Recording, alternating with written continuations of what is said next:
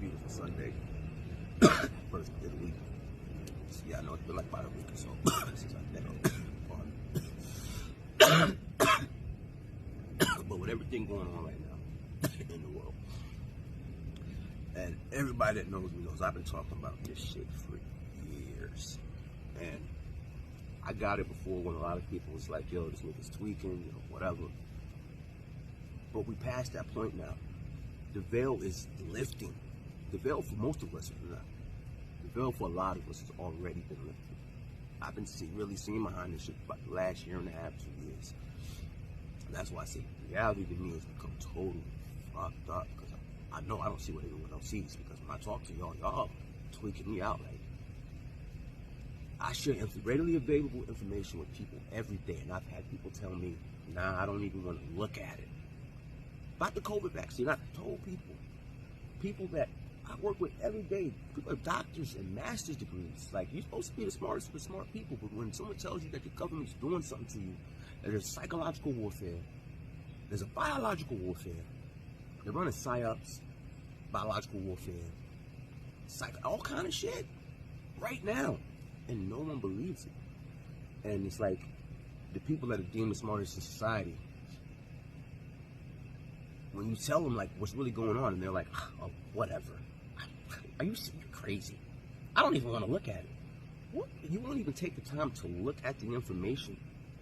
But during the pandemic, when people were saying this shit, and they were like, yo, do your own research, they got on TV like, who does your own research? Only an idiot to do that. You're not a doctor. Well, neither is Bill Gates, but you listen to him faithfully and told everyone else, no, follow the science, herd immunity. You were fucking at him?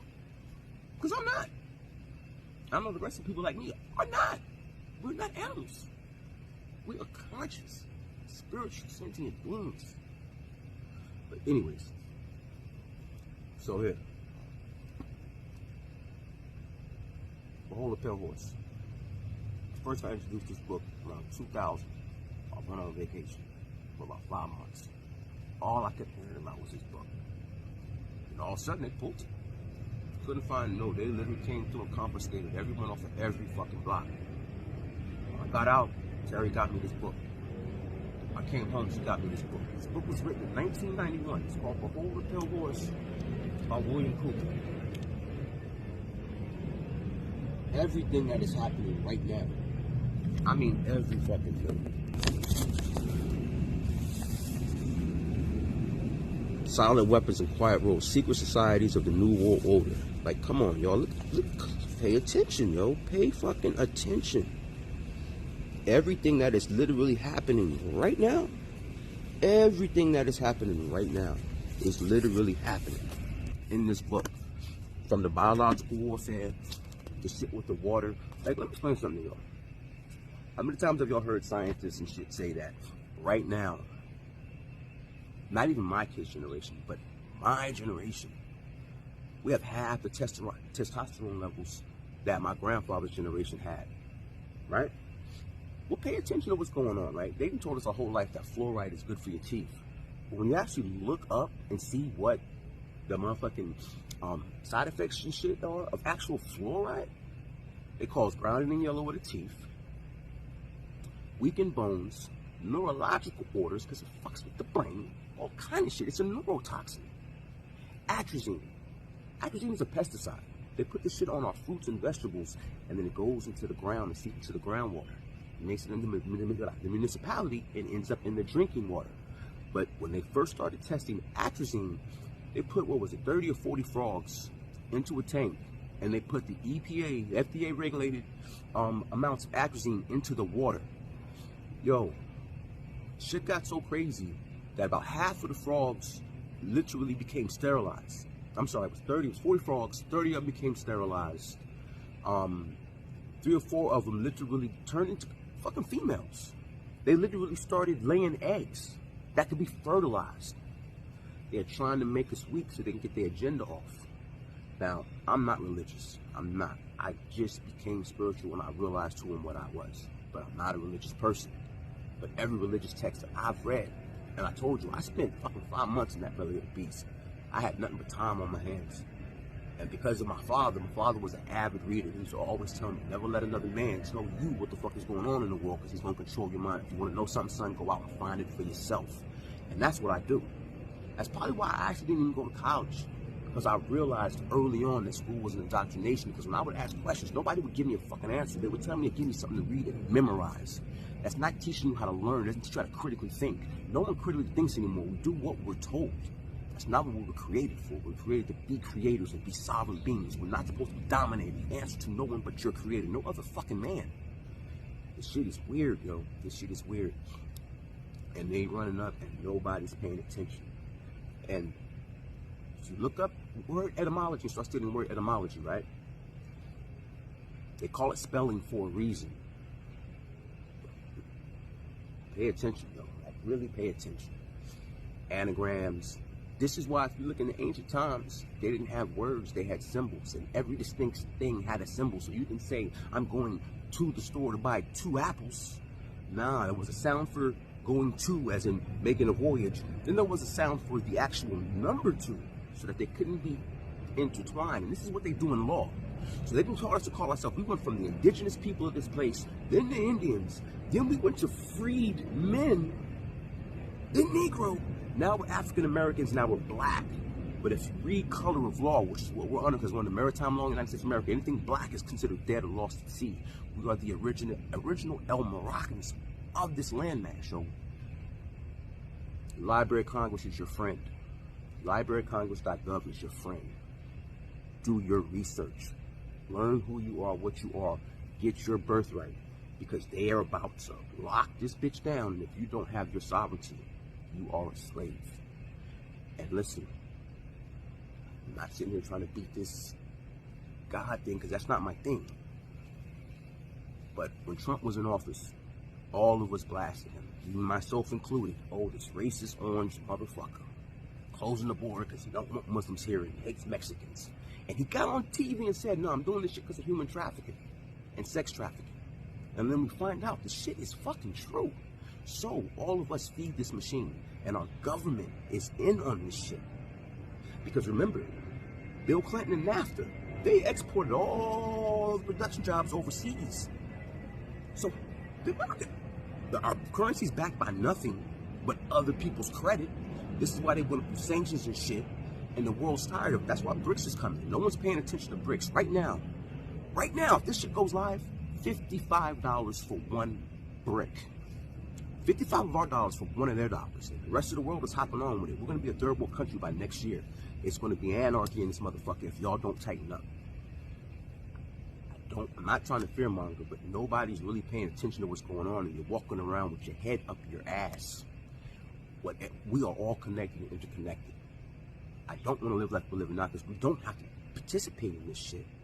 But if we don't take a stand now, all them little islands that y'all used to go to, and the natives really hated y'all asses because you would act all fucking snooty and shit while you got your free fucking drinks and didn't want to tip and all that shit, they about to be the captain now. Because for years, bro, cognitive dissonance, we ain't been paying attention to what the fuck the government's been doing, and we vote for this shit. Because you're a United States citizen, we are all culpable. All of us. So all these children that are getting snatched up that the government is helping snatch, we are all complicit, yo.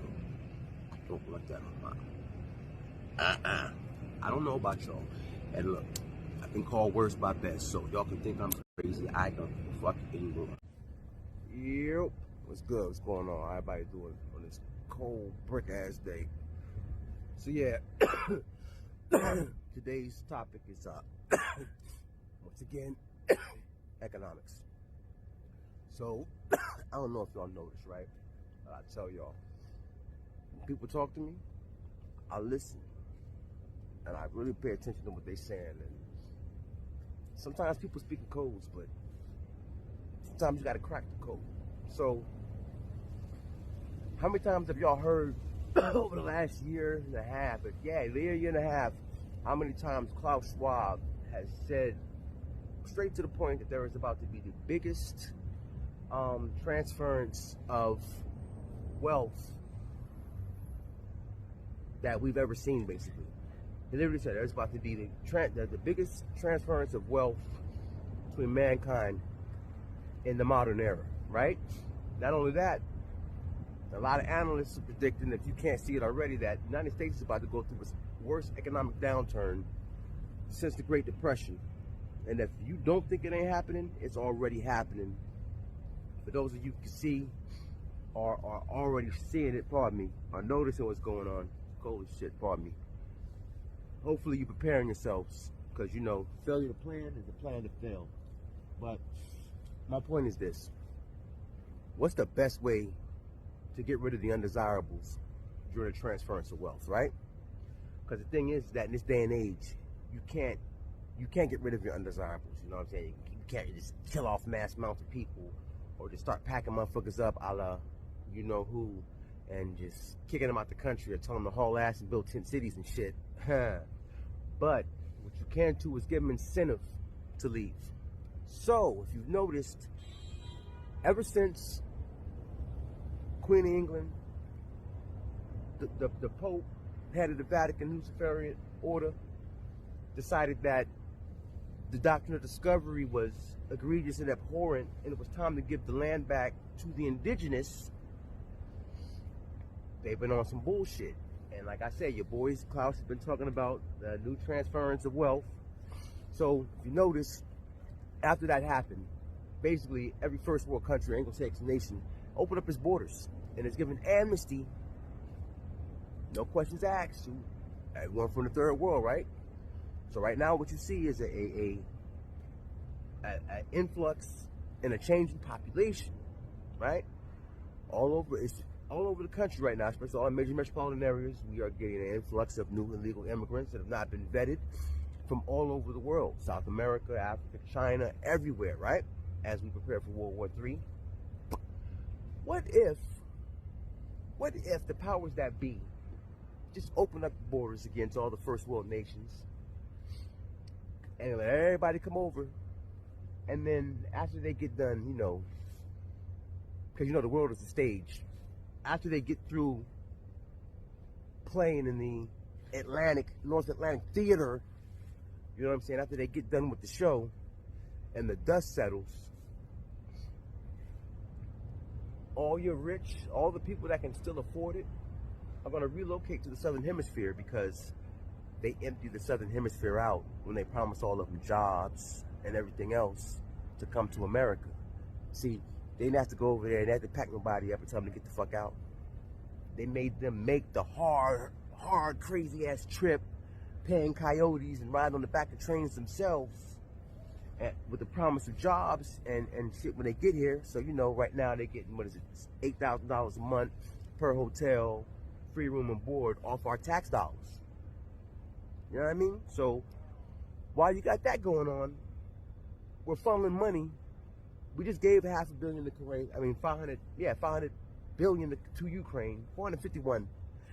Then they turn around and give them another 450 billion one, 451 billion. And again, we just literally come and check again.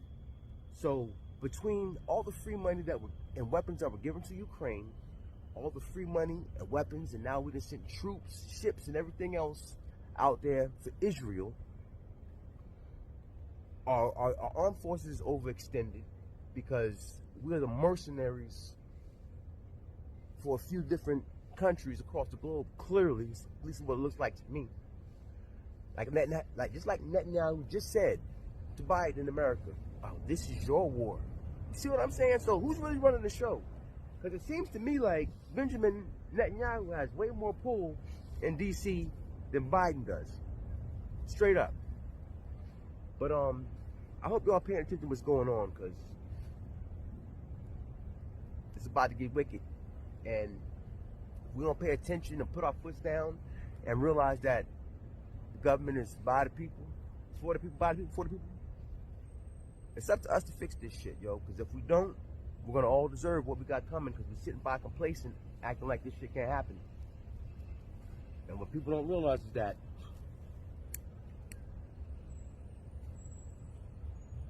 with the way that they've set up, with all the blank checks that the Democrats And the Biden administration are cutting all these countries and all these different groups, letting all these legals come over here and just giving them free room and board, giving them free medical. Like they literally said that California literally just passed a bill where they'll be covering sex changes for the illegals coming across the board. They're qualified to get their sex change operations now on our tax dollars. Because remember, the government writes these laws and policies into effect, but it's the people that have to pay that fucking that ticket. Whenever the receipt comes due, it's us that pays for it, not them. So we're paying for wars on multiple fronts. We're paying for room and board for all the new illegals that are coming over, and everything that is going to our tax dollars are going to for them. We get up and go to work for it every day. So you're telling me that you got money to give people who've never paid into the system everything that you tax me because I have to get up and go to work for it. So you tax me when I work for it, then you turn around and you tax me when I spend the money and I pay for it. And then at the end of the year, you tax me again. But these people get to come over here and you're just like, here, take it. And we're not saying anything. Something got to give, yo. I don't know about y'all, but something got to give. How many times are we going to sit back where they give all this fucking money to Ukraine, but the people in Lahaina are suffering, right? Yo, did Flint get clean water yet? Nah, they didn't. And the machines that the retired Marine brother put out there, because he made a machine that creates water out of the ether, all of a sudden those were broken into and destroyed. And if you listen to the way he tells the story, whoever did it knew what the fuck they were doing. Like I say, some weird shit going on, and I'm starting to feel like we all living in a movie. But I guarantee you, you mark my word that I said this. They're flooding the country with illegals to completely offset the economy, send the economy into shit so that they can force us into this digital currency, right? Now, Klaus Schwab and the World Economic Forum is telling you there's going to be a shift, a big shift, in who controls the money. Now, what he's telling you is that, and what you're not thinking, don't think that money's changing hands. What he's saying is just that the West has had it for a long time, and now it's just going to go back east. And all the countries that have been first world nations for the last couple hundred years are about to become third world nations, and all those who have been suffering are about to become first world nations. But those who've basically set up the game, they'll be fine, because all they're going to do is relocate on your tax dollars and tell you to go fuck off. If y'all can't see the writing on the wall, I don't know what to tell you. And you better believe it's coming. It's already here. So, you got money to buy land out of the country, South America somewhere, I suggest you get on it. And if not, buckle up. On that note, y'all keep the minds to the stars, keep the head on the swivel. You know they're not playing fair. Get up out of here. And y'all etch that in stone. Those all niggas buckle up, right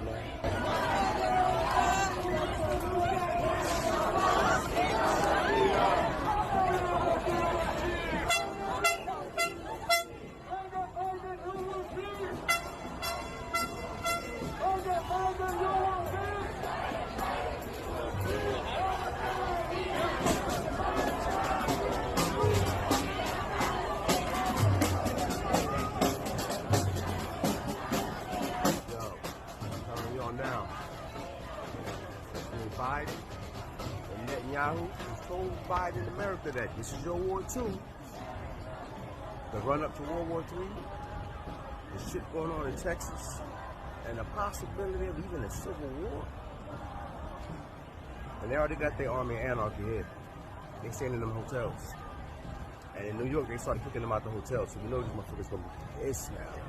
You promised them all this shit, you got them here, now you throwing them out on the street. Mr. Adams, y'all trying to create some shit, man. It's about time that the people stand up, yo. Take back control of our government. Because if we don't, then it ain't gonna get no better. Y'all stay up. Now, I've said this before. If you give me 3 meals, housing, child care, education, a voucher for $9,000, you know what? I come to Chicago too. And that's what they're doing. They're telling people, and they're sending money back to back to Venezuela, to come to Chicago because they're saying, hey, the good times are rolling there. They're taking care of everybody. Now, when we have Venezuelans that are driving cars, where did they get a driver's license? Where did they get insurance from? And then you have Venezuelans being caught with drugs and guns. Where are they getting them from?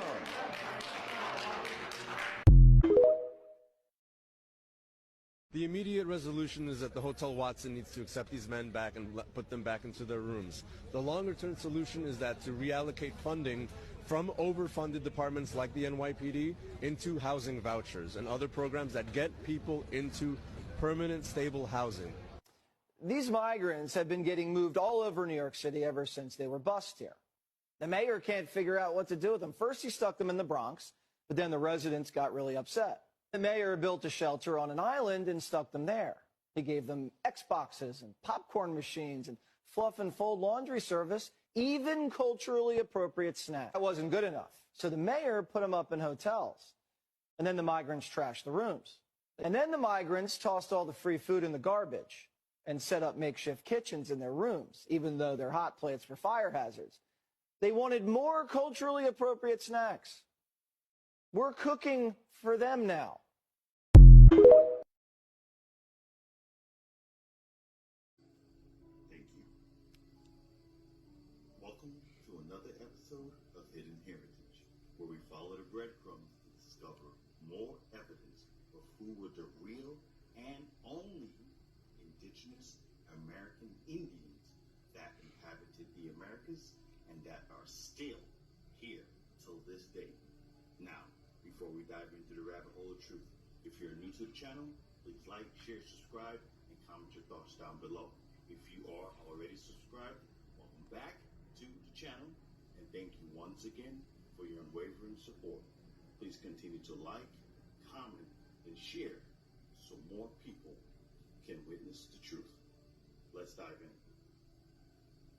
All right, so jumping right into it, I got this book from Germany, right? So let's shut down the internet and wake them up at the same time. Let's roll. Heading over to the jewel room.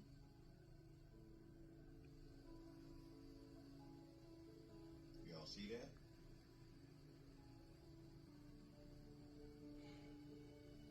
Y'all see that, right?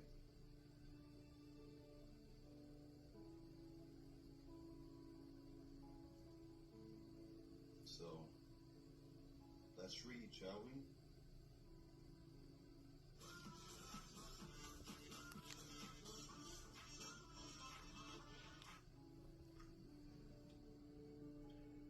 Yet he is not a blackamoor, but judging from his garments and jewelry, a South American Indian. Right? Watch this. His tattoos, as well as his precious necklaces, bracelets, breastplate, feather crown, loincloth, and footwear, clearly show he is a native South American. These were manufactured after a copperplate engraving in Dinglinger's workshop. Copper, again, copper tone brown skin, right?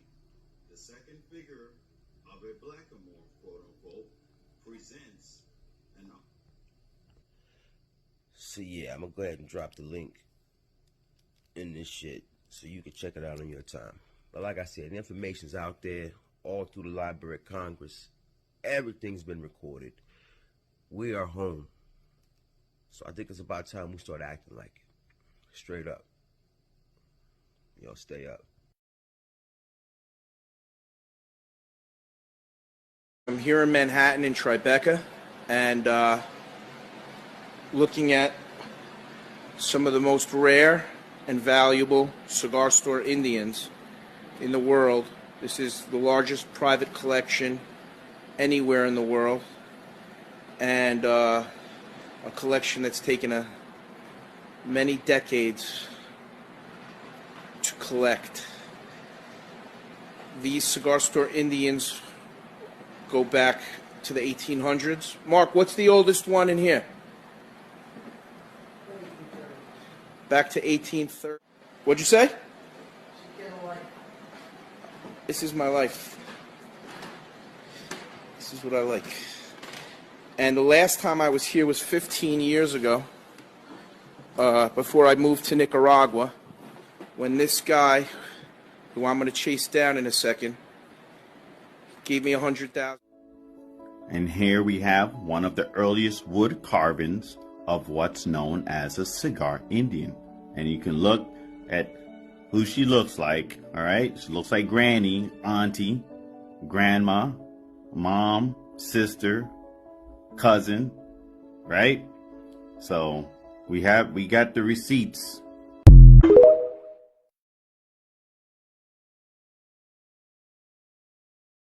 Y'all don't give a fuck about the motherfuckers that was born and fucking raised here.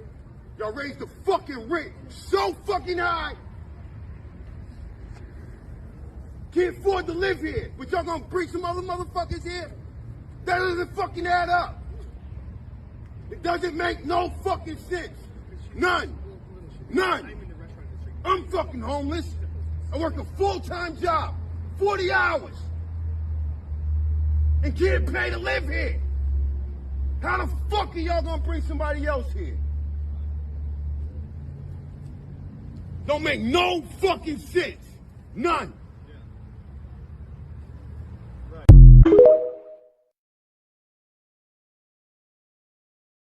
I find it funny that these migrants coming over here, they beating police's ass and shit like that, and they getting straight up out of motherfucking jail. I'm talking about with no bail. News now, NYPD making 2 more arrests, illegal immigrants, and that attack on officers. Those suspects also allegedly stole an officer's cell phone. Damn! That'll help them track you down.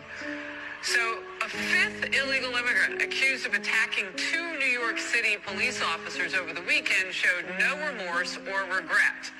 None. He was seen, as you can see, giving his 2 middle fingers to the cameras moments after being released without bail. Without bail. Florida Senator Marco Rubio wrote, "Message to America from one of the illegal immigrants who assaulted NYPD officers, walked free with no bail, and heads back to a shelter funded by taxpayers." Make it make sense to me, because right now, it's something else going on. They getting free money, they getting free places to stay, free food, they just getting everything goddamn free, and they getting out of jail for free. Do y'all see what's really going on right now? From within.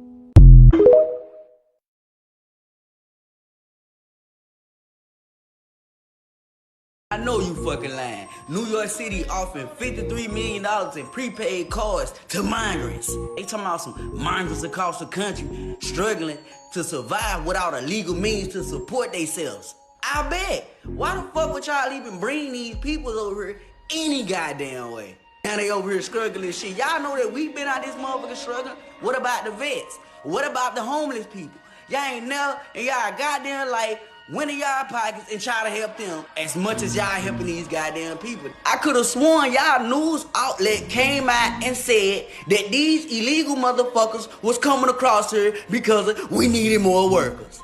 And then y'all changed y'all mind a couple weeks after that and said, you know what? We short on the army and military people, so we need these people to join the military and help us out. What the fuck is really going on? Because for one, if they came over here to work, then y'all would have put their ass straight to work soon as they got here. They would have been applied with a job before they ass even got here. Let's just be real. Instead of y'all doing what the fuck y'all supposed to been doing, which is we know ain't, yeah. Y'all ass let these peoples over here, they over this motherfucker in sleeper cells, they taking over airports, they taking over schools and shit, they taking over all types of shit, folks. I'm talking about some, and they ran this motherfucker terrorizing shit.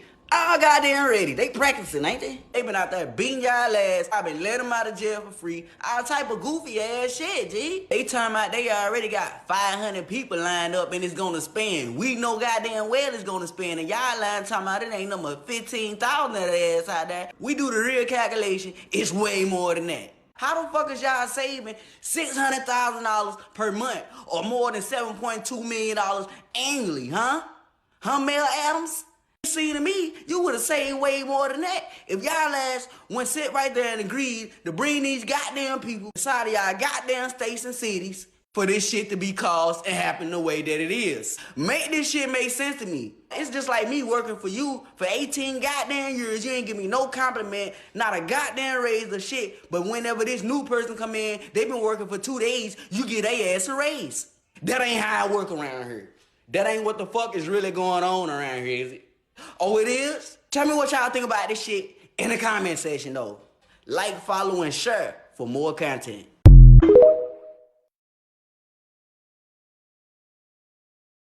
The $165 billion we gave to Ukraine, we could have built 6 border walls to stop illegal immigrants from pouring across our southern border.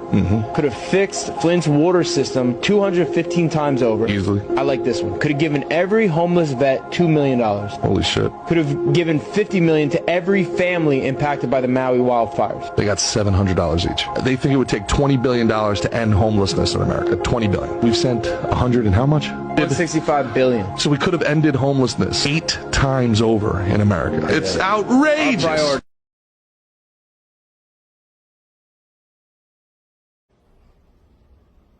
Now, let's take a moment to review and look back at what AOC had to say when the topic of reparations was brought up to her, but as opposed to it going to immigrants at the border, it's going to the descendants of American slavery. Let's get into that video right now.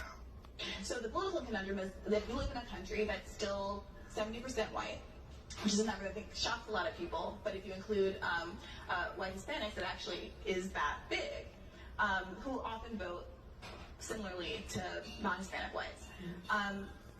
You know, what is the political cost, let's say, of saying we're going to throw your hat in with a program like reparations? How much do you think those considerations should be made? Well, you know, it's a good question. I think that one of the things that we've seen from early polling actually is that I think that we should distance ourselves and start getting away from this idea that we should only care about ourselves. Because when we really do start to assert and believe and understand and see how our destinies are tied, we kind of get away from this idea that only, you know, people of color care about other people of color and only white people care about other white people and so on. There are a lot of systems that we have to dismantle, but also it does get into this interesting area of where we are as a country about identity, because like, what does it mean to be black? Who is black and who isn't, especially as our country becomes more biracial and multiracial. Same thing with being Latino, same thing, it brings up all these questions of like passing and, you know, things like that. But I do think it is important that we have to have substantive conversations about race beyond like what is racist and what is not, and if someone says something racist, does that make them racist? Like, we need to get away from talking, well, not that we have to get away from talking about racism, it's important that we talk about racism, but because we talk about racism so much, we actually aren't talking about race itself. What? She just said. So y'all heard that shit. What you thought on reparations? Blah, blah, blah, blah, blah. Remember though, liberals are your friend though. Keep that shit up.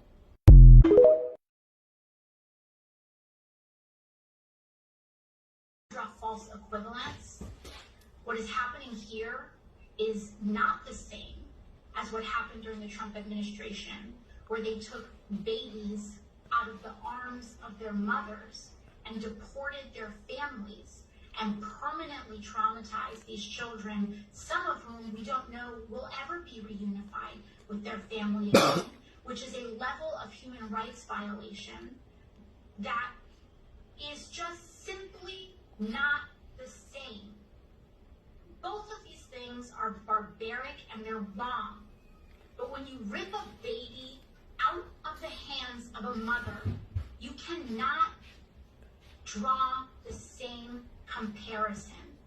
And anyone who is trying to do that is doing a profound disservice to the cause of justice.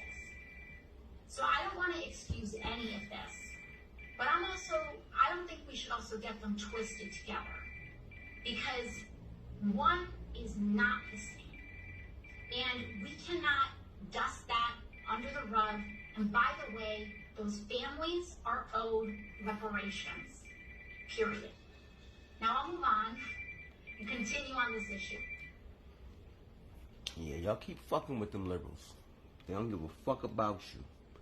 Even the ones that look like you don't give a fuck about you. We've been here for how many hundreds of motherfucking years? Work to the bone, still get treated like shit. And this bitch gonna tell us we don't deserve reparations, but motherfuckers coming over the border do. Make it make sense. God bless America.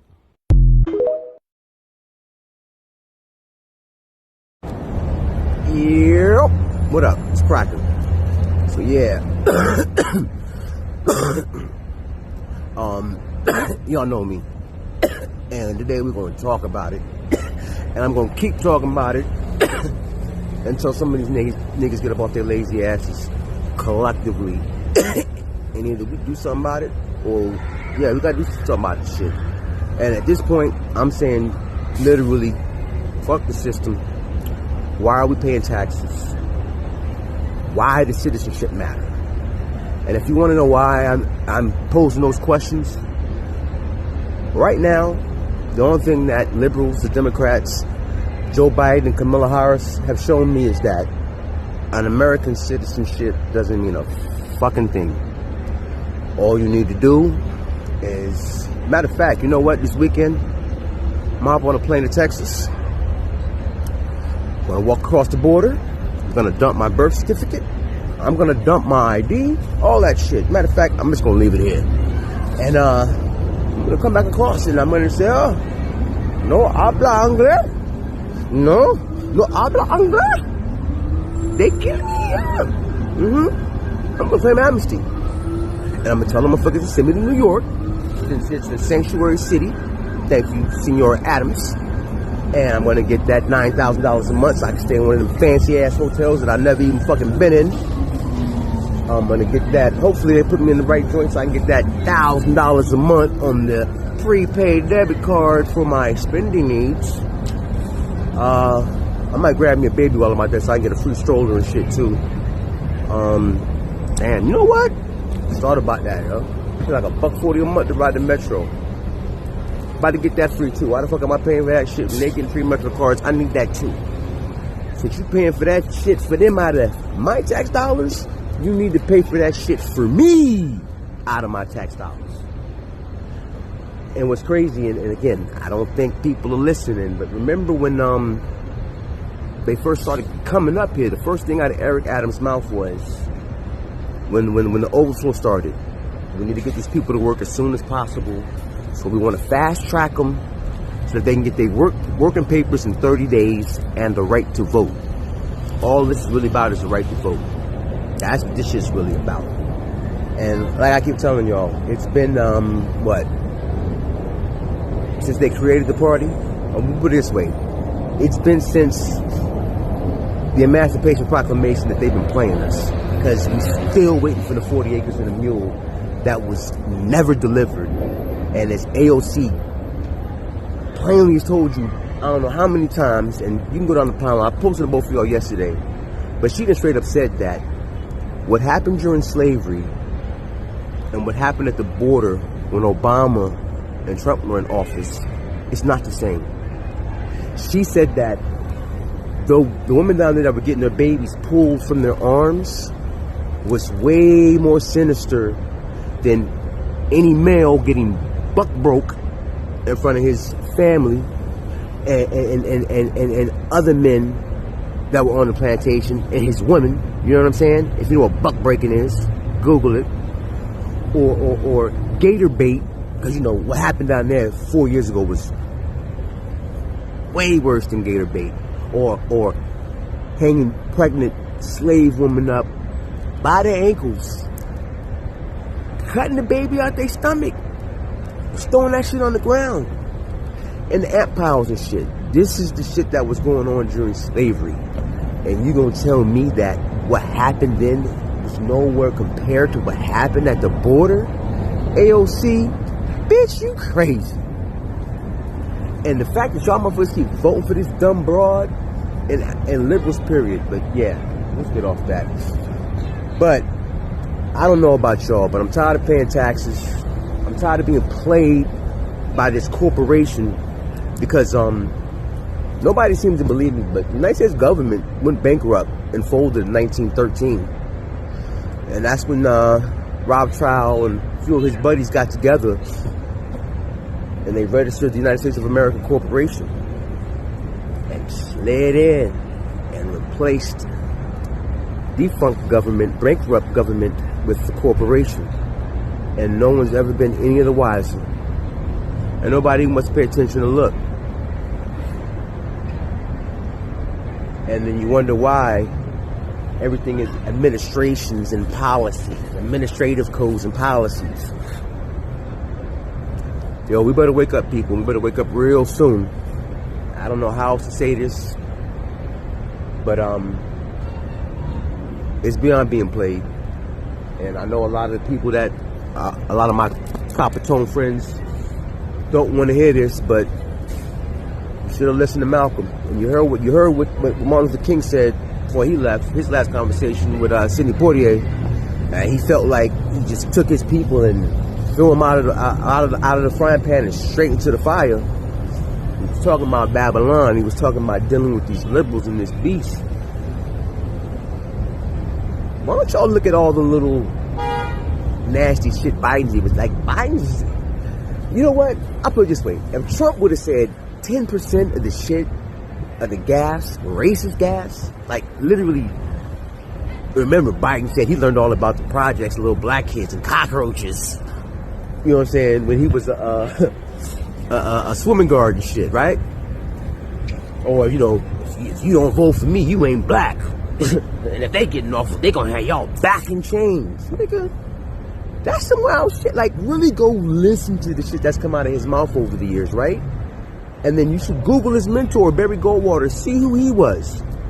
Or check out Ann Ryan, the woman that started Planned Parenthood. The Democrats and Hillary, they love her. But see who she is. She is the fucking, the chick that started Planned Parenthood. Hillary wrote that bitch a letter telling her thank you for her research and her dedication. Because that's where they got their shit from. And when you ask her what her whole goal in life was, it was to eradicate and destroy the Negro race. And every year, the Democrats give out an award in her name. And boy, motherfuckers love it. And ain't nobody paying attention. Y'all need to start following this paper trail. That's why I say, once I started really paying attention to seeing what was going on, a lot of shit became very important, like word etymology, history, theology, symbolisms. Because this is how these people work. And ain't nobody paying attention. And I know it may sound crazy.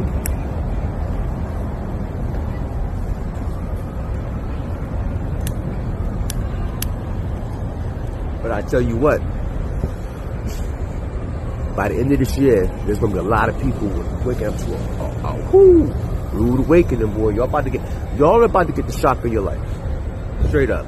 Because ain't nobody paying attention, ain't nobody listening.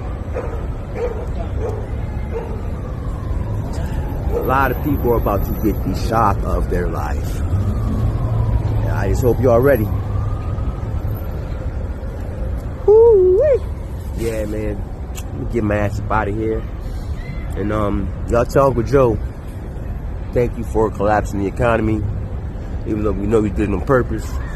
And for all y'all who probably wasn't really paying attention, when he posted that bullshit during the Super Bowl, That ain't had nothing to do with the Super Bowl.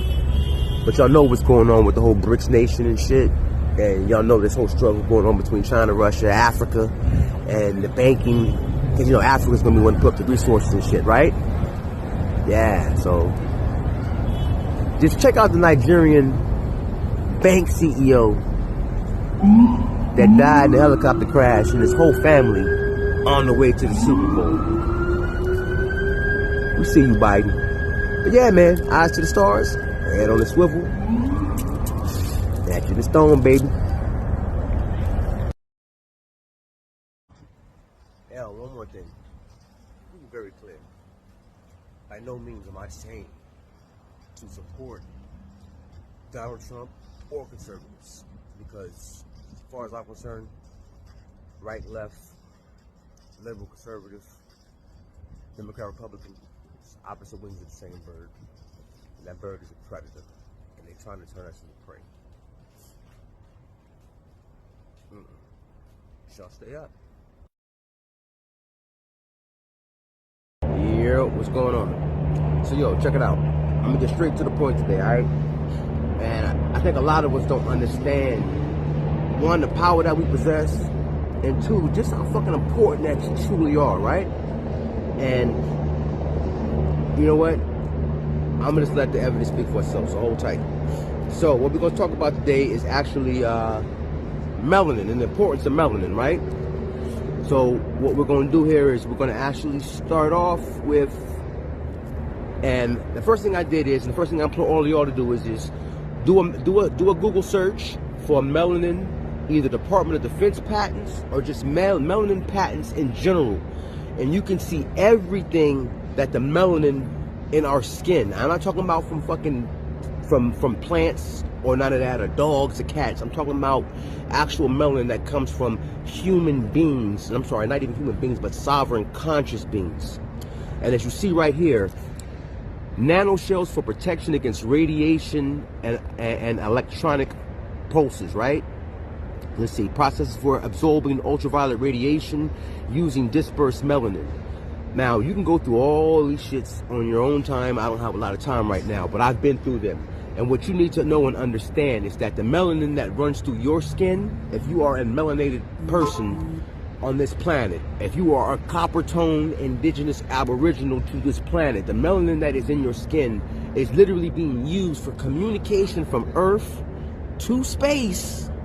Literally, so if they got bases on Mars, you better believe the melanin in your skin is being used so that they can communicate back and forth to that motherfucker. Not only that, the heat shields, them little porcelain black little heat shields that go on the bottom of the space shuttle. Yes, you best to believe that shit comes from the melanin that is in your skin, because it also disperses heat. So not only is it a polymer for electromagnetic energy and telecommunications, or I'm sorry, intergalactic telecommunications, pardon me, it's also highly heat resistant to abnormal amounts of heat. It also absorbs sunlight, and it's also a transducer of sunlight. I'm not making any of this shit up. Now, on the flip side of that, right, what I want you to also do is you can look up and you can see how is melanin harvested in humans, right? And you have the National Institute of Health.gov. And you can go through here. These have all been published. These all have actual patents for them. Some of them, a lot of them, actually, most of them are either owned by the Department of Defense, the United States Army, Air Force, Marines, and Brown University is also with several universities, right? So here you have abstract. The generic term melanin describes the black pigment of biological origin. Although some melanins can be brown or even yellow, the pigment is characterized as a heterogenic polymer of phenolic or indolic nature, and the classification of a eophil or allomelanin is broadly accepted. All right, boom. Now, anyways, basically what all this goes to is, once you read through this, what they'll literally tell you is that in order for them to get good melanin, it has to come from a literal sovereign being, which is a arm, leg, arm, head. Or as some say, was that Allah, or is literally the form of man which is man was created in the image of the creator or creators. But this right here should tell you all that you need to know. So now when you ask yourself, why is the prison system so overly populated, and why are so many people of copper tone complexion always getting heavier sentences, life sentences, the death sentence for bullshit that everybody else, or not everybody else, but another certain demographic group seems to get off with next to nothing for? This right here might be telling you why. Because see, no matter how you want to slice it, no matter how you want to rub it, no matter how you want to look at it, the fact of the matter is that we are the one group on this planet that our bodies are literally being used to further science, literally. And I'm not just talking about everything. I'm talking about in order to help these motherfuckers map out the cosmos and all this other shit, they need us. And it seems like we're probably better off dead than alive. But in order to keep that going, because once you start reading into this shit, they can't use synthetic melanin to do the things that they want. They can't use the melanin of animals. They can't use the melanin of plants because it just does not hold up to what that Divine Nine has in it. Whatever's in our DNA is the only shit that works. And they need us in order to do this shit. So yeah, they've been using us to create weapons, EMP shields, and all kind of shit. Comes from the melanin and copper tone individual skin, specifically those with 9 series DNA. It's all in the patents. I'm showing you how to look for it. Don't ever take my word for this shit no more. Do your own due diligence and follow the paper trail yourself. Because you know what? People tell me all the time, hey, he's fucking crazy. But boom, there you go. Look for this shit yourself. I'm off of it. And y'all stay up. Peace. So yeah, what it do? You know what? I was just thinking about some shit. I was actually talking to a coworker this morning when I got into work, right? And we were actually talking about just I guess differences in mind state and you know how people process certain things and just handle certain situations in life. And I was telling them that, you know, for me there was a time when, and I didn't realize this until I actually realized it, but there was a time when I realized that I was my own worst enemy. And I was always in the way of really my forward progress. Because I was always limiting myself because I bought into the indoctrination of what I was capable.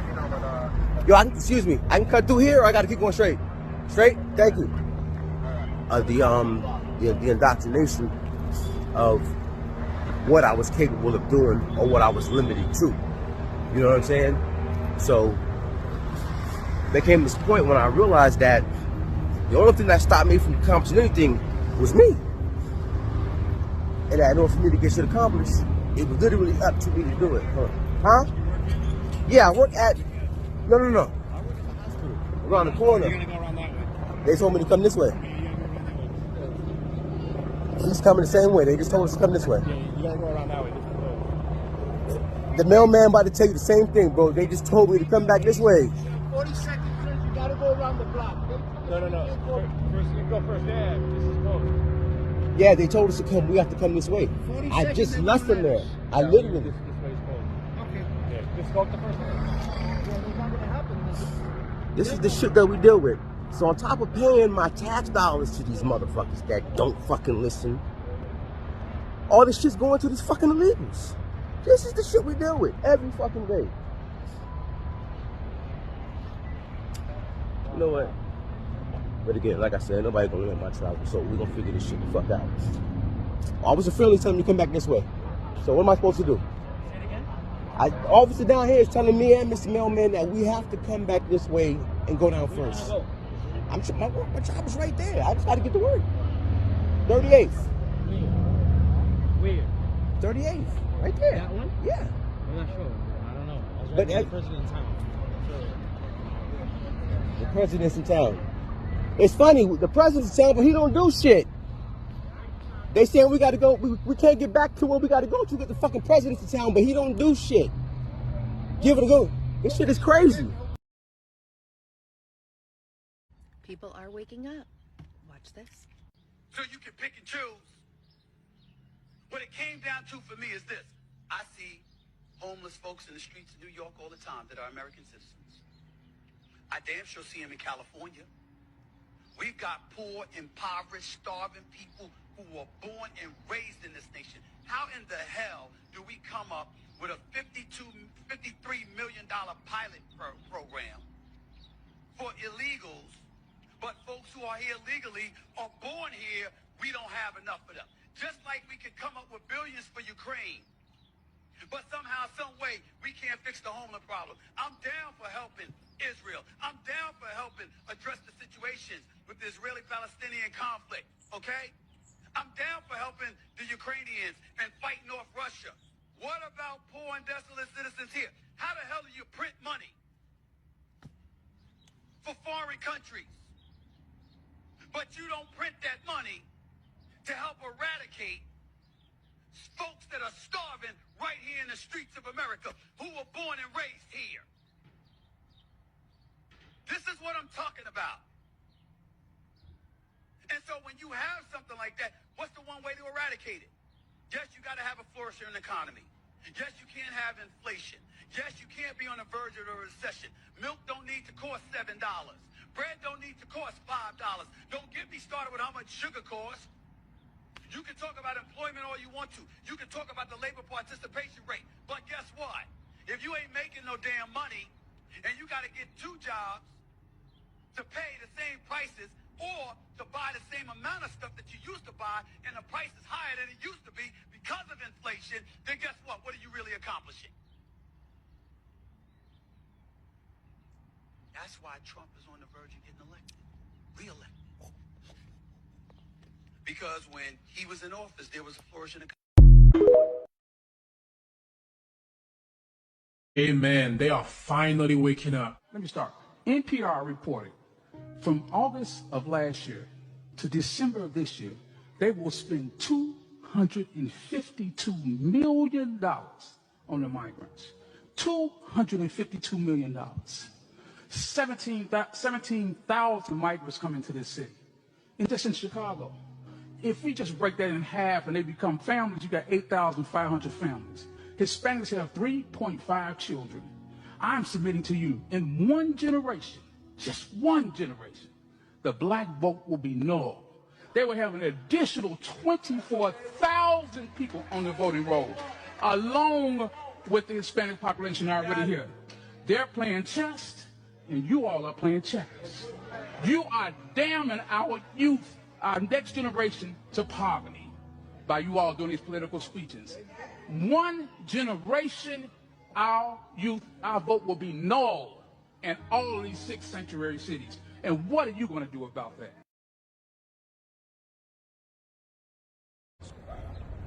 Yo, it's good. So yeah,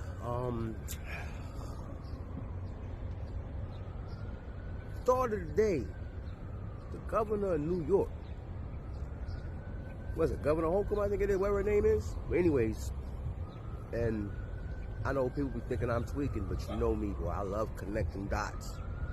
And 99.99% of the time, I'll be right. So, remember back in the summer, the end of the summer, August, Proposition 213, 213, that she slid through, just like she slid through making New York a sanctuary. So remember, we never voted for none of this shit of being a sanctuary city. So she slid through, made it a sanctuary city. Then in the summer 2023, August, Proposition 213, which says that in the event of another global pandemic, they now have the right to hold you indefinitely at any location of their choosing, whether you're sick or not. If they decide that you're sick, they can hold you without giving you a test. And they can give you any type of medication that they want to, and you have no recourse to decline it. That's now an executive order for New York State, thanks to the governor, right? Now, because of Biden and the border, we got an influx of immigrants, and everybody knows what's going on with the robberies and all this shit. Shoot ups at Times Square, police getting their ass whipped, which I find funny, because when they look like this, in this country, they get a whole lot of this. But now, they come across the border for amnesty, and they beating the shit out of cops, and they getting out with no bonds. Well, if they're not telling us what they really think about us. But anyways, back on track, right? So you listen to the liberal news media, the mayor of the city and the police commissioner says that we have a crime rate, right? And those of us here are feeling the shit and we see it. But CNN and NBC, liberal news media, says that crime is the lowest it's ever been in New York in the last 2 years, right? But right after that announcement, the governor of New York says that because of the increase in crime, the National Guard is now here expecting to get bags on the subway, which has already been deemed unconstitutional. But they said, guess what? If you don't want your bag searched, you don't ride. So fuck the Constitution. We got China and Russia knocking on the door because of the bullshit we've been allowing our government to get away with. So we're on the verge of World War III. The border's wide open. They're not telling us we can be held indefinitely. And, yo, the motherfucking troops is already here. So when they get ready to call martial law, the infrastructure is already set. And if you're paying attention, they're already now, they just passed through Congress a new bill to block TikTok. They want to ban TikTok because they can't control the exchange of information that everybody's been doing lately. And a lot of people have been doing a lot of research and doing their homework. And people are becoming very, very aware, and people are starting to get active. Remember, we don't have to participate. They're trying to push this digital currency. And I don't think what a lot of people understand is that once currency goes digital, all of your freedoms are gone. There's no such thing as a side hustle. You're not going to be able to do hair on the side, braid hair, do touch up people's locks on the side. There'll be no selling your, like me, I build hobby grade RCs. There's not going to be any doing RC bodies on the side and doing that because it's going to be no cash. So if they say that that's not a justifiable job, then guess what? Because they control the money. And then everything that you buy, they're going to decide if it's a valid purchase or not. So if they decide that game, let's say beef, because cows fart methane is a problem, right? Global warming. Y'all motherfuckers can't buy beef anymore. Fine then. Digital currency, no one can buy beef. It's a wrap. What you do? It's up to us, yo, to actually dictate how this shit plays out. And trust me when I tell you, when this shit get rocking, it's gonna get wicked. And it's gonna get hard to stick to your guns because they're gonna have control of a lot of shit because we've allowed them to. They control the food supply. This is why, if you notice, over 170 nations ban American products because our food is poison.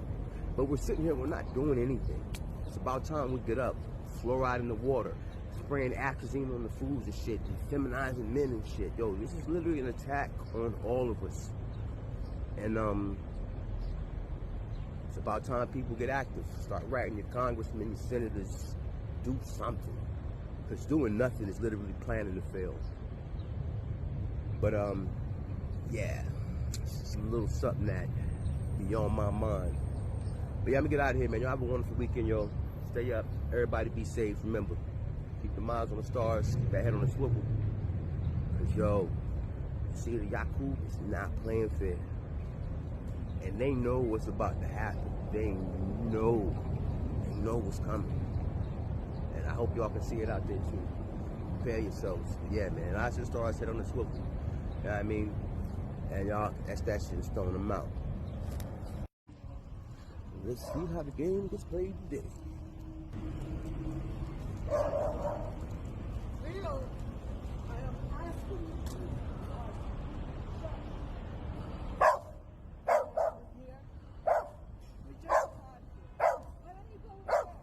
Man, see this right here? That's the key.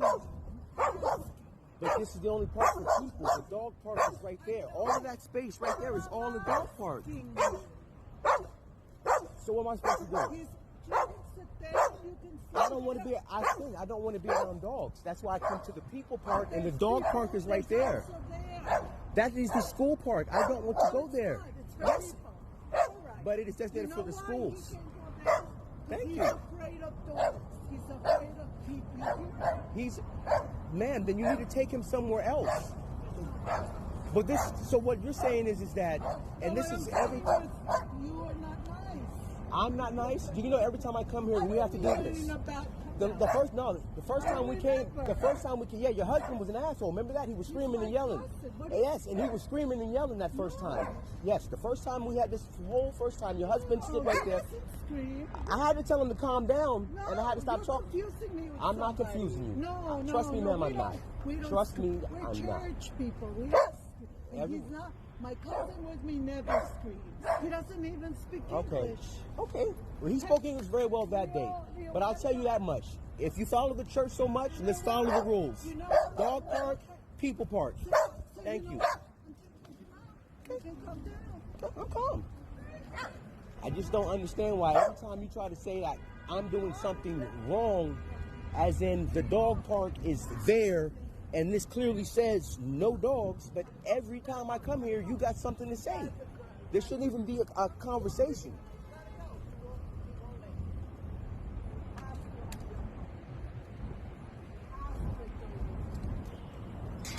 Like, have I ever? And the crazy shit is that, yeah, like, I'm being petty. Like, this is incredible. Like, this is incredible. All this, the one little sanctuary that I have to get away from the motherfuckers that I have to look at all day, and all of this, and the sign clearly says no, but every time I come in here, it's her or her husband, and now she claims don't speak English. When the first time I met the motherfucker, he literally tried to put hands on me, and I was about to have to beat the brakes off this motherfucker. Yo, I don't get it. I don't fucking get it. It seems like lately in my life, everywhere I go, people talk about the rules. Nobody follows the fucking rules. Make this shit make sense. It ain't that fucking hard. It's a fucking sign. No fucking dogs. And the dog park is right fucking next door. But you want me to walk 2 fucking blocks over some shit to go to a fucking grass park for the kids, for the school children? No. I'm gonna use the people park, bitch, and you go to the dog park. And I'm gonna do this shit. And to be honest with you, I'll tell you why I do it. From the very first time I came over here, she had a fucking shitty ass attitude. And I came over one day and there was an old head in here. And as soon as he saw me, dude, you know what? He gets up, starts breaking out. Cool, you know what? Good reciprocal energy. You know what it is, it's not even a conversation. I bet. You know what? I'm not even gonna fuck with you. But as soon as I step up, you got some of this shit that's saying you in the wrong? Nah, fuck that. Run it. Fuck out. Don't give a fuck. But yeah. If I gotta be petty, then fuck it. I'll just fucking be petty. And on that note, deuces. Yeah, it's good. So, just go out to all my fellow New Yorkers, right? I was actually reading a little short article about the new budget, the state budget, New York State budget for the new fiscal year, right? And kind of interesting. But one of the things that they touched on was they were very adamant about Proposition 213 going into effect right on time for the next pandemic. So just know, should something else pop off, they now have the right to give you any type of drug, experimental or whatever, and you have no recourse. You can be detained indefinitely at any facility of their choosing if they determine that you are a risk to others. And they don't have to test you. They don't have to tell you where they're taking you. And you're there until they say otherwise. And this is one of the new executive orders on the books now from New York State, thanks to Governor Holcomb. The other thing I found interesting was the verbiage about the migrant crisis, the illegal invasion. So basically what they're saying is that, your boy, Eric Schmadams, he got shut down by Biden every time he asked for funds from the federal government to pay for all this shit, right? So basically, it was announced that New York City, not New York State, but New York City and the residents of New York City, that the funding for the migrant crisis will come out of that budget. The city's budget, not the state, but the city's, which means that we, the citizens of New York City, are paying for Biden's, Hochul's, and Eric Adams' complete fuck up, because I don't ever remember voting to be no sanctuary city. I don't remember voting for Proposition 213 either. Yeah, this shit's really weird to me, and I don't like it.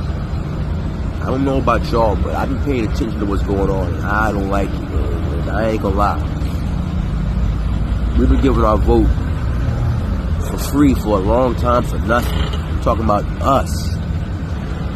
I think you really need to pay attention to who you putting your trust into, your time and your energy. Like,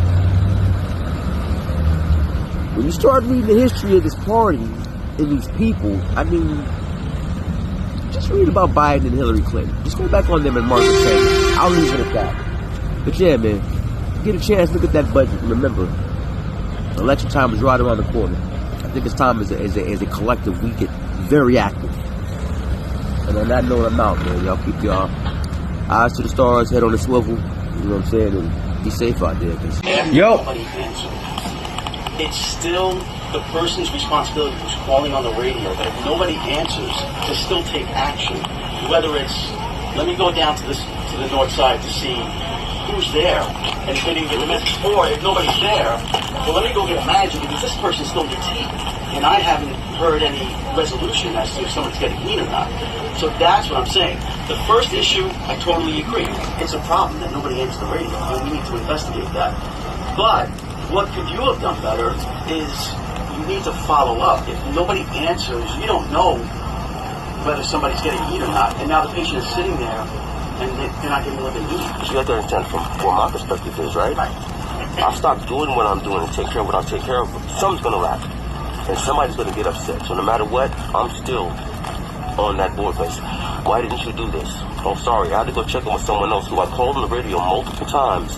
Protocol has been XYZ for how many years? They're still not following protocol. I'm following protocol. I can't make other people not follow protocol. I've come in this office I don't know how many times, and I've been made to feel like I was the bad guy. The last time it got to the point, and I told y'all before this happened, I said, watch what's going to happen. She's going to manipulate the situation. I'm going to become the bad guy. I'm going to be in here apologizing. That's exactly what happened. Then it showed up on my review. And then when I said, how is this on my review if I complained because of the defamation of character and everything that she was doing that she admitted to doing? Yeah, but we don't know if it's Maggie, right? No, we know. She admitted it in the meeting upstairs. So you just but what I'm talking about is, I understand your perspective, but I want you to understand where I'm coming from, though. So after going through all of those things, and to the extent that it went through, and everything is still happening just like it was before. So I'm not denying that it happened, right? And again, I want to recognize the fact that it's a problem. So I'm recognizing that. However, and there we go. So I can't get answers to emails. Their words, not mine. Like I said, the documentary will be soon coming. Stay tuned. Y'all stay. Yeah. So yeah. We'll get straight to the point today. I'm gonna say some shit, and I know that a lot of you are not gonna like it and you're gonna get upset. However, prove me wrong. Prove me wrong. So, blowing up on the election, and I have a question, especially for my people. Are y'all not tired of the Democrats playing you and pandering to you for your vote and giving you absolutely nothing? I want everybody to pay attention to what's going on and just walk with me right quick, right? 2016, you can look this up.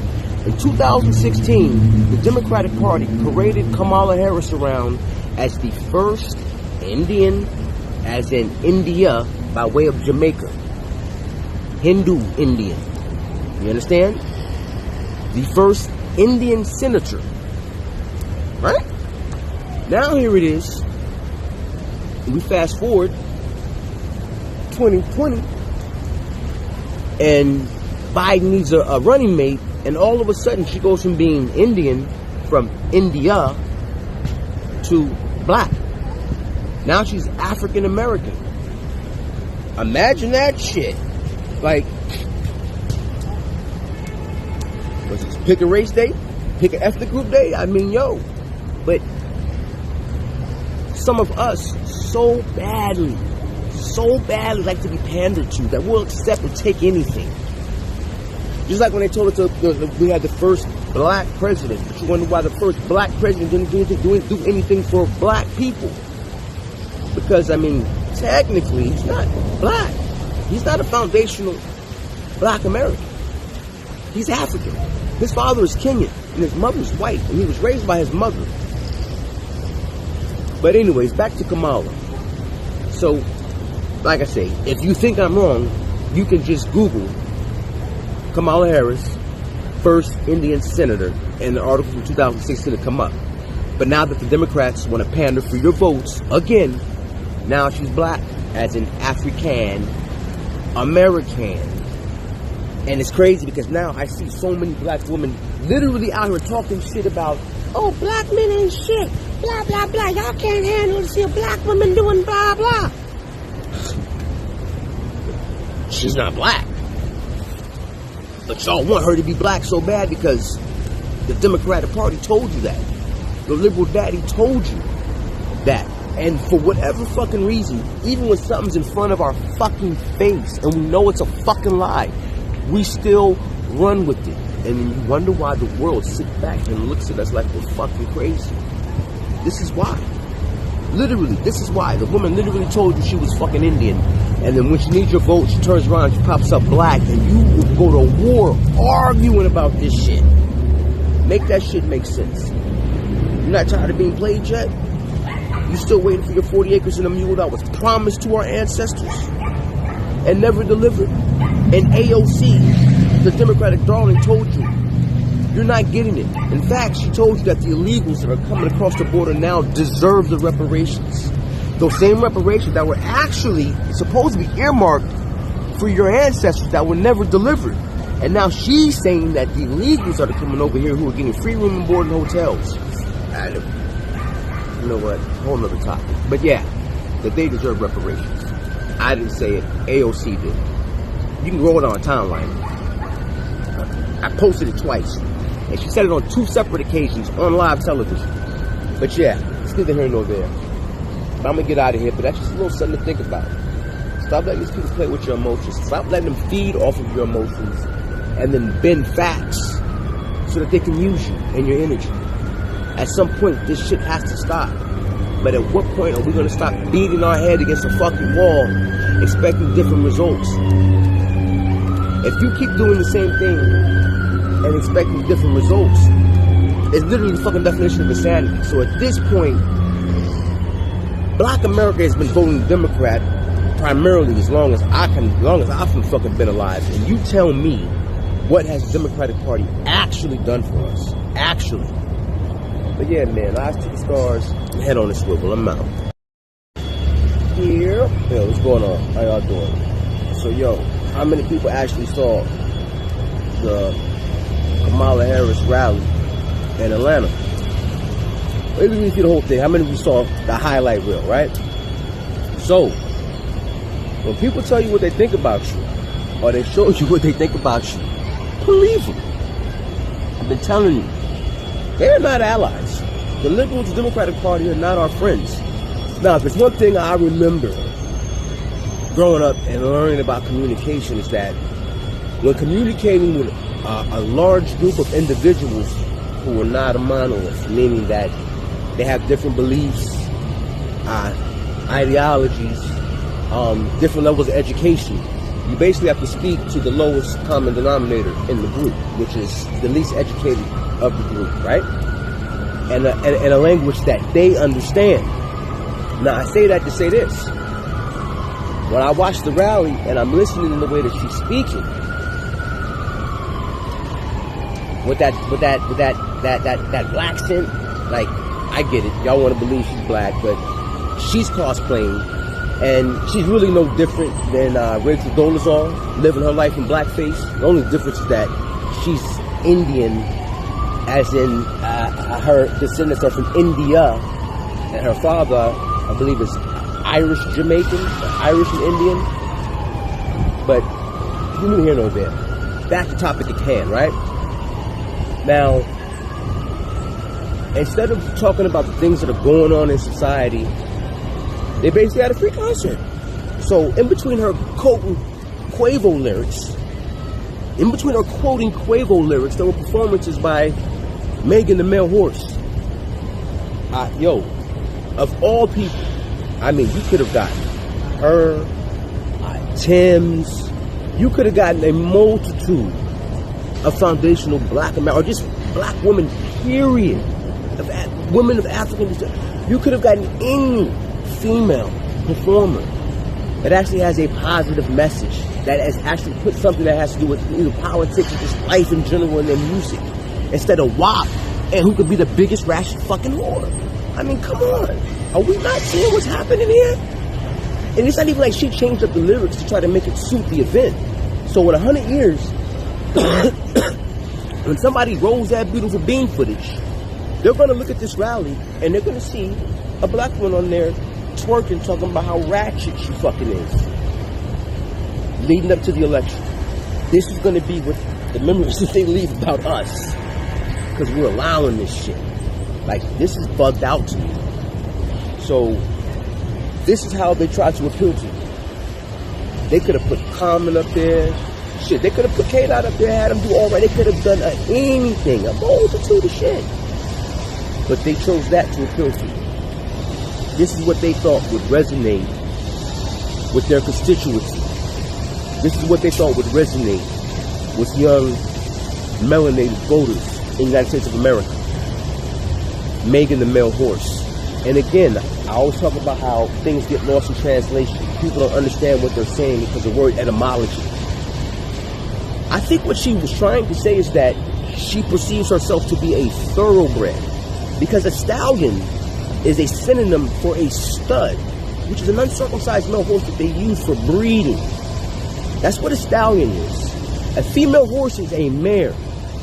So Megan the Male Horse is either confused, or she's trying to tell y'all something and ain't nobody paying attention to listening because nobody understands the words that they speak anymore. This is what I be talking about, how they hide shit behind the veil, or they bind us with their spells, because spelling is spells. This is why you solidify shit and you lock your spells in with cursive.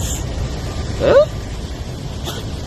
But yeah, anyways, I know I'm beating the dead horse, so it is what it is. Yeah, man, y'all stay up. For those of y'all that can see what it is, prepare for what's coming. And I think it's time we start paying attention to what's going on. Because, you know, when you say things like this, the only thing everyone else hears is, oh, go for Trump. But there's no point if I said that, because I'm not completely happy there either. Yo, so you know I've said this shit before, and I'm going to say it again, right? I always said that when Rachel Dolezal got exposed, right? And I said this shit when it happened. I said this on Facebook, and I was saying that, you know, everybody was laughing and joking and celebrating, inviting her to the cookout and shit, that she was literally living her life in blackface. And that's when transracial became a thing. And now here we are, almost probably about a decade later, and we got men beating on women in the fucking Olympics for our granddaughters, our daughters and granddaughters, and mothers and sisters and aunts and nieces to watch. I understand diversity and inclusion. As a melanated being, I get it. There's a such thing as too far, and we've gone too far. There is no way that a biological man should be competing in any contact sport with a woman. I don't care how many hormones you take, and your muscle mass, your bone structure is different. We are not the same. We complement one another. We were created to live in harmony, the yin and the yang, but we are not the same. And that's not to say that y'all can't do the things that we can't do, or we can do, or vice versa. But there were certain things that you were created for, and there were certain things that we were created for. And I don't know, man. This shit this is weird to me now. Like, first it went from walking in their bathrooms to now you got grown fucking men that can't compete with other men. This is like, you know what? Give them their own category and let them compete against one another. But to put a man in the ring with a woman is just fucking treacherous. It's wrong. It's wrong. And I'm gonna stand on that. I don't care how anybody feels about it. That's how I feel about it. And everyone's entitled to their opinion. So if you don't agree, that's fine. I respect that. I respect your right to not agree. But I think it's fucking weird. But yeah, man, I'm gonna keep my eyes to the stars, so for you, keep that head on a swivel. And that shit is stone in the mouth. It is my true, distinct pleasure to introduce the first senator, and I'm not going to say this, the first senator of Indian American heritage in the history of U.S. Senate.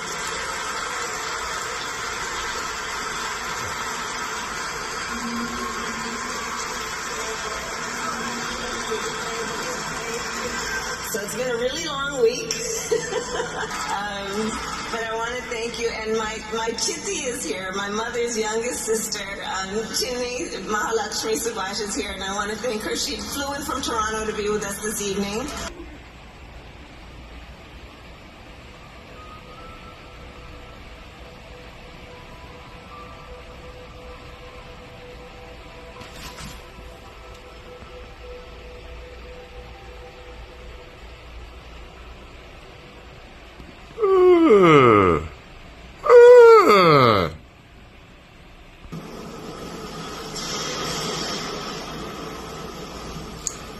So yeah, you can find the rest of that on YouTube, Dan Calloway's page.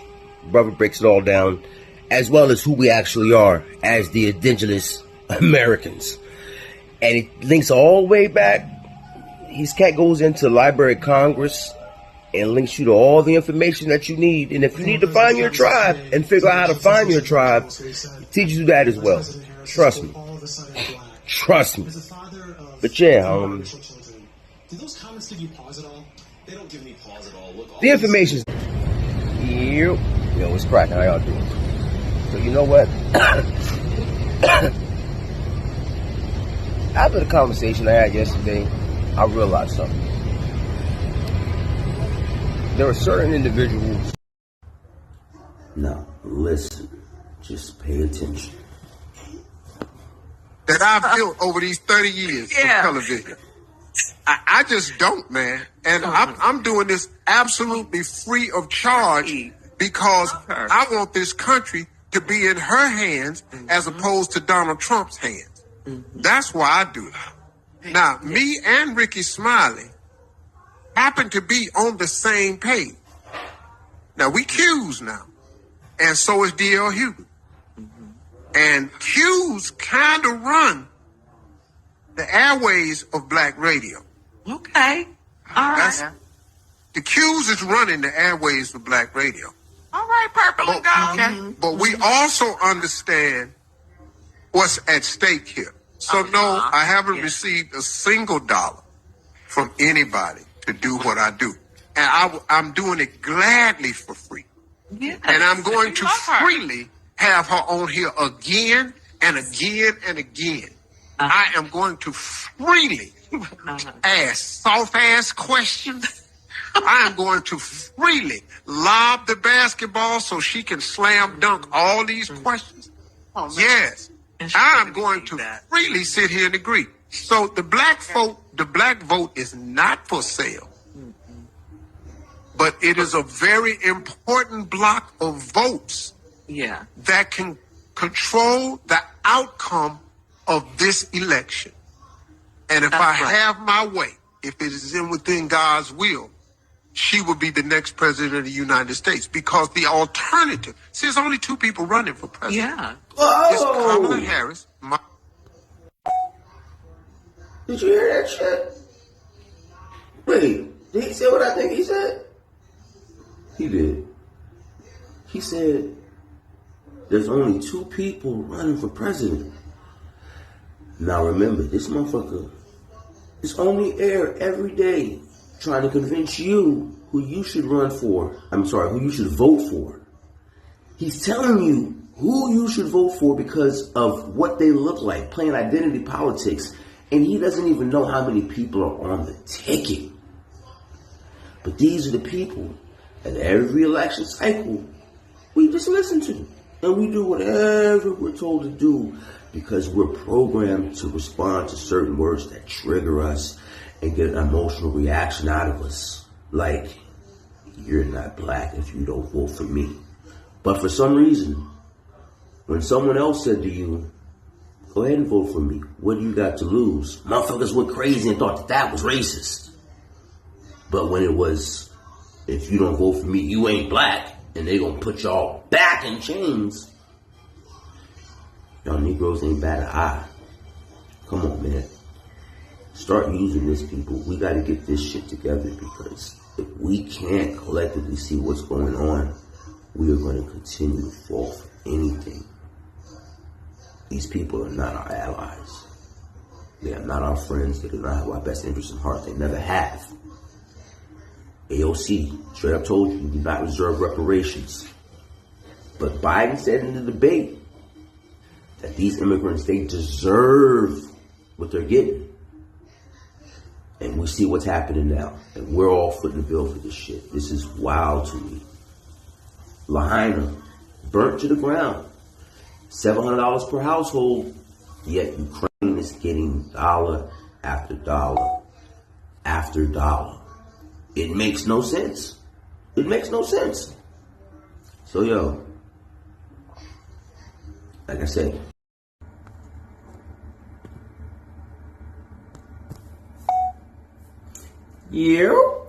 so just listen. President, what specifically would you do with the thousands of people who try to reach the United States every day and want a better life through asylum? Immediately on January 20th of 2021, I will, first of all, we cannot forget our DACA recipients, and so I'm going to start there. I will immediately, by executive action, reinstate DACA status and DACA protection to those young people. I will further extend protection for deferral of deportation for their parents. I will also immediately put in place a meaningful process for reviewing the cases for asylum. One of the questions that the black community has is, Senator Harris, if you were elected president, what would be your agenda for the black community? Right. So I'm not going to sit here and say I'm going to do something that's only going to benefit black people. No. And she really showed me and demonstrated. Now, you done heard it straight from the horse's mouth. Again. I'm not even going to let that whole joint ride because it just gets worse and worse and worse from there. But at what point are you going to stop playing this game and this identity politics and continue to let these people play with you and your emotions? She's not right told you. No! And if you go back and look, right, that Asian aid bill, that $26 billion, do the paper trail on that, see where it came from and see what fund that came from. And then you ask yourself, why are we still waiting on the 40 acres and a mule that was promised to our ancestors after they conceded the defeat? Yo, hey.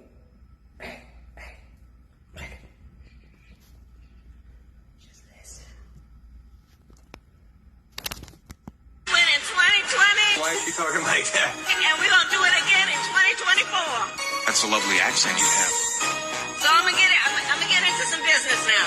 You've got a great accent. Are you from here? There's nothing wrong with working retail, folding clothes for other people to buy. New Jersey? I don't feel no ways tired. I come too far. Some people, it's so ghetto.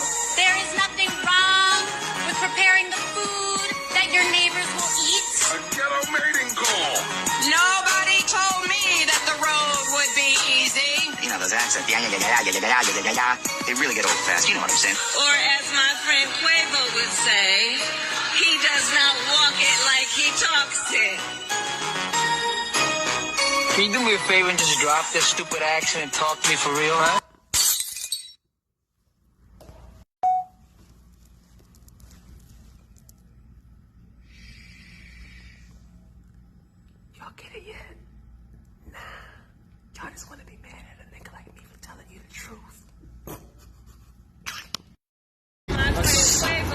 Remember, I told you it was a secret.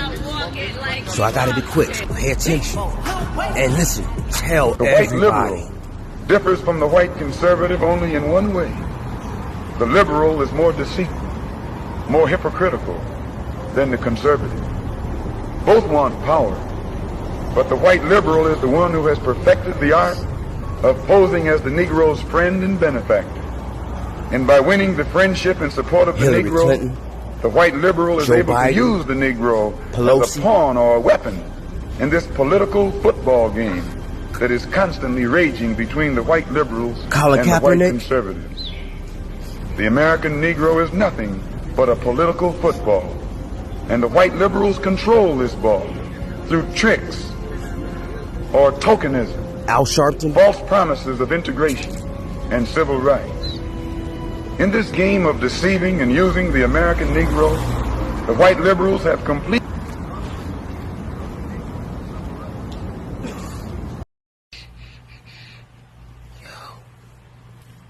Remember what I told you? When somebody tells you who they are or shows you what they are to believe them.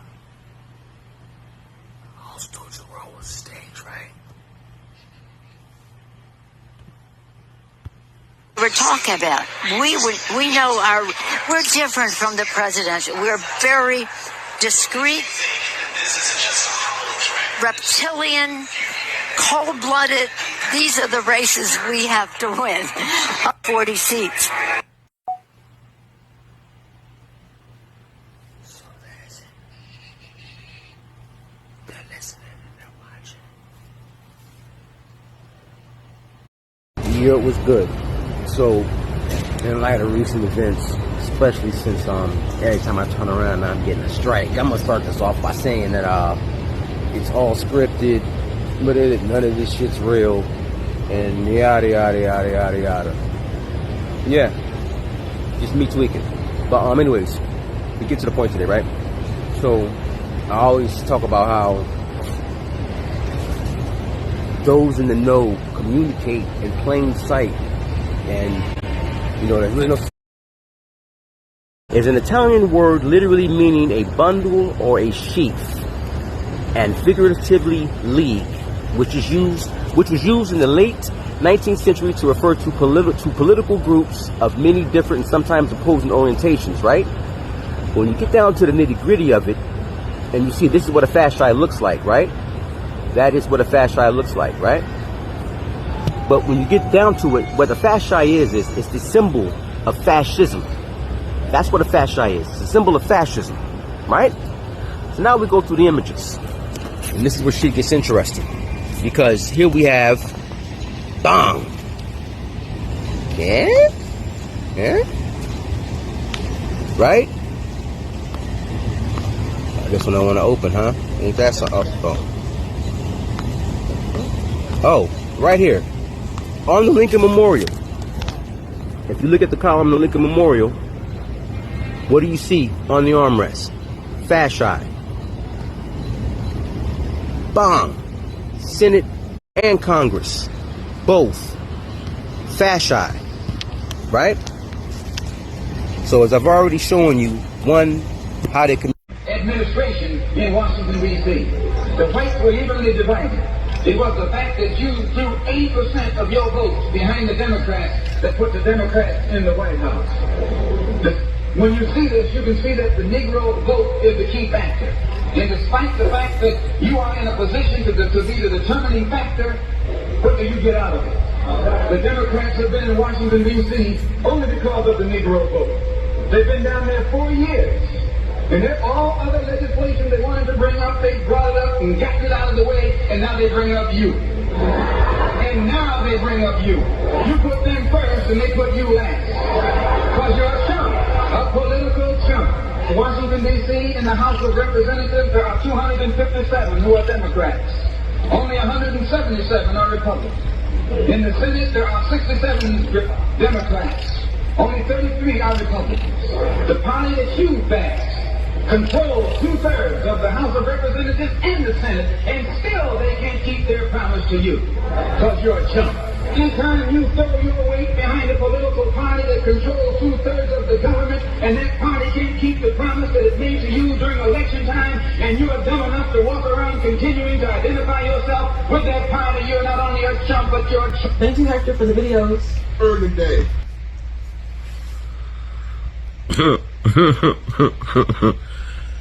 But y'all be listening to your ancestors though. Yep. What's good? How y'all doing today? So yeah, this is more of actually a PSA. And to be honest with you, this is more for the people that actually know me, directly know me. Whether it's individuals that I've been working with, been around for the last 15 years, or the individuals that go back to my DOD days in school and know me from the years of my adolescence that have been around my family. You know, it's funny because in about the last 2 years, and I've heard it from all of you to some capacity. I'm not gonna throw names out there because this is not about, you know, out or throwing shit in my face. But I've heard it from all of you in some way or some capacity. And I've been told shit from everything to, oh, wow, you sound like them now. But you turn into one of them, to being called a Sambo, a coon, house nigga, everything. From people that call themselves my friends, my brothers, you know what I mean? It is what it is, I get it. But it's funny because, you know, before this, for the people that, my NYC people that know me, right? Work people. There was a time at work when I was known as the angry black guy. Or what was it? It was Minister Malcolm Farrakhan, Brother Muhammad X, and all that other different shit you used to say. Or that I was a mixture of Fruit of Islam, Nation of Islam, and a Black Panther. Because I was so gun-ho on being pro-melanated, right? It's what y'all used to say about me. For those of you from my DOD days in school, who watched me grow up and know my family, know what stock I come from, these are your words I'm about to say. Yo, man, I can only imagine what it's like growing up with JD. Your father's like a cross between Master Yoda, Malcolm X, and the Minister Farrakhan. So if you know that that's the man that raised me, and you know how he is about information, knowledge, wisdom, inner over, understanding and all of that, and you know who instilled that in me, why is it now when I come to you and tell you the things that I'm learning, because I stopped thinking, I stopped thinking what my thoughts were based on the emotions I felt from the words that I heard, and then I started just actually processing the words that I was hearing, what they meant, and then what that actually meant for the situation that was at hand. And when I started getting out of my emotions and paying attention by understanding word etymology and word usage and what was being said, it changed my reality and my perspective and perception of the world, and what I saw completely changed. But my point is this: I've given all of you information straight from the horse's mouth, and your responses to me, and I don't think you hear when you say, but oh, I don't care about that. But how do you complain about the white man destroying your community and oppressing you, but the people you are voting for are overrunning your communities right now with illegal aliens and giving them whatever the fuck they want? When these people have literally documented they're taking over communities now by force. If you live in New York City, you know what I'm talking about. The robberies, motherfuckers on scooters and all that shit. You don't feel like you're being invaded, but you continue to support and vote for the group and the people who are doing this to you because they smile in your face and they tell you that they identify with you because of the way that you look. I had one individual told me, oh, you know what, I wouldn't care if Miss Harris was a blonde-haired, blue-eyed white woman in the Klan suit. She went to an HBCU, so that means she's black to me. This is wild to me, though. But hey, I'll say this much. All of you've known me, and you've always known me to be who I am, and I've always stood on business.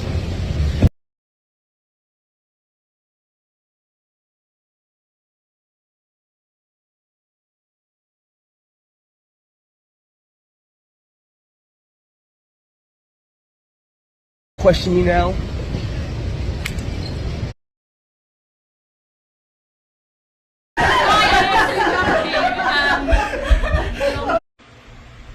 Won't be coming this fall for about 150 students in Stoughton.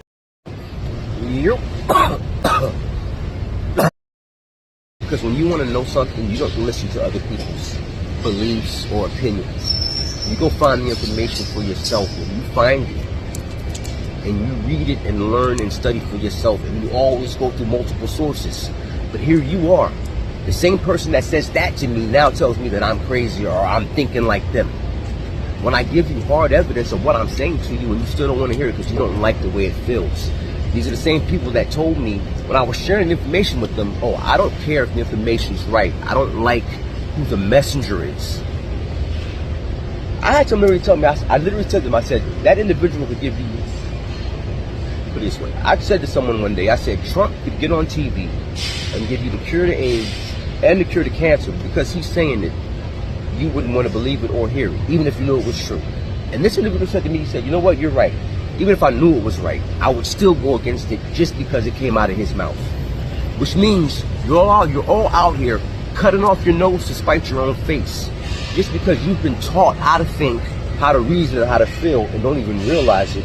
And because I'm seeing it, because I had to snap out of that shit, and I'm coming to you and telling you because I love you, y'all coming at me like all of a sudden I'm crazy, or I'm the house nigga, or I'm the spook that sat out the door. This is wild to me. But like I said, y'all know me. You know what stock I come from. You know my people. You know the man that raised me. You know what he instilled in me, because he instilled a lot of that in y'all.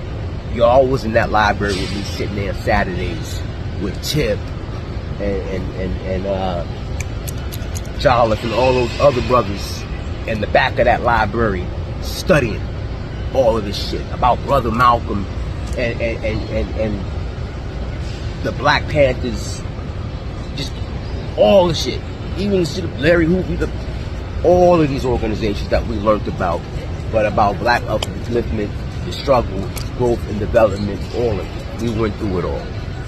So if you know where I come from, I don't understand why you're questioning me now when I'm coming to you and you know how I am. And you know that I do my own due diligence. And when I tell you, I can see now how other people look. Because I'm showing you where the person told you, all right, no, I'm not black, and no, I'm not doing nothing for black folks. And then turn around and took the money out of the freedom.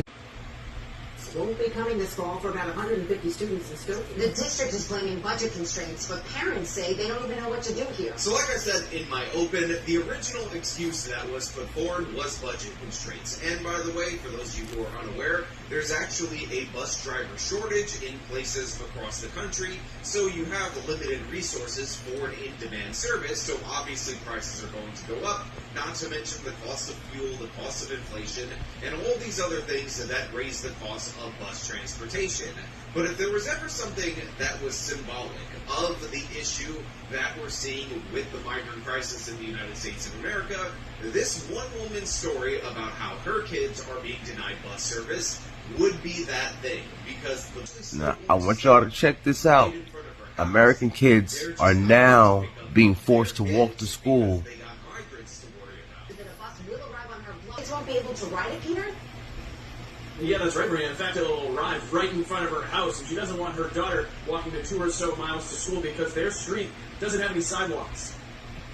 The younger kids, I make them stand here. Michelle Chason shows us where her daughter and other kids in the neighborhood have waited for the school bus for years. She stops right where this mark is. So she points it out, the kids from both sides come walking over, and my daughter will be waving to them from my front door. Now, is that not an amazing image for us to see? A woman comes out in front of her own home, she points to the bus stop where, guess what? Wave goodbye to the other children. At the same time, state funding will ensure that migrant children at the shelters will be provided the busing that they require because, again, they take priority over the citizen. Residents of Stoughton, you're going to have to put up with the fact that you're not making revenue on the hotels because those are designated for migrants, and you're just going to have to deal with the fact that your kids got to walk through the snow. Doesn't matter if you don't have a sidewalk, if they get hit by a car. That is all just the privilege of providing funding for these desperate asylum fraudsters who are clearly and obviously economic migrants taking advantage of our immigration system, just like Joseph R. Biden asked them to when he told them to surge to the border, because that's who we are. I would in fact make sure that we immediately surge to the border. All those people are seeking asylum. They deserve to be heard. That's who we are. We're a nation that says if you want to flee and you're fleeing oppression, you should come. And honestly, when you see something like this, To become eligible to receive interest-free loans on homes. Here's national correspondent William Laszlo. Whoa. We will end America's housing shortage. By doing that, Vice President Kamala Harris hopes to make housing more affordable. In California, fellow Democrats are trying, not just for U.S. citizens, but illegal immigrants. The social and economic benefits of homeownership should be accessible to everyone, regardless of immigration. Is he serious though? He said Americans still. Y'all didn't hear that, right? No. But y'all about to vote for this shit. Let's see, this shit right here, right? This shit right here, nigga. And this is why motherfuckers can't get work. Ever raising the fare though. And it's hot as a motherfucker out here.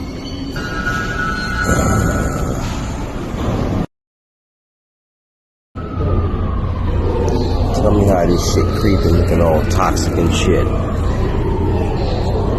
Yeah, I know I ain't getting to work no time soon. Yo, this shit is wild, yo. And I fucking left early.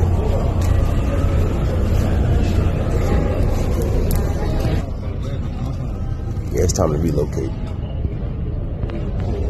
Really time to get the fuck out of the city, yo. This motherfucker's dead.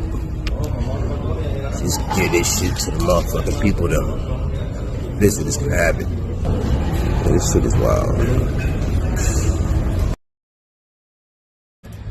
Yep. Hey, what's going on? How y'all doing today? So, yo, the thought of the day, right? And the reason that this thought of the day came up, because I actually had a conversation with one of my peoples. Yeah. Well, what's going on? So, yo, you know what? Actually, this is like my little PSA, a public service announcement, based on an observation that I've made recently, right? And could be just me. I could be tweaking because, again, I do smoke a lot of weed. But there's one thing I've started to notice about us as a species and part of the human condition is that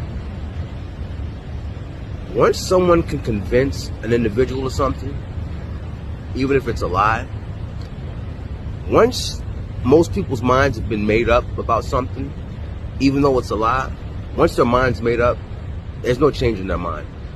Even when you present them with the truth, because one, most people, and this part, what I'm saying, this is just, first off, let me start off by saying that all this is scripted and for entertainment purposes, and this is just shit I make up in my mind, because every time I post lately, TikTok tells me that misinformation, even though I be posting actual links to actual websites and shit, like within the shit, like I take it straight to the website and be like, oh, it's misinformation. So I guess Bloomberg News is misinformation now. But anyways, back to what I was saying. Yeah, most people, right? And I don't know if it's a fear of realizing that either someone told them a lie and they believed the lie and fell for it, or it's that people feel stupid. I don't know what it is. Like, you know, they feel like, oh, I'm stupid or I'm dumb because I fell for the lie. And it's like, nah, you told a lie and you believed it because you trusted in the system or you trusted in an individual, whatever it is. That's nothing to be ashamed of. The crazy shit, though, is that when someone can show you that a lie has been told and then you refuse to see. And this is why I say, though, that people just don't want to make their minds up. Because what I started realizing is that when you can actually give someone verifiable facts to show them where they've been lied to, they will literally put blinders on and just like, nope, I don't want to see, because it's either, no, I don't want to see it. They either don't want to see it at all. They either, well, sort of like, they'll either just not read the shit and act like they did and tell you why you're wrong, or they'll tell you outright they don't want to read it because, one, they don't have time, or they don't like the source. Doesn't matter if it's true or not, they just don't like the source. Make that make sense, right? So what I started to realize is that what it really is that motherfuckers just don't care, and they don't want to know that they've been lied to, so they're okay believing the lie. And I mean, if you pay attention to what's been going on since the pandemic, it's painfully obvious how many of us are actually like that. Just by seeing what's going on with the, you know, with the whatchamacallit, because now that the truth about that shit's coming out, we all know people who still think that shit worked and that it wasn't some bullshit going on. You know, they still trust the science. Just like you showed them a birth certificate that clearly says that someone's white, Jamaican, and mother's Indian, but what do I know, right? But yeah, I don't know. Just a brief little observation that I've kind of. Thank a union member for sick leave. You better thank a union member for paid leave. You better thank a union member for vacation time.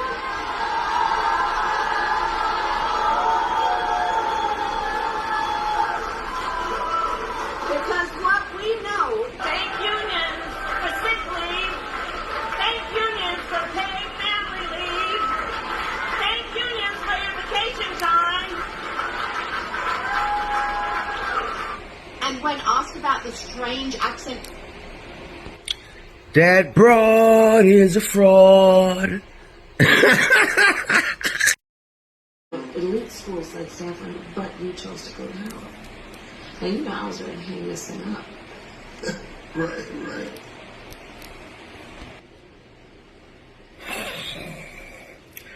Y'all was mad when somebody said, vote for me, what you got to lose? Or grab them by the pussy. But this broad is talking about hanging niggas up.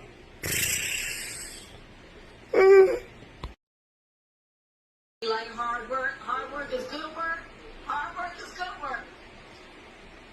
The thing that we like about hard work is we have fun doing hard work.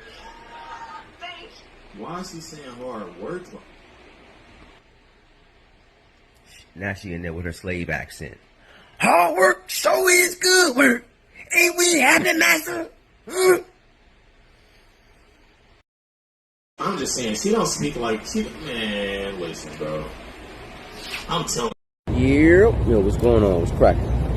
So, let me start off by first saying, you already know, this is for entertainment purposes only. This shit's all a figment of my imagination, so don't pay me no mind. That being said, right, I mentioned this before about the power of melanin and how the old saying, are you worth your weight in gold, where that shit comes from, right? And exactly how much neuromelanin is actually worth and what neuromelanin is actually used for, right? So we're gonna get straight down to it. Bing bong. So you can go on Google search and you can search for Google DoD patents, which is Department of Defense, for space exploration. And there you'll immediately see process for absorbing ultraviolet radiation using dispersed melanin, melanin nanoshells for protection against radiation, and electronic, shielding and containment, being used for containment for spacecraft. Hopkins Bloomberg Public Health Magazine. U.S. Naval Research Laboratory sends melanin to space. But my point is, you can go in here and you can literally read all of these different articles. And you can literally see what neuromelanin, which is the melanin that comes from individuals, the skin, out of human skin, and what they use it for. This shit is literally used, and a lot of people don't know this, but the melanin is literally used for EMP shields. It's also a natural electromagnetic polymer. so they can use it as a communication device. And I'm talking here, what's good? So yeah, let me first start off by saying that all of this is scripted, and none of it's real, all that other good shit, And it's just from the deep recesses of my conscience, and I'm just here to entertain myself. But, I always talk about how we as a species, one, we don't listen to words, and we don't actually pay attention to what's being said to us. We don't understand word etymology, and we don't understand proper word usage, syntax, grammar, any of that, right? Now, we've been conditioned and indoctrinated because of the way we've been taught words are supposed to be used. And the meanings of, even though a lot of them are wrong or backwards, just like anagrams and shit, right? We've got ourselves into this point where, like I said, we can't understand what's actually happening, right? Now, we've been indoctrinated that if what we're hearing sounds good to us, you know what I'm saying? If the sound resonance of the harmonics is pleasing to the ear and it makes us feel good, then we just go with it, not actually listening to what's being said. Now, I'm going to show this to you right now.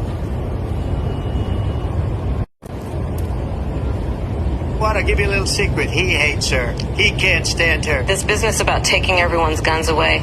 Tim Walz and I are both gun owners. We're not taking anybody's guns away. So stop with the continuous lying about this stuff. I support buybacks, and it's something I'm so passionate about and so looking forward to being president to address. We've got to deal with this. How mandatory is your gun buyback program? It's mandatory. Stop with the continuous lying. Oh, fuck it!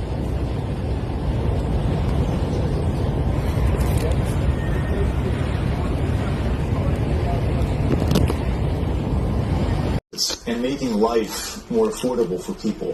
What are one or two specific things you have in mind for that? Well, I'll start with this. I grew up a middle-class kid. My mother raised my sister and me. She worked very hard. She was able to finally save up enough money to buy our first house when I was a teenager. I grew up in a community of hardworking people, construction workers and nurses and teachers. What did I don't know what it is, but I have yet to hear this broad answer a question. It's cracking. How y'all doing today? So yeah, it's funny, right? This morning I woke up and I got a text from one of my. Yeah, what's going on? How y'all doing today? So yeah, anyways, I was thinking about something, right? And I kind of finally just hit me, right? Like how I'm always going back and forth with certain people, trying to get certain. It's mandatory. Second Amendment? The Second Amendment, listen, we're going to have to do it the right way. There's no question about that. But we don't have we have to get these guns off the street. Responsible behavior among everybody in the community, and just because you legally possess a gun in the sanctity of your locked home doesn't mean that we're not going to walk into that home and check to see if you're being responsible. Sir, I'm curious though, because not one candidate who has very similar plans to what you have when it comes to guns never really seems to talk about the process of perhaps of banning certain guns. Does it involve law enforcement essentially going to people's houses to ban guns? Does it involve perhaps creating a database of people who are legal gun owners? I mean, what kind of process are we talking about? Well, first of all, as a point of distinction, I believe I'm the only one who has said that she will take executive action. So mine is not just a plan with some plan for legislation. I'm actually prepared to take executive action to put in place rules that improve the situation. A few years later, when you said you have guns, no other debate. I'm a gun owner too. I did not know that.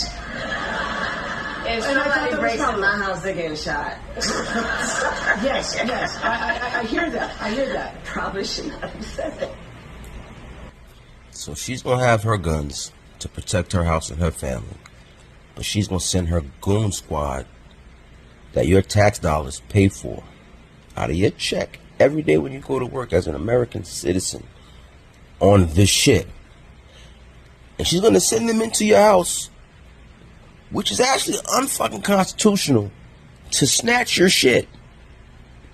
This is what you're about to vote for. Pay attention to what's going on. Get you a Black's Law Dictionary so you can read these laws. When you become president, what will be your specific steps? Yeah, of course. What will be specific steps to strengthening the border? So it's a wonderful and important question. You know, my background was as a prosecutor, and I was also the elected Attorney General for 2 terms of a border state. So this is not a theoretical issue for me. This is something I've actually worked on. I have prosecuted transnational criminal organizations for the trafficking of guns, drugs, and human beings. I take very seriously the importance of having a secure border and ensuring the safety of the American people. Sadly, where we are now can be traced most recently back to the fact that when the United States Congress, members of Congress, including from the most conservative Republicans. It's been a whole minute. She yet to start asking the question yet. 1 minute, 37 seconds later. And Donald Trump called up those folks and said, don't put that bill on the floor for a vote. He blocked the bill, and you know why? Does he prefer to run on a problem instead of fixing a problem? This again gets to the point about what does leadership really look like. Now she blaming old Trumpito for making a phone call. Trump or Harris to win? Why Harris? Why do you want Harris to win? What is it? Do you want her because she worked with Biden? Well, what about that? Like, what work that she did with Biden that you like? Too many hundred people here. She helped immigrants? Okay. Anything else that you like about her? Anything else besides her helping immigrants? Is there anything else that you like about her? Yes. Because it's all medical. Oh, so you like her because you don't like Trump? Yes. Okay. Would you say there were 2 names on the ballot, all right? One was a Democrat, one was a Republican. The Republican is Trump, but the Democrat, you don't know anything about them. Would you vote for the Democrat? Okay, all right. Do you want Trump or Harris to win?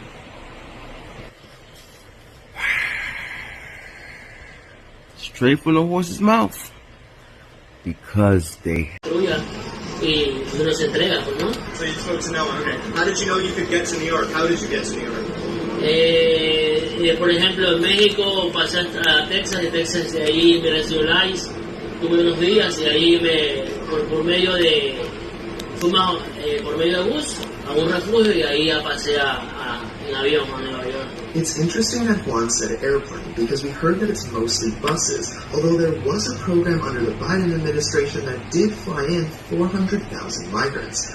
Juan walked through the southern border, so his flight was domestic, and we only know about a program that flies in migrants from California to Texas, costing taxpayers $80,000 per flight. So one state taking in migrants doesn't want them, so they send them to another state that also doesn't want them, in which case they end up in New York. So your tax money is essentially being thrown in the furnace. How did you hear and when did you hear that it was safe to come to America through the southern border without any trouble?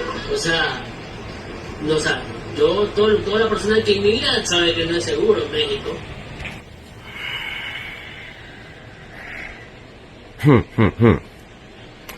So between flights, hotels, you get it, right?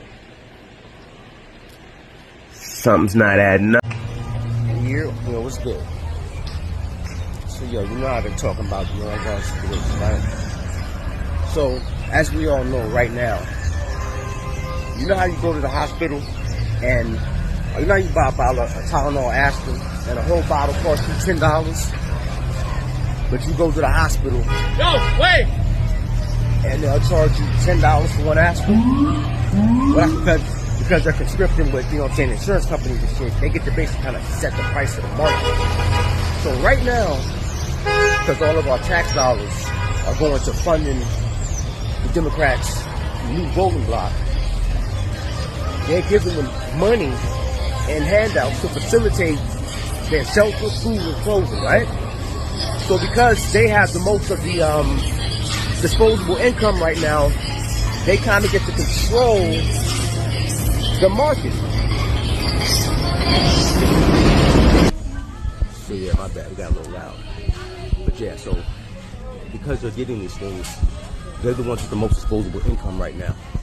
So what happens is one, it creates inflation, because if, let's say, a landlord can rent out an apartment, but they know that they can get a government voucher for it, and instead of charging $1,000 a month for one bedroom, they can charge $5,000 for it, right? Well, then the same thing starts to happen with all your goods and services, as well as food, so on and so forth. Whoever is controlling the actual market, whatever things that you're buying, will actually set the tone of said market, because it's all about supply and demand. And here, you know, what's good.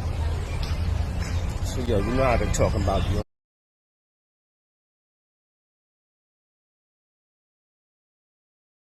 quickly the market can change.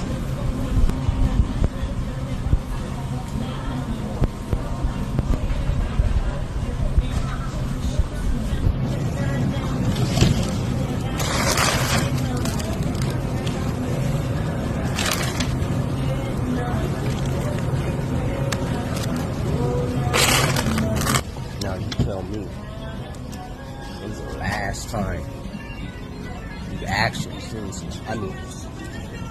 I know as long as I've been in the city. But hey, I guess it's the first time for everything, right? But just to give you an idea of how your tax dollars are being used to change the market of our current economy. Pay attention, y'all. You guys some stars that head on this video.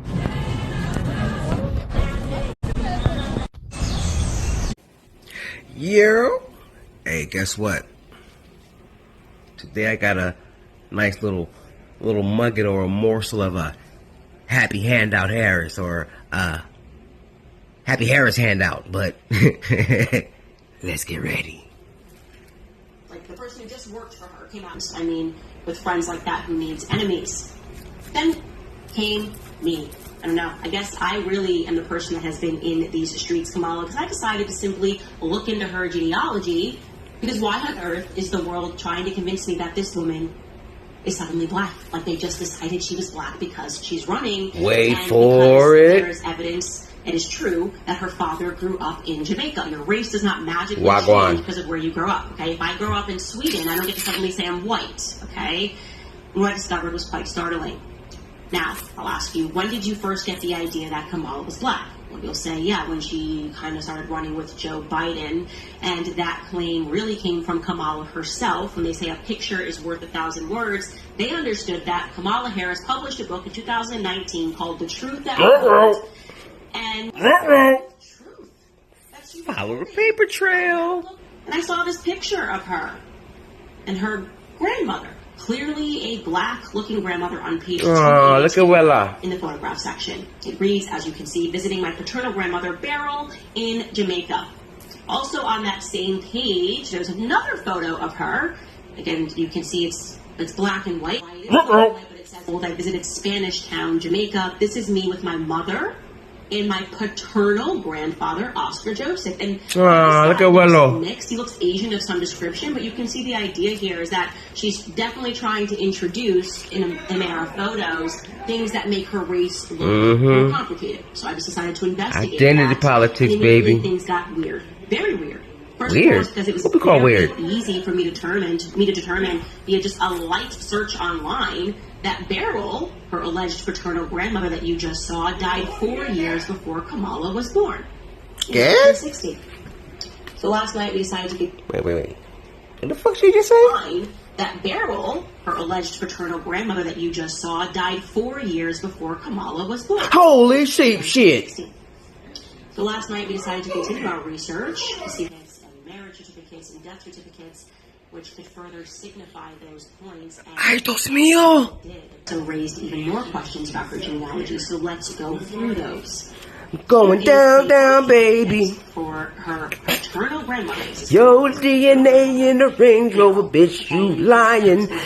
And we got receipts. It's Beryl Magdalene.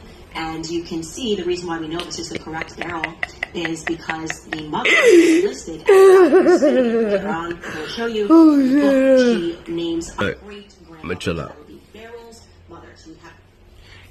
But yeah, you can catch the rest of it on YouTube, as I say. what most people don't understand is that a lot of your daily information that you hold dear to your heart is all public record. Background, birth certificate, shit like that. It's all public record. So, it's never too long when you out and about, especially when you're a public figure, that at some point, someone's going to start questioning the shit that comes out your mouth, and they're going to start pulling receipts. And it's receipt after receipt after receipt after receipt. But some of y'all don't want to believe the truth for whatever reason, and I don't know, don't get it. You. So remember, I told y'all the world was a stage.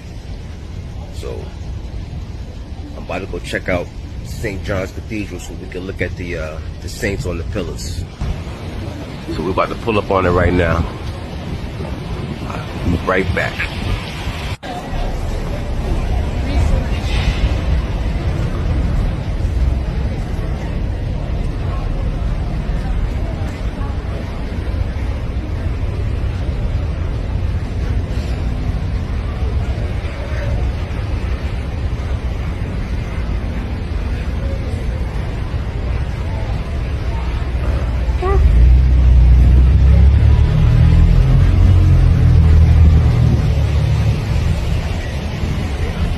Telling y'all, the world is a stage, and somebody is leaving clues for us to figure out what it is.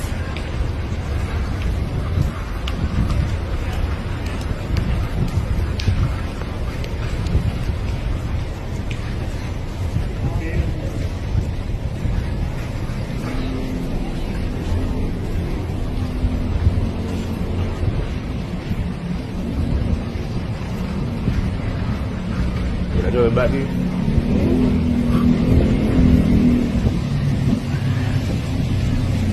See, that's my point, right?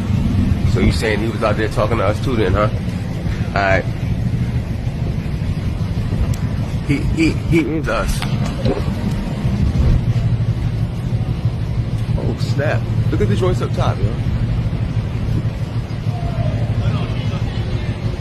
All Indians.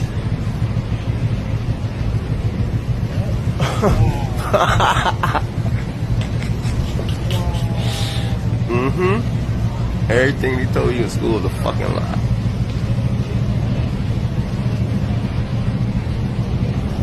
Everything hiding in plain sight. You just gotta be willing to believe it when you see it.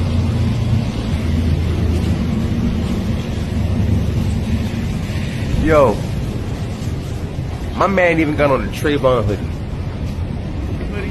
He got on the Trayvon hoodie. This shit was built in 1897.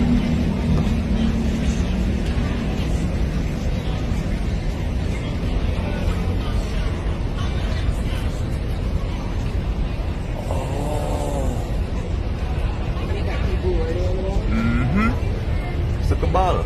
Kabbalah tree of life. A serpent wrapped around it.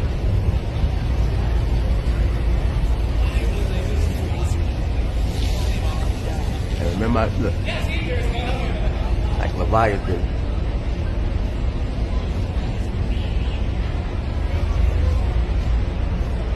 The same serpent that's supposed to be wrapped around the bottom of the.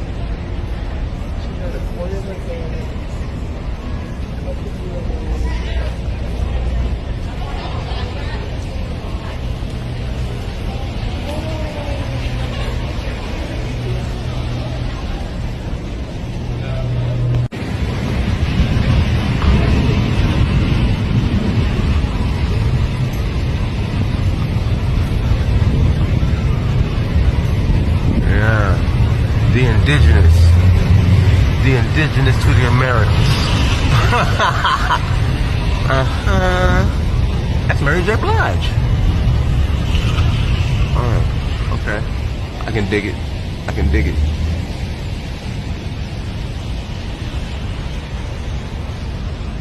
Speaking of which, kind of like MJG.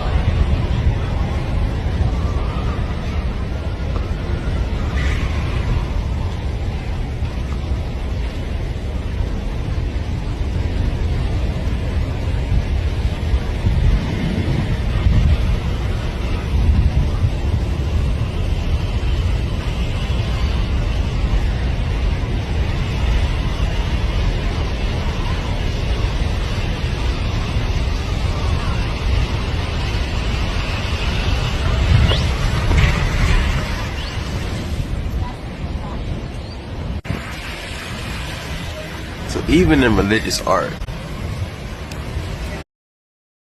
in 1897, but they finished it in 1890. It was opened in 1899. So these are all the saints in the front of the church and the pillars that don't.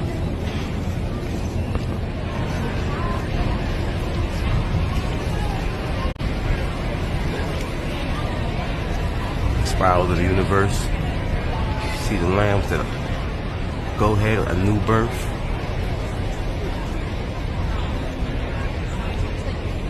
And you got the whole Kabbalah joint,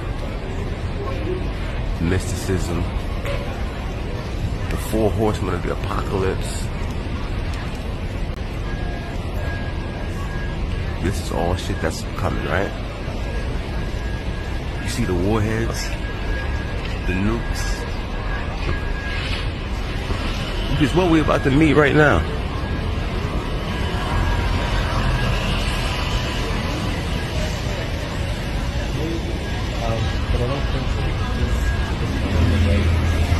These right here for me were the most telling.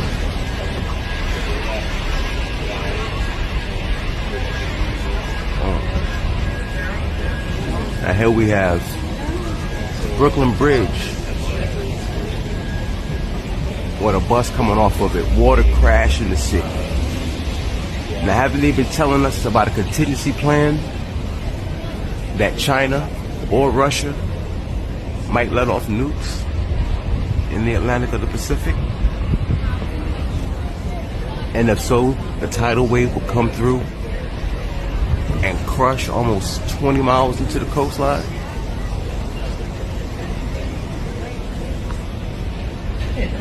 Yo, the world is a stage.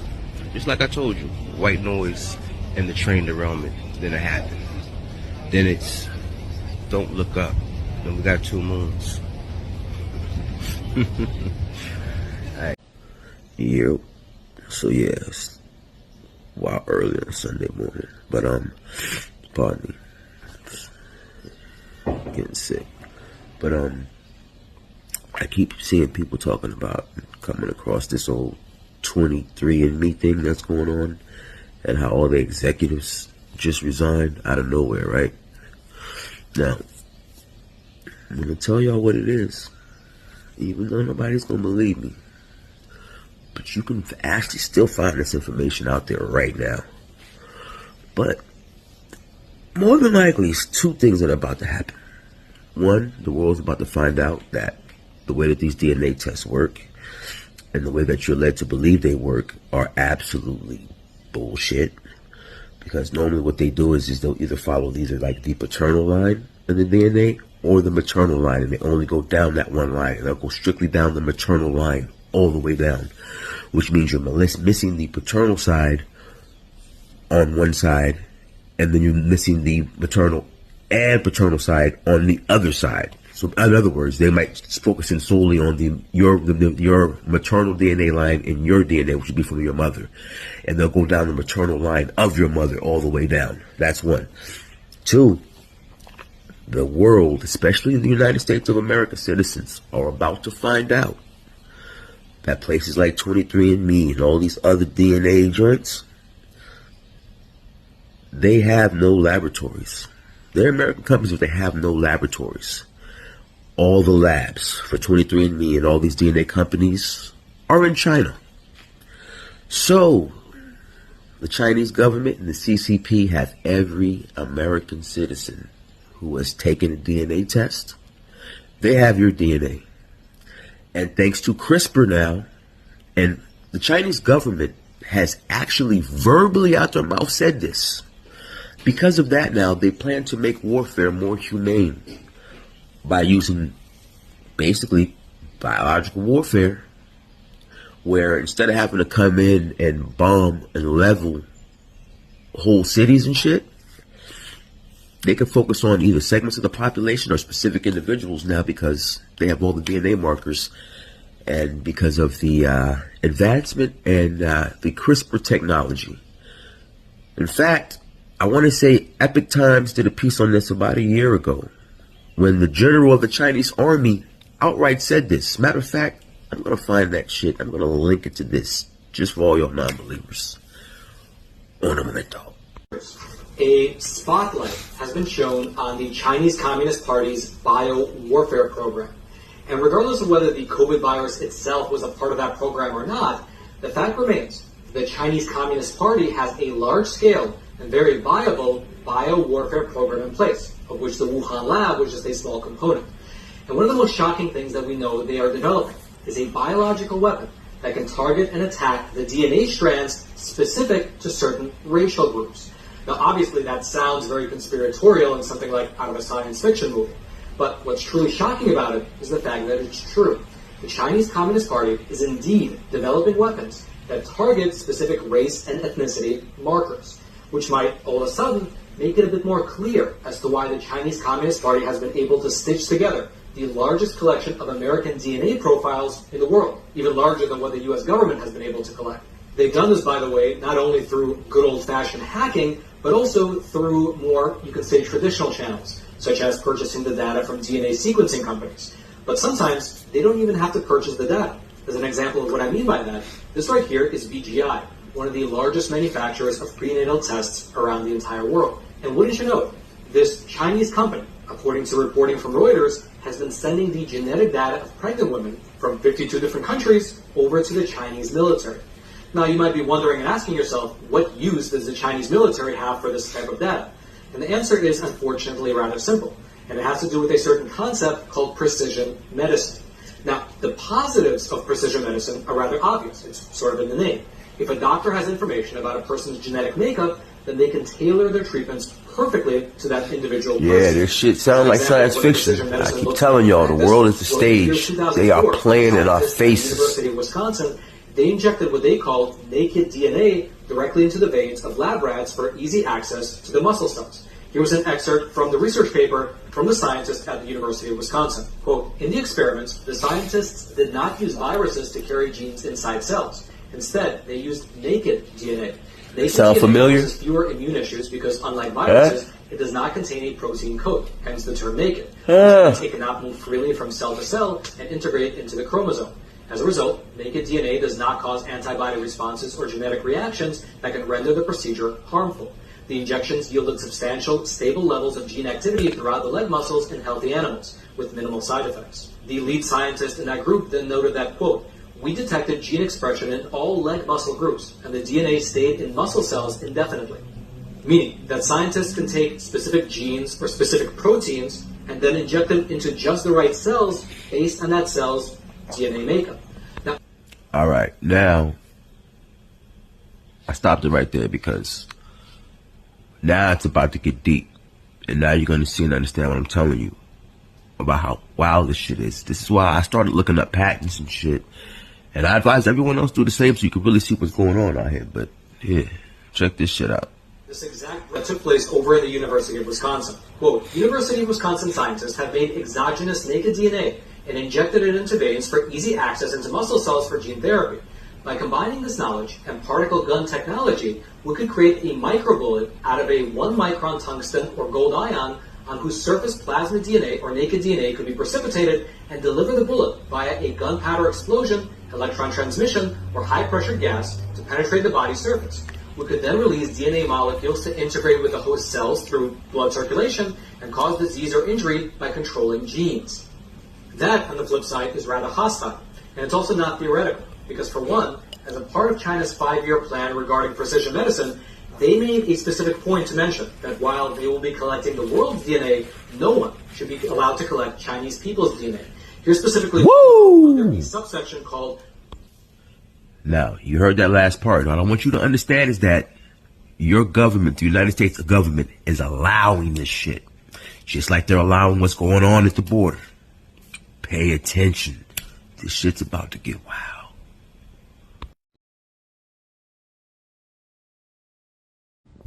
Yeah, before I actually start any of this, let's just start off by saying all of this. All of it is for entertainment purposes only. It's out of the dark recesses of my mind. I'm pulling this shit purely out of my fucking ass.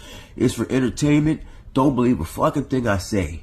Because clearly I'm fucking batshit crazy. This is why I keep getting tagged and shadow banned for spreading misinformation and lies. Even though the misinformation and lies is coming from mainstream media sources from all over the globe. But again, it's all bullshit for entertainment purposes. And pay me no mind, I be tweaking because I smoke a lot.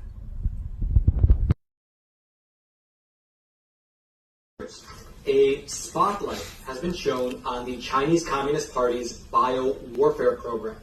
And regardless of whether the COVID virus itself was a part of that program or not, the fact remains the Chinese Communist Party has a large-scale and very viable bio-warfare program in place, of which the Wuhan lab was just a small component. And one of the most shocking things that we know they are developing is a biological weapon that can target and attack the DNA strands specific to certain racial groups. Now, obviously, that sounds very conspiratorial and something like out of a science fiction movie. But what's truly shocking about it is the fact that it's true. The Chinese Communist Party is indeed developing weapons that target specific race and ethnicity markers, which might all of a sudden make it a bit more clear as to why the Chinese Communist Party has been able to stitch together the largest collection of American DNA profiles in the world, even larger than what the U.S. government has been able to collect. They've done this, by the way, not only through good old-fashioned hacking, but also through more, you could say, traditional channels. Anybody see my... Yo, now check this out, right? Hold on a minute. Let me tell you some bugged out shit, right? Now I just showed y'all where I got banned. I got a perma ban from TikTok for sharing this exact misinformation. Kill that person. The people will very rapidly spit into a warning tonight about DNA companies and your personal information. Your DNA information can be sold and weaponized against you. The alarm being sounded. Listen to this. You can actually take someone's DNA, take their medical profile, and you can target a biological weapon that will kill that person. The people will very rapidly spit into a cup and send it into 23andMe and get really interesting data about their background. And guess what? Their DNA is now owned by a private company and can be sold off. We have to have an open and public discussion about what... Now remember, they just hit me with the permaban. I already showed y'all the screenshots and the video.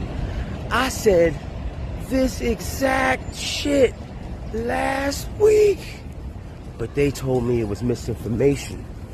So when y'all motherfuckers gonna start listening to me and stop acting like I'm fucking crazy?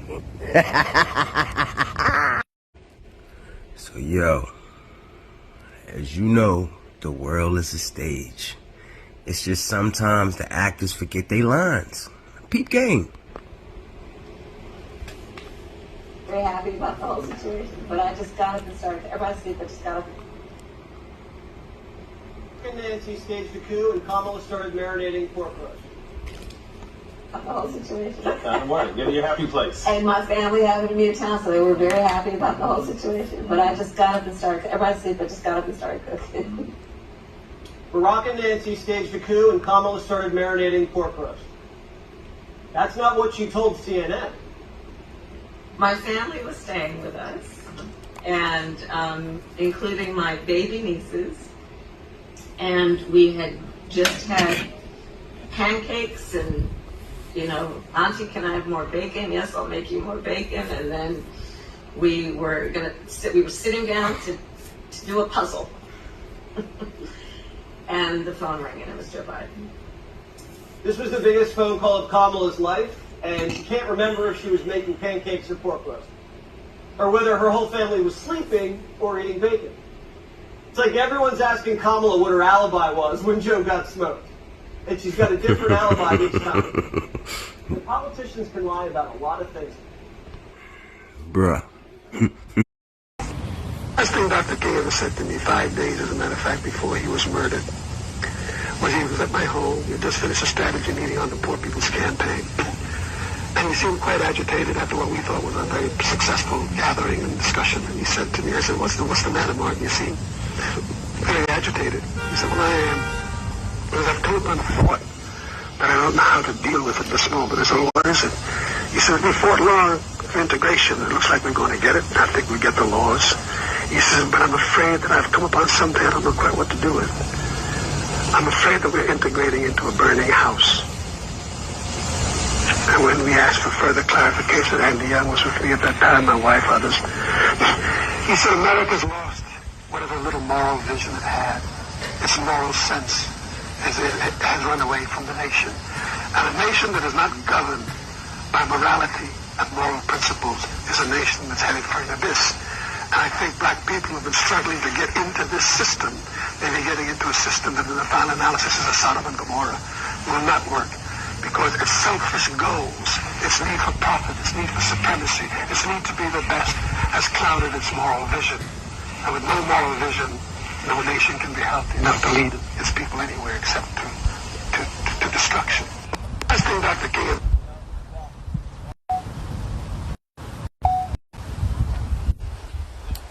So, I said it before, I'm gonna say it again.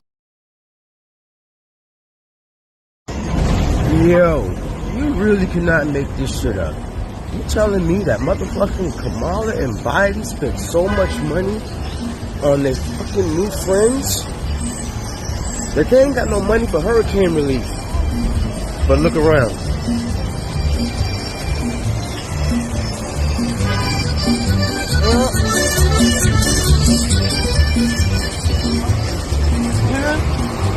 So, well, all your money's in Ukraine, and right here on these streets, our fellow citizens. Yeah, I don't even know what to say. That shit is fucking wild to me, yo. Taxpaying citizens are doing without, while you got thousands and thousands and thousands and thousands of fucking dollars.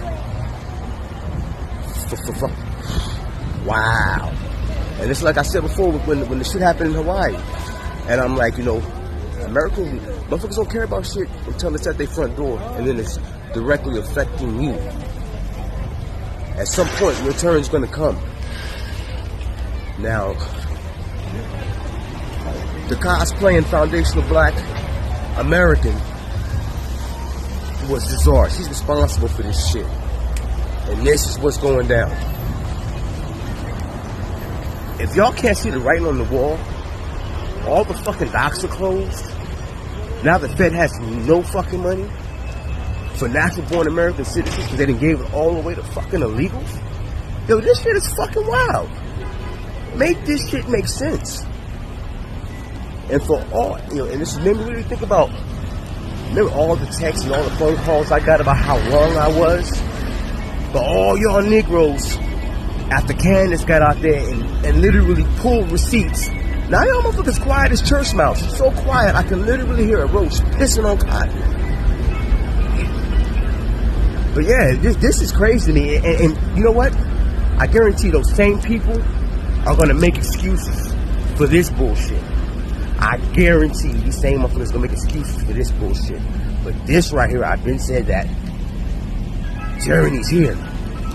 This is why she's going to do mandatory gun buybacks. Because they know what the fuck they doing. And y'all keep voting for these motherfuckers. This shit is wild. So as you know, this is for entertainment purposes only. And I'm not going to give my 2 cents. I'm just going to give you the facts. They came here to work hard and make money just like any other immigrant. My great-great-grandfather, for that matter, and are being vilified without context. By, in this case, Nick Johnson. Allegedly, this whole town is a microcosm of what one may argue a lot of things that are changing in the U.S. I think what we're witnessing too is Nick Johnson did not do a good job at paving the way for anyone else to come visit here. How long have you lived in Charleroi? Moi, je vis ici depuis 10 juin 2024. How did you get here to Charleroi, and how long did that journey take? Vous arrivez à travers le programme humanitaire, Parole, Biden. Now, you heard what he said, right? He said he came on a humanitarian parole program. Yeah, that part. Okay. So, you can Google this shit yourself, right? But there you go. Processes for yes, that is a .gov website. So Even though everybody think I be talking out my ass, pay attention to what these folks are saying to you. When you say this asteroid is coming into Earth's orbit, do we have to be worried about this? No, not at this point, luckily. Because if something this size were to hit the Earth, it would be an apocalypse of a biblical kind. NASA is making plans to study an asteroid that's said to pass so close to Earth that this hasn't happened since the dawn of recorded history. It's called the God of Chaos asteroid. So, why would they call it that? Out of all things, why would they call it that? this asteroid, it's fascinating. It's the length of almost 4 football fields, we understand. It'll pass Earth closer than some satellites. Here is an asteroid discovered in December 2004. That was 20 years ago. They known this shit for 20 fucking years. Of death and darkness. And they just told us what? A couple weeks ago? It was named only after. Okay. The world is a stage. Identified to intersect that of Earth. Did you hear about this asteroid when it was discovered? No, because that same week was the Indonesian tsunami. That same week. And so, rightly so. And now we know they're controlling the weather. So let's have a tsunami, wipe out hundreds of thousands of people and shit and all kind of shit. So we ain't got to report about the fucking asteroid that'll be here in 20 fucking years. It has a 7-year intersection orbit with Earth. On that day, April 13th, which, by the way, is a Friday. So, April 13th, 2029, this asteroid, named Apophis, named for the Egyptian god of death and darkness. It's the size of the Rose Bowl. It'll get close enough to Earth and will dip below Earth's communication satellites. It'll be the biggest, closest thing ever to come near Earth. The communication satellites are at geosynchronous orbits about 23,000 miles up. This will come in at 18,000 miles. It'll be visible from northern Europe. Now, of course, a much bigger asteroid took out the dinosaurs, but we weren't around at the time. So this is in the era of observing the cosmos with technology. This will be the closest, biggest thing we'll ever see. Comes by. Now, the orbit we now have for it is uncertain enough because these things are hard to measure and hard to get in. So, as you know, it's for entertainment purposes only, and it's from the deep dark recesses of my mind, and it's all bullshit made up. But I told you all about the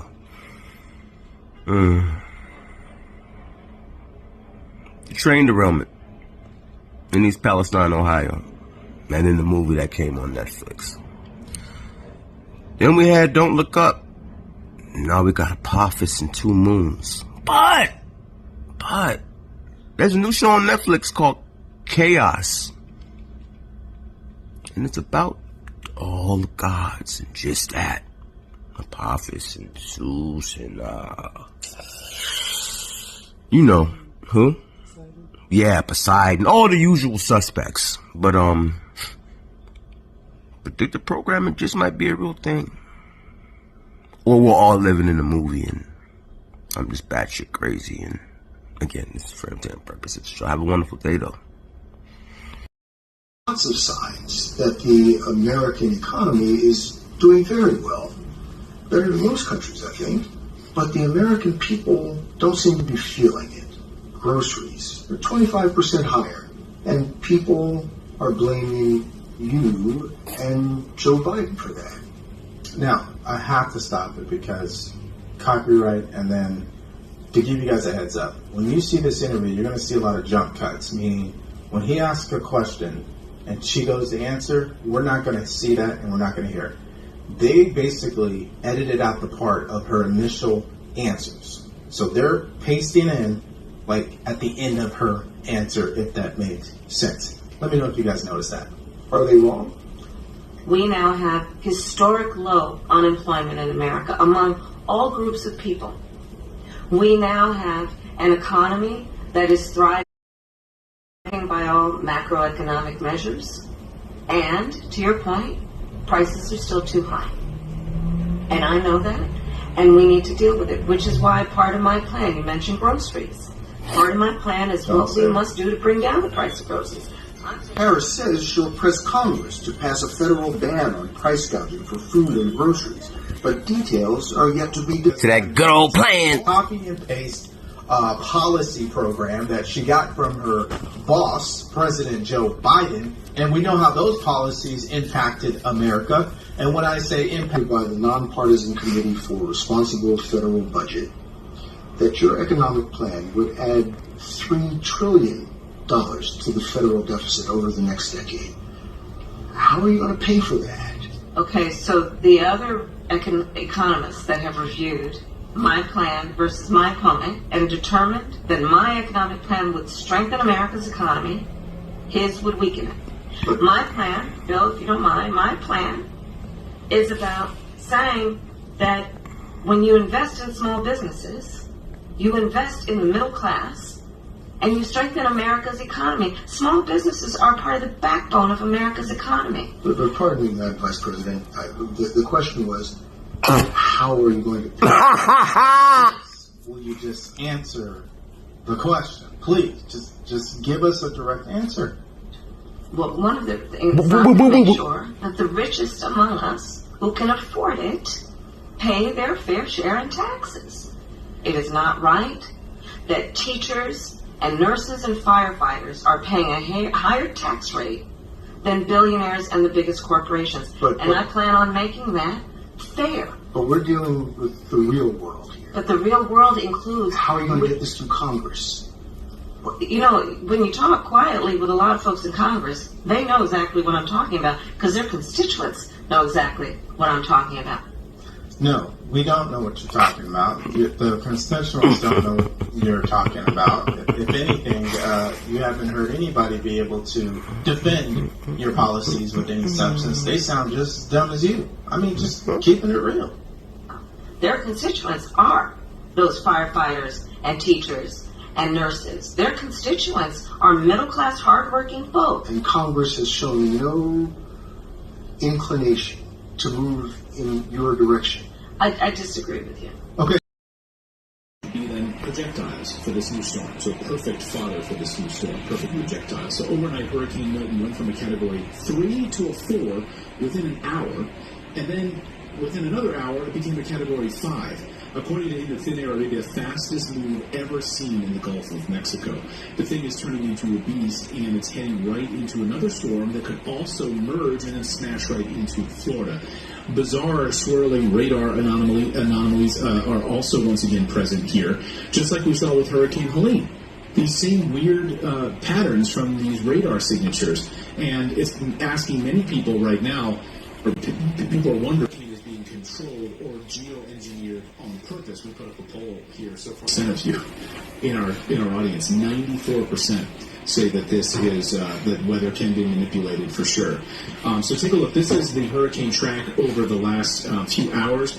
It's highly unusual for the hurricane to intensify from a Category 3 to a 4 to a 5 within 1 hour. Meaning it became a Category 3, and then 1 hour later became a Category 4, and then less than an hour later becomes a Category 5. Very rare. Media, of course, across Florida right now telling you to get out right now. The Ready, Set, Go is a great idea of who's going to be feeling impact. So yeah, you know, this is clips from the mainstream news media. Not my opinion at all. And I'm literally just doing this for entertainment purposes because I love weather. And I have no opinion at all. But you can always Google weather modification patents held by DARPA and Department of Defense, if you choose to, on your own time, if you want to do your own due diligence. This is where we are now, west-northwest of Progreso, Mexico. A Category 5, massive beast of a storm that's heading right toward, and who knows whether this will be, whether this will be downgraded from a 4 to a 3, or whether it will sustain at a 5.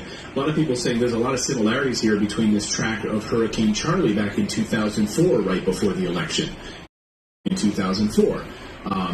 But of course, that one came from a little bit south of Key West and came right all the way into the Gulf. And it really shook the core of my oath. And I did a lot of sampling, a lot of investigation. I thought that was insane. The things that you witnessed were going on. Can you give us the real nutshell? Absolutely. Basically, I had heard of what many people know as the term chemtrails. And I worked in a job called bioenvironmental engineering, and I thought that was insane. And why would we do something like that? Modify the weather by using hazardous materials in our atmosphere? So, and actually the process of trying to debunk it or disprove it, I realized it was actually coming right out of my office, as I was one of the people that was approving the chemicals. And it really shook the core of my oath.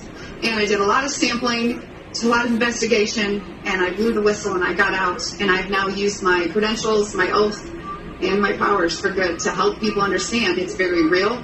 It's now openly admitted. There are multiple forms of weather modification. I specifically found the one of stratospheric aerosol injection. And collectively around the globe, we have to understand that it is now being admitted because they're saying it's combating climate change. Well, the climate change we need to be worried about is man-made climate engineering, also known as geoengineering. Yeah, entertainment purposes only. Take her word for it. Take You heard him. CIA talking about it, how it's the most exciting weapon he's ever seen. Another example is the array of technologies C-SPAN. to collectively as geoengineering. That C-SPAN. reverse the warming effects of global climate change. One that has gained my personal attention is stratospheric aerosol injection, or SAI, a method of seeding the stratosphere with particles that can help reflect the sun's heat, in much the same way that volcanic eruptions do. An SAI program could limit global temperature increases, reducing some risks associated with higher temperatures and providing the world economy additional time to transition from fossil fuels. This process is also relatively inexpensive. The National Research Council estimates that a fully deployed SAI program would cost about $10 billion yearly. Yeah, so the CIA is loving this program as well. Let's talk about...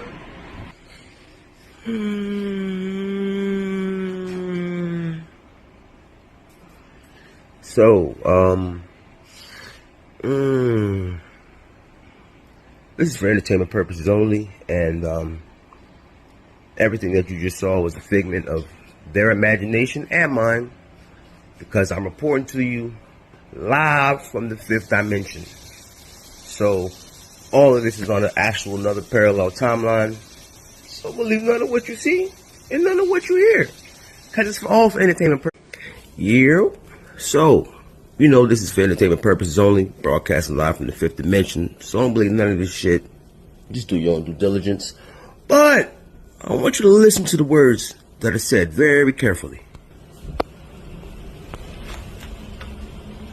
Watch this. A quarter of registered voters still say they don't know you. They don't know what makes you tick.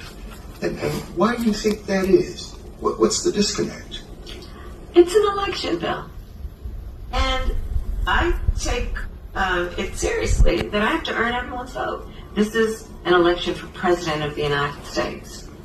No one should be able to take for granted that they can just declare themselves a candidate and automatically... What? You heard it, right? She did what? automatically receive support. You have to... I'm sorry, I gotta stop. You guys have to end the columnists say. Okay. They say that the reason so many voters don't know you is that you have changed your position on so many things. You were against fracking, now you're for it. You supported looser immigration policies, now you're tightening them up. You were for Medicare for all, now you're not. So many that people don't truly know what you believe or what you stand for. And I know you've heard that.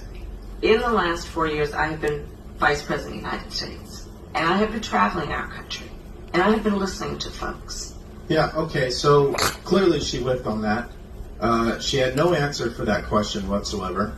And I don't think she ever will have an answer.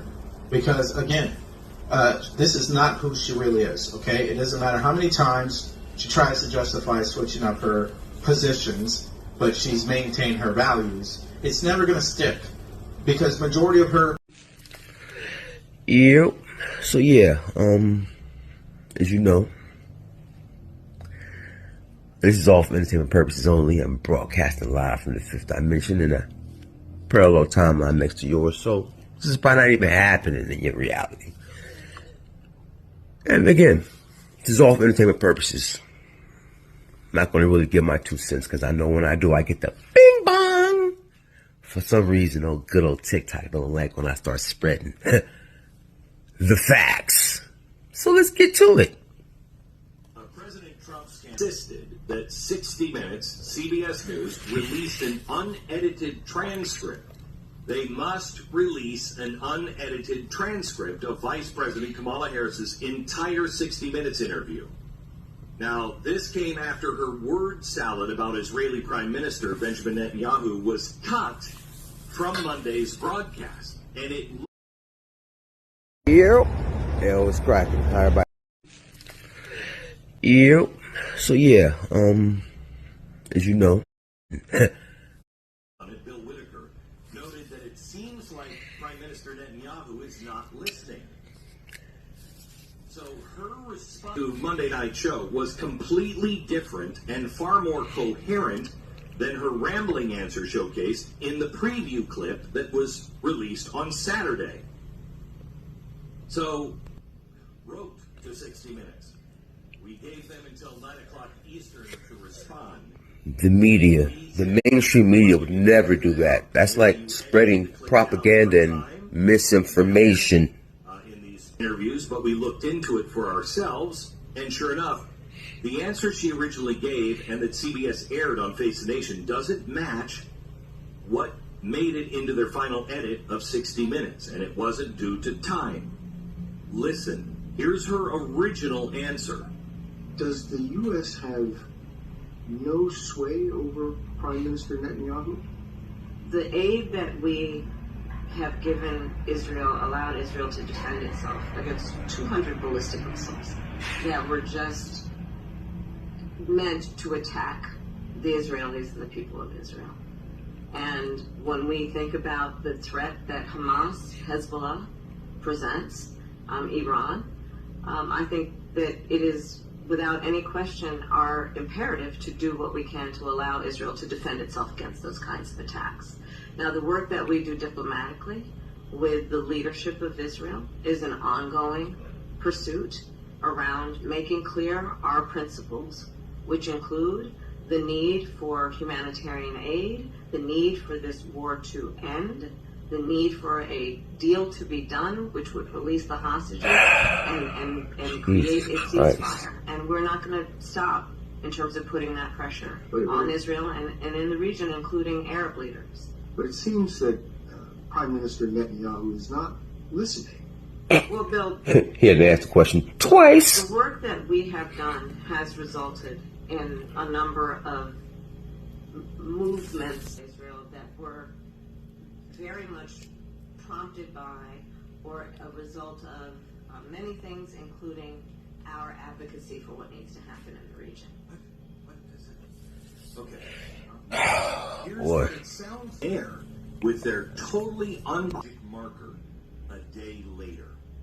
Does the no sway over Prime Minister Netanyahu?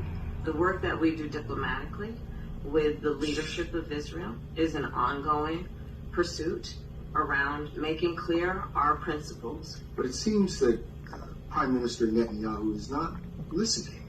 We're not going to stop pursuing what is necessary for the United States to be clear about where we stand on the need for this war to end.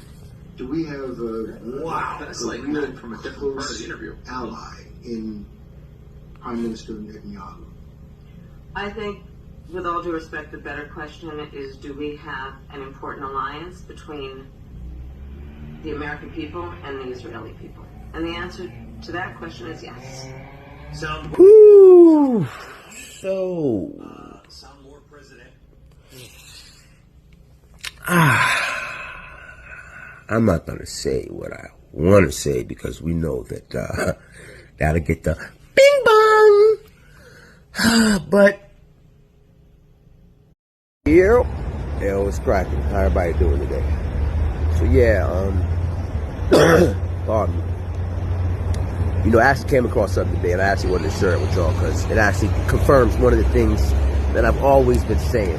You know, they say history is nothing more than a collection of agreed upon facts, but it's he who wins whatever war at the time gets to tell his story. That's why it's called his story, because it's really just his story. And let me tell you something. No one ever makes themselves sound like an asshole in their own autobiography. So, that being said, let's get down to business, right? Now, I remember as a kid, 1492, Columbus sailed the ocean blue. They told us that he was from Italy and he worked for the Queen of Spain, yada, yada, yada. Well, today, I was lucky enough to come across a little gem here. So,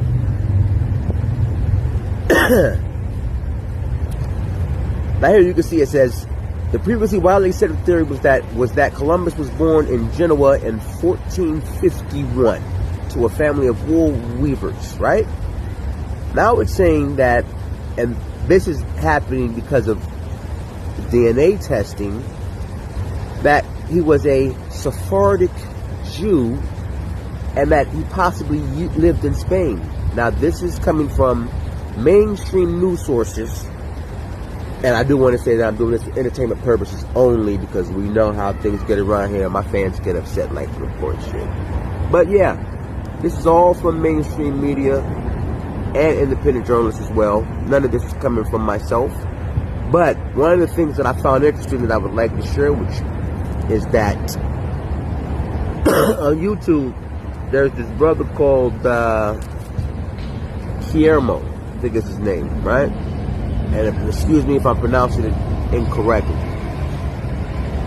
But he's a YouTuber, and cat's taking me down plenty of rabbit holes.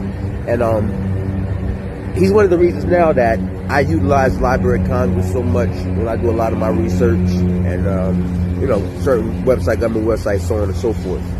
But he's one of them cats that I don't know what he do, but for whatever reason he got the time, and he will sit down and he'll go through all these old history books and the diaries written by the individuals, and he will do the legwork and then put it in a documentary form basically and throw it on YouTube for your viewing pleasure. So now, like I said, this Guillermo cat's been talking this for a minute now, so I'm going to give you a quick introduction. So, CNN says, the 15th century explorer Christopher Columbus was a Sephardic Jew. Why do I have to be So you see his name in the top left corner, Guillermo Au, which is A-H-A-U. Again, excuse me for the pronunciation. But I'm actually going to link that in here for all of you if anybody wants to actually go back and look at it. But you can find it on YouTube. But like I said, he breaks this down. Why? And the thing that I like about this cat the most is that when he does this, he will go through Library of Congress, part of the black race, like here, or were at least dark and he will break it down to the nitty gritty of what's what, who's who. Shavik 2001, page 182, or that the general look of the Jew was considered to be like that of the black. The initial formulation is the general consensus of the ethnological literature of the. So yeah.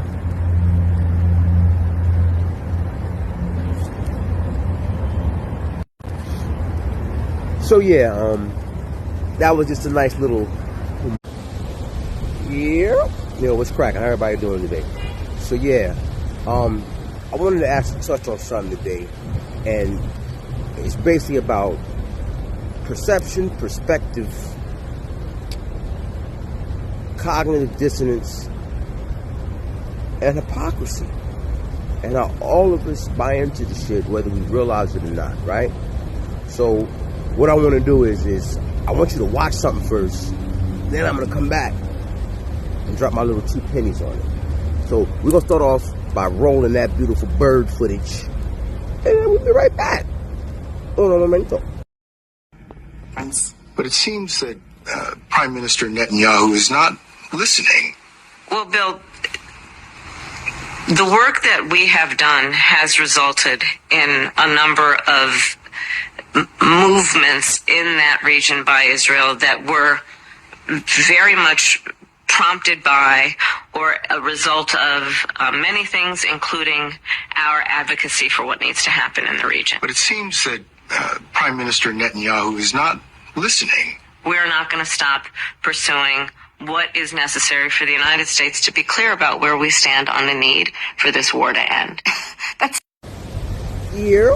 Now that we back from viewing that beautiful bird footage, I want to touch on a few things from that, right? Now, if you see what was actually taped versus what was actually aired, it was two completely different answers, right?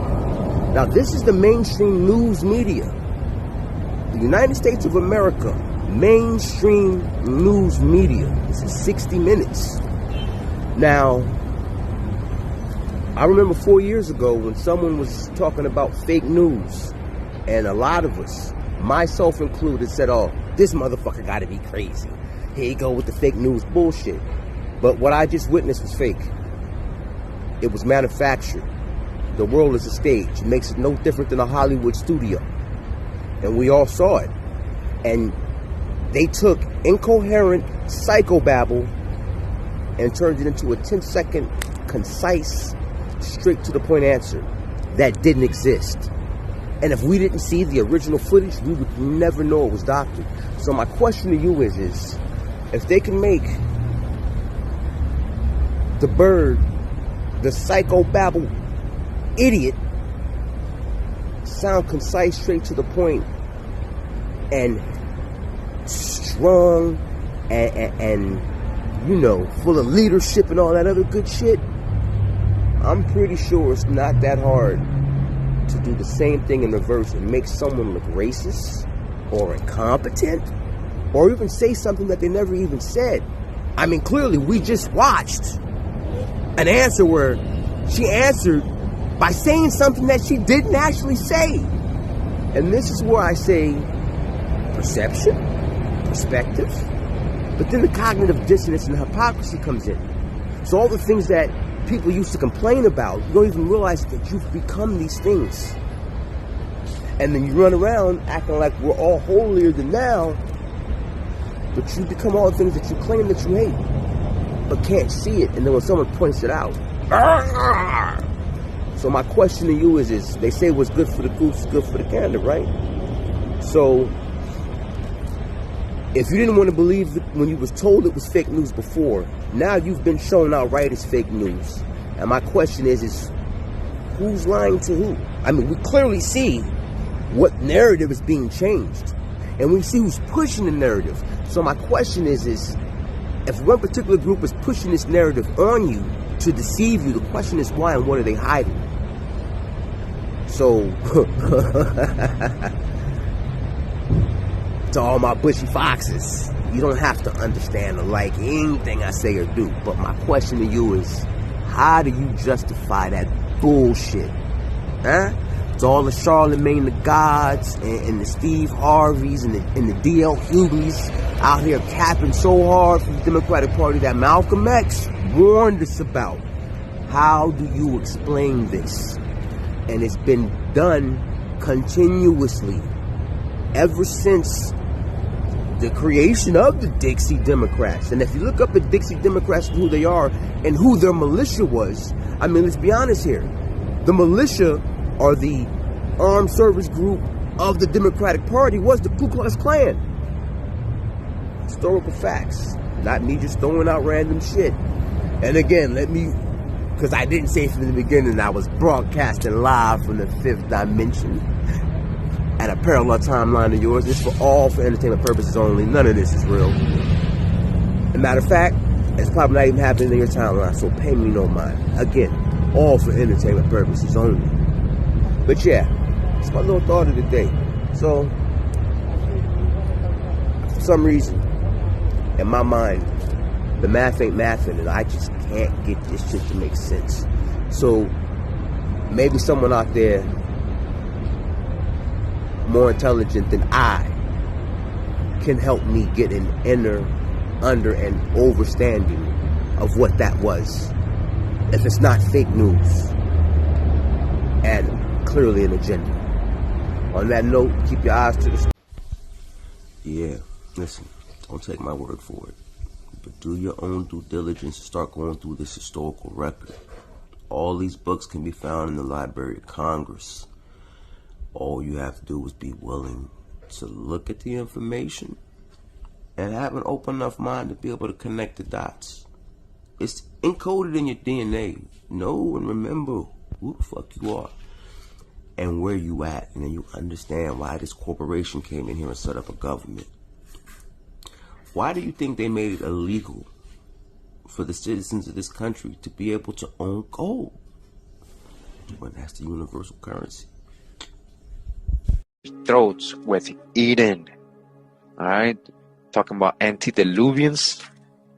You find them with their traditional history, that their ancient fathers once lived where people were dreadfully wicked, and that 9/10 of their fathers took counsel and left that wicked place, being led by the Great Spirit into this country out of Egypt bondage, that they came through a region where it was always winter, snow and frozen, that they came to a great water, and their way hither was thus obstructed, till God dried up that water. Probably it froze between the islands and Bering Strait. He's saying probably. Let's dodge the hijack. You find them keeping an annual feast at the time their ears of corn become fit for use, and none of their corn is eaten till a part of it is brought to this feast, and certain religious ceremonies performed. You find them keeping an annual feast in which 12 men must cut 12 sapling poles to make booth. Here, on an altar made of 12 stones, on which no tool may pass, they must sacrifice. You find them with the custom of washing and anointing their dead, and when in deep affliction, laying their hand on their mouth and their mouth in the dust. Suppose you should find things like these among such a people without books or letters, but wholly in a savage state in a region of the world lately discovered, away in the direction stated by the aforenoted writer in the Apocrypha, hidden or secret books, forbidden for the normal people, remember the etymology, and having been ever secluded from the knowledge of the civilized world. Would you hesitate to say you had found the 10 tribes of Israel? Alright, so Ethan Smith, he had us supposing, right? He had us imagining. So he read out all those traits, all those things he found that are in common, right? With what we would know as, the tribes of Israel or Hebrews, right? Doing, practicing, living, living in that way. Alright, so again, would you hesitate after hearing all that to say you had found the 10 tribes of Israel? I'm asking you right now, hearing right now. And that God sent them to that sequestered region of the earth to keep them there a distinct people during an outcast state of at least 2,500 years? Would you not say we have just such kind of evidence as must at last bring that people to light among the nations? Huh? He's asking you.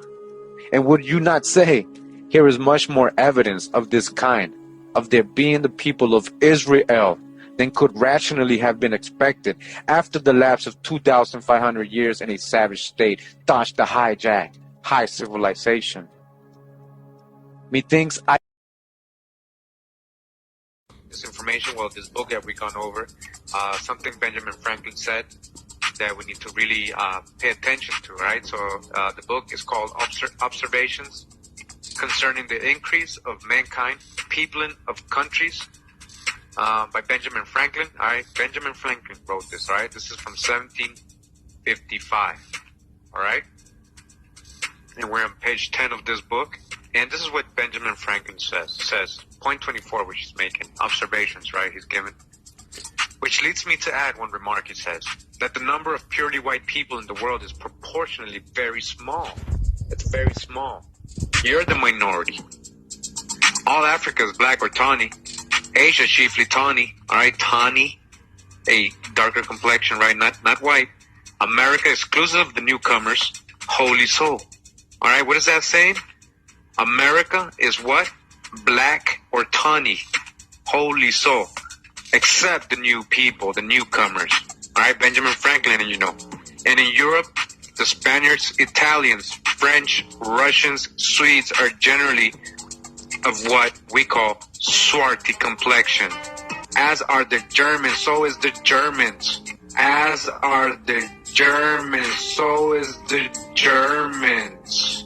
Just a quick reminder, we're here in the American Dictionary of the English language. All right? This is actually Webster's 1828 dictionary. All right, I got the official PDF. We're going to go all the way to the word swarthy. All right, and right here it says swart, right? Almost sounds like steward. Swart, steward, swart, steward. Is that what they get steward? Did it mean black or dark? What is swart? It says being of dark hue, moderately black, tawny, swarth. All right? Down here it says swart, to make tawny or brown. Swart, an apparition. Swartly. All right, dusky. Yo.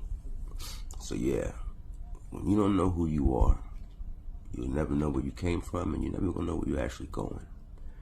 And what's crazy to me is that we live in a world where people who look like us tell us that we're from somewhere else.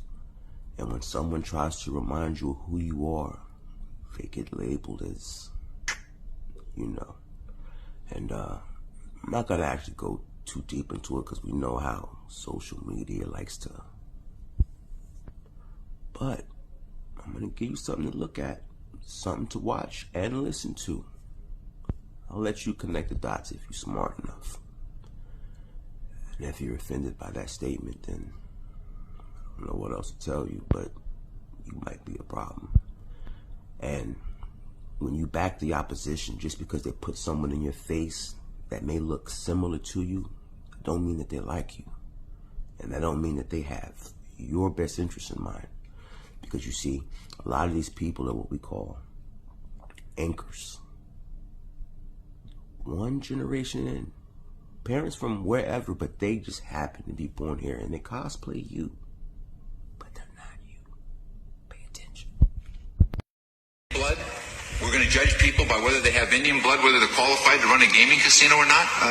That probably is me, absolutely. Because I tell you what, if you look at some of the reservations that you've approved, you, sir, in your great wisdom have approved, I will tell you right now, they don't look like Indians to me, and they don't look like the Indians. Now, maybe we say politically correct or not politically correct. They don't look like Indians to me, and they don't look like Indians to Indians, and a lot of people are laughing at it, and you're telling how tough it is, how rough it is to get approved. Well, you go up to Connecticut. Now you do the math. You've seen it. You've heard it. And from the words of the great Benjamin Franklin himself, telling you who was here when they got here and what they look like and who you are. And then hearing this man that we all seem to not like because he's a, you know, telling you who's up there, who ain't you. Yep. So yo, what's cracking? How everybody doing today? So yeah, I'm gonna get straight down to business today. Now, for some of you, you may find this disturbing, but so those of you whose mind work like mine does, you're probably gonna find this shit very interesting, right? And for all you Game of Thrones fans, you're gonna really find this shit interesting because this kind of fucked with my mind when I saw it, right? So check it. We're gonna start here, right? Matter of fact, I'm gonna start here. So if you do a search for 14th century German Moor tapestries, you get a collection of all these different tapestries which come from Germany in the 13th, 14th, and 1500s. Now, some of these tapestries are actually found in museums, like the Museum of Boston right now. They've been also studied by colleges and universities. There's been studies from Harvard University in regards to these tapestries and the accurate history. Remember, I tell you, everything is a motherfucking lie. Now, we're going to look at this tapestry, right? Boom. The Blackamoors as 14th century German Strasbourgs. Now, this is about a battle of the wild men of Europe attacking the German nobility. Look who's in the castles. You see who's in the castles? And you see who's coming to battle for ownership of the castles, right? But I want you to pay attention to something. Look at the hair. If you notice, the hair is blonde on these people, right? And I say that for one reason, or a few actually, but we'll get to it in a moment, right? Then you go through seeing the wild men of Europe with their queen doing different offerings and shit, meat, and it's like, now here, these same wild men of Europe that are attacking the German nobles in that tapestry. But you see that right there? Yeah, that, my friend, is a dragon. Is that a unicorn? Unicorns, dragons, griffins, all kind of things. But you know, as they tell you, art imitates life. Now let's go get to it.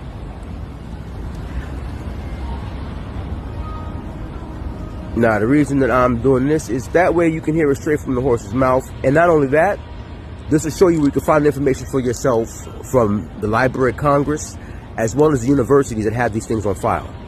I'm Benjamin Franklin, and you know. And in Europe, the Spaniards, Italians, French, Russians, Swedes are generally of. So I might ask, you've been in the White House for 4 years, you were vice president, not the president, but why wasn't any of that done for the last 4 years? Well, there was a lot that was done, but there's more to do, Anderson. And I'm pointing out things that need to be done, that haven't been done, but need to be done. Is a border wall stupid? Well, let's talk about Donald Trump and that border wall. So remember, Donald Trump said Mexico would pay for it? Come on, they didn't. How much of that wall did he build? I think the last number I saw was about 2%. And then when it came time for him to do a photo op, you know where he did it? In the part of the wall that President Obama built. But you're agreeing to a bill that would earmark $650 million to continue building that wall. I pledge that I'm going to bring forward a bipartisan bill to further strengthen and secure our border. Yes, I am. And I'm going to work across the aisle to pass a comprehensive bill that deals with a broken immigration system. I think Jackson's question, part of it was to acknowledge that America has always had migration, but there needs to be a legal process for it. People have to earn it. And that's the point that I think is the most important point that can be made, which is we need a president who is grounded in common sense and practical outcomes. Like, let's just fix this thing. Let's just fix it. Why is there... So let's just fix it, she says.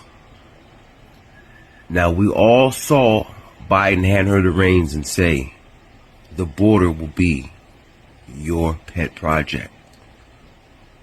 AKA Border Czar. I can pull up the footage if I need to.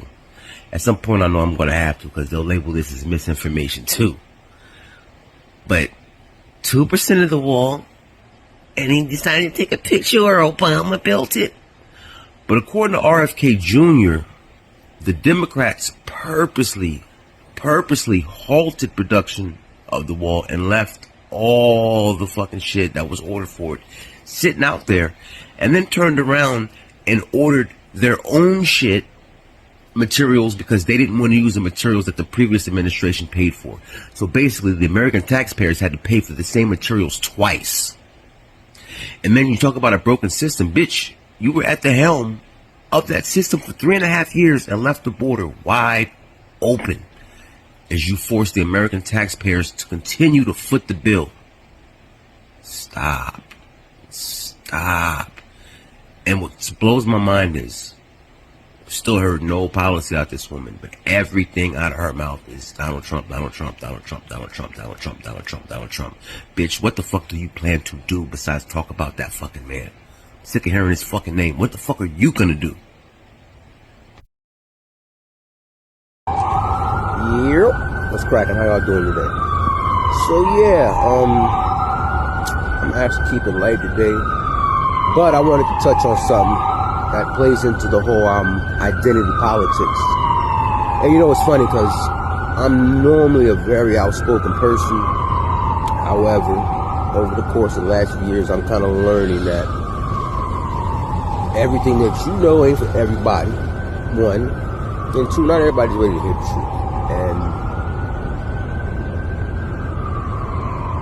you know, in groups, sometimes people have conversations, and sometimes people say things because they see certain things that make them feel a certain way. And when I say I understand it, and I get it because I was there. And sometimes I still feel it because, you know, when you spend your whole life being told one thing and taught to look at the world a specific way, it is hard to break out of that, you know what I mean?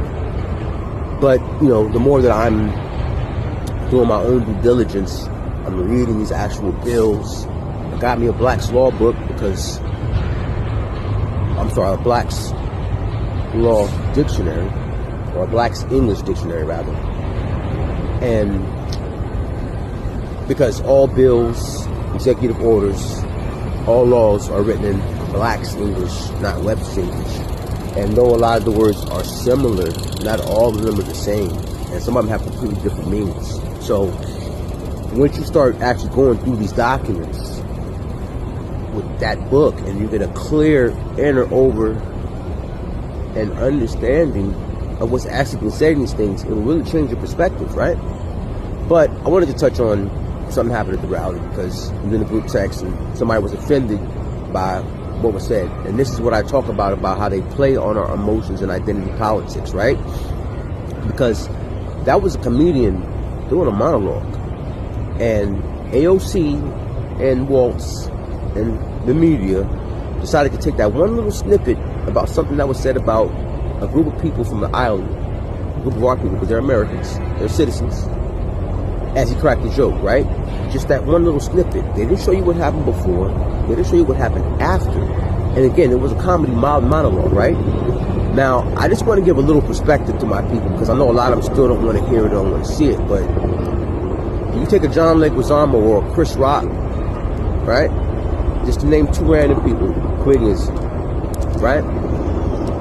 John Leguizamo can crack a black joke, and everyone laughs. He can crack a joke about Spanish, and everyone laughs. We know he can crack a joke about white folks, and we're all gonna laugh. It's the same thing with us. I mean, if you remember, Chris Rock had motherfuckers walking around with shirts literally that said cracker ass cracker on them, and they were selling them shits, right? So you cry about wanting equality and wanting to be accepted amongst the peers and treated as equal, but then the first time someone says something that you don't like or you don't agree with, we go apeshit. And it's like, why is it good for one group but it's not good for the other? Now, I'm not saying that there aren't issues in society that don't exist. Of course they do. I've seen them. I live them.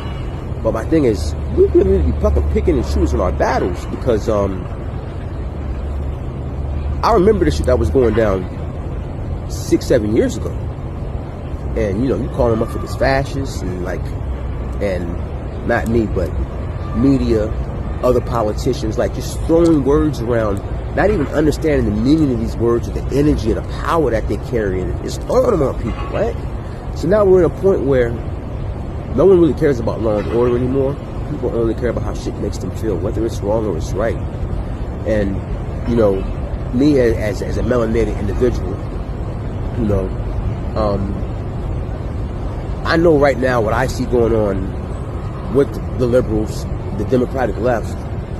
A lot of the beliefs and ideologies they have are things that I was taught in my home growing up was a fucking no-no. And the communities that I grew up in, I was taught all these things were fucking no-nos. Like, no. But here we are. Fighting for them as if we weren't raised and taught that these things are completely just no-go zones. Abominations, right? But here we are. And it's like, these are the same people that straight out tell you, I'm not going to do anything for you you or any specific group, yet they've done everything for every other specific group. This is the same people. Kamala told you, I would do nothing specifically for black people. No. But she came out with the Asian hate bill for her people. She is Asian. She's Indian, right? DACA. Obama. Gays' right to get married, which is cool, right? But these are all specific groups. Are we not a specific group? I mean, gays are a specific group. LGBTQ are all different specific groups. Asian, hate, but a specific group. But not for y'all niggas. And that's what y'all don't seem to be hearing. Just like the money that was given to the HBCUs that was snatched back. And I've really been paying attention about the last 5-6 years. And, you know, I told y'all, like, when Proposition 213 came out, right? Governor Hochul, where they have the right in the event of a global pandemic to make health decisions on your behalf, and you have no recourse to decline them. They can even use experimental drugs. They can remove you from your home indefinitely without even having to give you a fucking test. And that was passed as an executive order from New York State. Like, what? And these are all Democratic policies. And if we look at what all the Democratic policies have gotten us so far, and you listen to what Malcolm X and Martin Luther King warned us about, and here we are. And by no means am I saying that the other side is right or any better. But what I want people to understand is that you need to pay attention to what's going on. Stop listening to what people are telling you and watch their actions. I mean, I live in New York City. Now, I heard Eric Adams out of his mouth say he asked Biden 10 times for help with the migrant crisis, to which he was told no, it's a state problem. And then Governor Hochul, when the New York Assembly got together and did the budget for the fiscal year, New York Assembly decided, oh, you know what? We'll make that a New York City problem. So only the New York City residents are covering the migrant crisis bill. Not New York State residents, just New York City residents.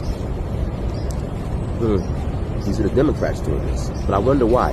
Well, who's the most of the cities and epicenters? They're playing a show. And for some reason, a lot of us just don't want to see it. And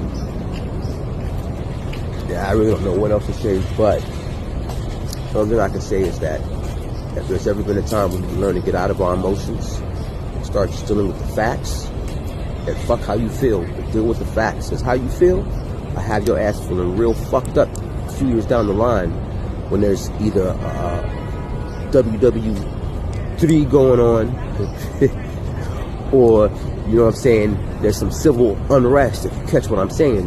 And if you can't see a Trojan horse when it's in front of your face, I don't know what else to tell you. I mean, for 4 years they refused to close the border, and the same thing that happened during the Cuban Missile Crisis has been confirmed to be happening now. And we know what happened during the Cuban Missile Crisis because the same asylums and prisons were shut down and all those people were sent here. See what happened to Miami.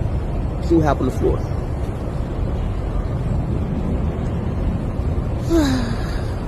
All I can say is at this point, most people have already made their minds up. And I'm even to the point where I'm like, kind of want to just sit this one out. Because Yo, Grand Rising. So, as y'all all know, I always say, before you believe the talking heads on the boob tube, go directly to the motherfucking source to get your information, because you're being lied to, because the world is a motherfucking stage. And for some reason, a lot of people just don't want to see it or believe it. So, pay attention. And then now that you have the accurate information, maybe you can make a sound, logical decision. Because you've seen the truth instead of believing the lies that people with an obvious agenda are telling you. Deported criminal migrants from prisons and jails, from insane asylums and mental institutions all over the world, from Venezuela to the Congo, including savage criminals who assault, rape, and murder our women and girls. Anyone who would let monsters kidnap and kill our children does not belong anywhere near the Oval Office. And my people told me about 4 weeks ago, I was saying, no, I want to protect the people. I want to protect the women of our country. I want to protect the women. Sir, Please don't say that. Why? They said we think it's very inappropriate for you to say. I said, well, I'm president. I want to protect the women of our country. They said.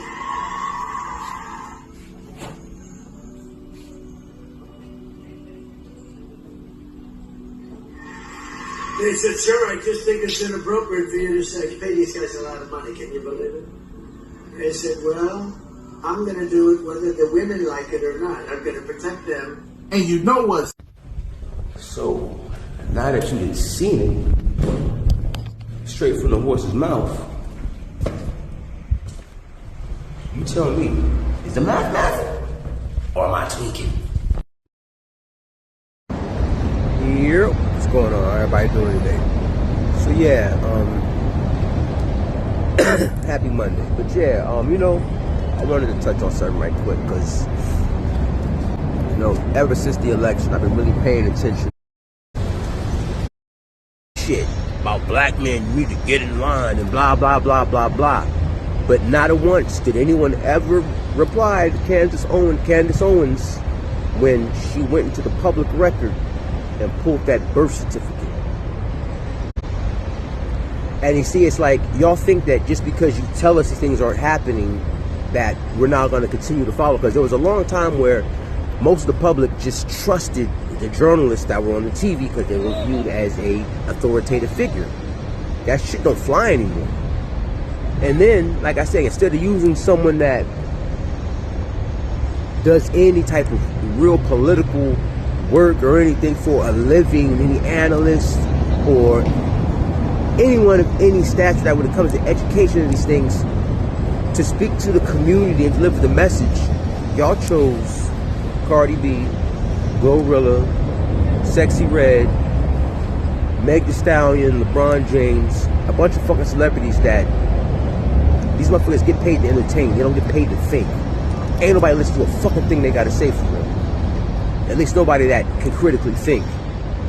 Then you acted like we couldn't see what was going on with the border, and then you complain about the border bill, but then people like myself who actually went in and looked at the border bill, then you see that over 60% of it was going to Ukraine, and then about 57% was going to Ukraine, and like 35% was going to Israel, and then only 11 to 12% was actually going to be for the fucking border.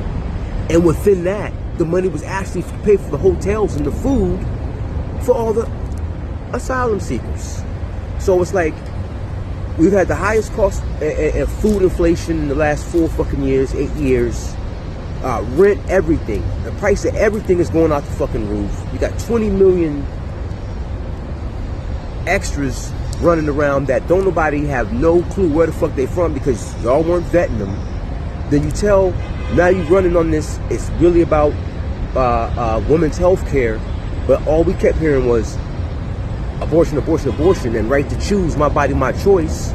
But when it was time for you to have us inject your chemical in our body, what happened to my body, my choice? None of that shit mattered then. So it's like, you're flipping, you're flopping, nothing's fucking consistent, and everything that comes out your mouth turns out to be a lie. At least to those that are actually paying attention. And it's like, no matter what you say to them, they don't see it. Oh, maybe the message wasn't getting across. No, the message got across. That's why you lost. The message that wasn't getting across is you weren't listening to your constituency. When all these polls were coming out, and all these people, because, you know, we live in an information era now. So everyone's talking about their personal beliefs out in the open now online. Everybody got a fucking TikTok, YouTube, or whatever. You saw what was going on in Chicago, where black people were out there actively pushing, flip this motherfucker red. Blacks in the city of Chicago are done with the Democratic Party.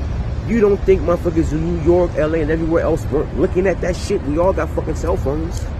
So for those of us that were paying attention, communicating this shit to our loved ones and this, that, and the third, there was a large segment of the population that was really paying attention, that was reading and critically thinking and not falling for the bullshit.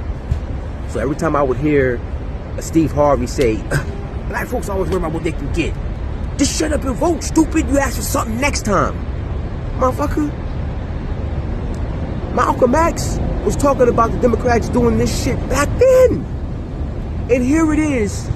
We still fucking waiting. Emancipation Proclamation, 40 acres and a mule. It was in that. And they backpedaled, right? But DACA, right to get married, Asian hate bill because of COVID, right? Where's the police brutality bill at, though? But you always want to throw who out in front to go out there and cap for the party. And the fact that a lot of people still can't see that, to me, is mind-blowing, but I understand why though now. Because the way that they use spelling the spells, and they use words in a certain way that they know will trigger people and pull on them heartstrings to... $500,000 on a study to see if selfies make you happy. $1 million went to study if Japanese quail were more frisky if you gave them cocaine. The Fed spent 20 grand on drag shows in Ecuador. 80,000 in Ghana asking taxi drivers if climate change makes it harder for them to drive. And $500,000 was spent so Fauci could create transgender monkeys. But it's not just waste. There's 3 million federal employees, and a lot of them don't even do much more than collect a paycheck. Most government workers in D.C. are still working from home. COVID's been over for 3 years. But worst of all, $500 billion a year stolen by fraudsters. We lose $500 billion of your money to fraud each year. We're getting ripped off like a Walgreens in San Francisco, and no one cares. Yo, you see it. Administration ain't even started yet, and these cats already getting busy. Part of Eric Adams that I actually resonate with him on is his diet. So he eats a plant-based diet, so do I. And of course, they had to bring up the whole RFK Jr. thing. I thought his answer was what you'd want to see from people who disagree with the pick, but they're not totally unhinged about it. Check this out. But let's be clear, there's a real problem with our food in our country. And we need to watch what we're feeding our children. And what is the major problem, do you think? Too much hormones. Many people know I almost lost my sight with diabetes. The doctor told me I was blind in a year. I was going to lose my fingers and toes. And it was my food. It wasn't my DNA. It was my dinner. But JFK Jr. RFK Jr. ate some pork and now he has a brain worm. Is he the person that should be in charge of that? Let's understand this also. In all of these agencies, there are thousands of employees and experts that understand these topics, and there are rules, there are regulations. Mayor, a lot of them want to resign. When they see some of the people that are going to be on top, I think there's going to be a mass exodus of people who have the institutional knowledge and the institutional memory and DOD at HHS. Who wants to work under a cook? And let me respond to that. If we love our country, then no one individual should take us away from our mission. Yes. If you dedicated your life to a particular place, I dedicated my life to law enforcement. So if a new commissioner came in that I disagreed with, I was not going to say I'm going to resign. Yeah, so that's called emotion. And see, this is the exact shit I be talking about. This is why the left lost the election. They're so far gone. They can't critically think. And I want you to listen to Sonny. So he ate a piece of pork that gave him a worm in his brain. So he beat out the food. And then the birds in the back. You dumb bitch. You can get worms from eating pork, stupid. Does that mean that should we be taking any advice from you on TV? Yo, you can't make this shit up. You can't make this shit up. So you have someone that's trying to take fluoride out of the water, all the extra hormones and neurotoxins out of the food, and this bitch is mad and mocking him for it. This is the same bitch that told you to vote for a dumb bitch that was locking motherfuckers up and fronting like she was black. Yo, these people, again, they pull on your heartstrings, marionette motherfuckers around, and they've been doing this shit for years. And we still not picking up what they putting down. I refuse to give my time and energy or any support to any of these stupid motherfuckers anymore. This shit is wild to me. All they do is cut. It's just like Whoopi Goldberg lying about the bakery in Staten Island. I refuse to service her because her politics. Bitch, you didn't even go to the bakery. You sent one of your peoples. And then, come to find out, there really was a fucking problem with the oven and you fucking lied on national television. This shit is wild to me, bro. But hey, it is what it is. Wow. I'm in a little bit of shock. I just always thought of myself as Puerto Rican, half Puerto Rican. I didn't think I was, my family was originally from Spain and slaveholders. Yeah. So how are you feeling, my friend? I think it's actually pretty interesting that my husband and I have shared roots. Yeah. So I do appreciate that. And I think it's great for our children. Mm-hmm. So there you have it. Kamala, the descendant of a Hindu and Irish father whose ancestors owned slaves, and a Hindu mother who claims to be black, and her number one supporter, old Sonny, who is also the descendant of Spaniard slave owners. And isn't it wonderful that me and my husband have a shared slave owner heritage? It's good for our children. Bitch, you frontin'. And see, y'all follow these motherfuckers around and you let them marionette your ass to the fucking voting booth to use you for your vote and your energy. And this is what they bloodline carry. Just like your boy, just like Obama. Remember, he's a Prescott. He is related to the Bushes. They all share the same bloodlines.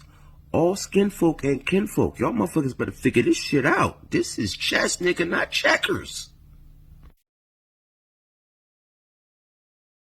One thing my grandma told me, they say you hear what people say, but you watch what they do. We've been hearing what the Democrats say for so long, and it sound good and it feel good. But we watching what they do, and they ain't doing shit. We hear what Trump say, it sound crazy. But when I watch what Trump do, and I go back and I look at real facts about how this man went to court every single day with Michael Jackson, how him and Don King was super, super cool, how this man was on the Wu-Tang Clan album, how when Jennifer Hudson's family was murdered, he put them up in Trump Tower for 6 months, protected them, didn't charge him a dime, how he sent his private jet to go get Nelson Mandela out of prison, how he gave Rainbow Push and Jesse Jackson $1 million to get started, to get activated in the black community, how he gave me and Kwame Kilpatrick pardons to restart. I hear what people say and I watch what they do. I hear people. Yeah, so the reason I put that little clip at the beginning was I really wanted to talk about something, especially with my people, right?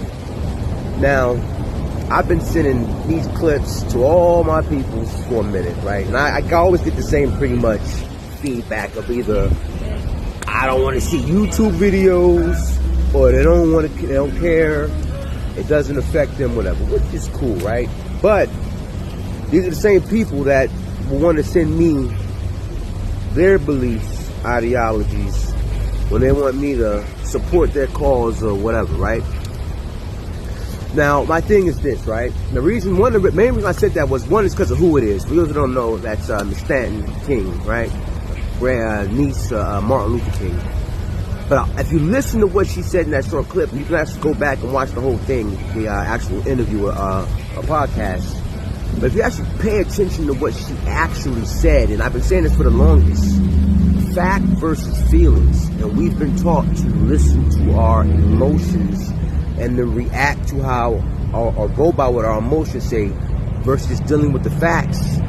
And then no matter how the facts make us feel, just processing the facts and then dealing with the facts and the truth of them, and then going forward, and then just dealing with everything after that. So we've gotten to the point where we're so indoctrinated that even when we're given lies, we still hold on to those lies, even though everyone can show us that they're a lie, and we live with them and we live by them and we stand on them strong and wrong.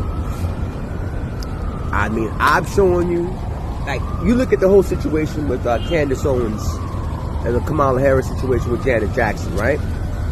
Well, now if you look back, you understand why Janet said what she said. One, because she already knew that, one, Kamala was not black and she was fronting. Two, she remembered what Kamala Harris did to her brother when she was in charge of the courts in California.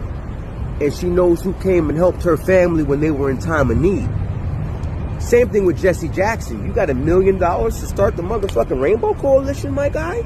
So you took money from the racist fascists. Now, my question is this. When you start hearing these actual truths, because, you know, the first time around, we couldn't get any of this information because, you know, a lot of the journalists that we trusted, now that we know that the CIA has a propaganda fund, which was set up by Obama, so that they can lie to us and indoctrinate us where they want us to go, these journalists weren't telling the truth.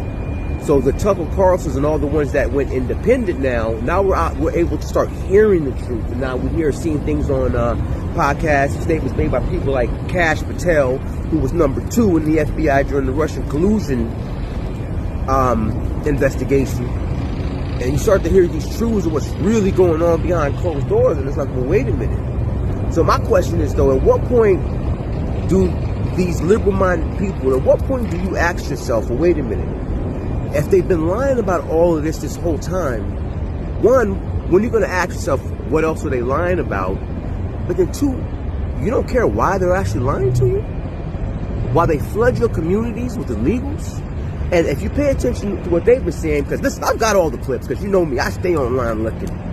The same people that they allowed to flood the southern border, the 20+ million motherfuckers that we're taking care of now, are the same people that get online on this app right here, on TikTok, and every other social media app, talking about how stupid Americans are for taking care of them, that we ignorant and we lazy, while they coming over here living off our blood, sweat, and tears.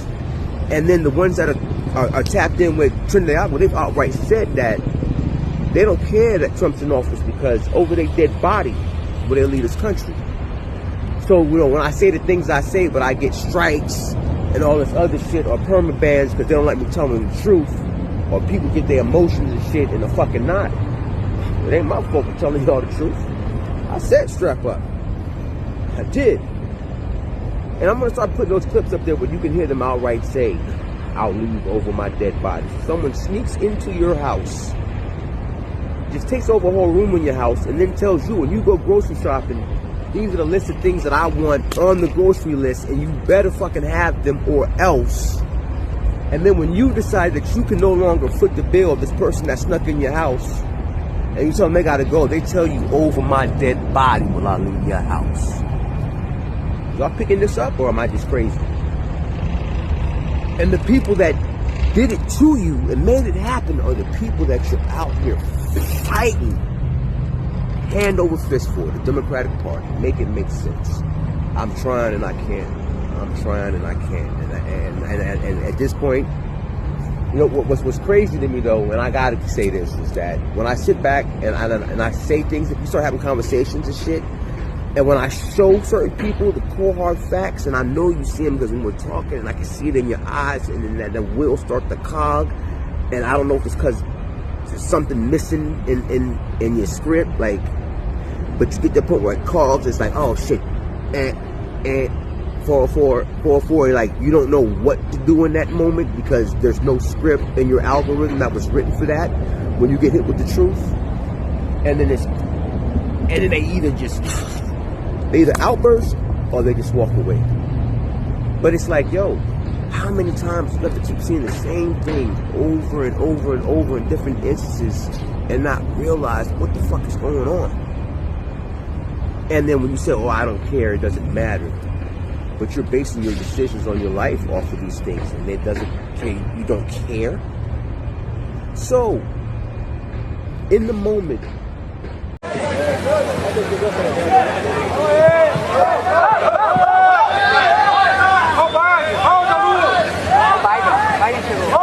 Your friend, where was he?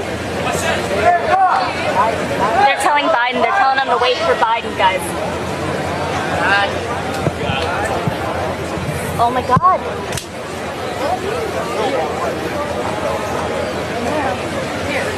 Do you see him, Joe? Far left. Left to the left of the palm tree. Oh my God. But they took it. Yep. He's right there. Joe, he's behind the palm tree right now. I don't see it.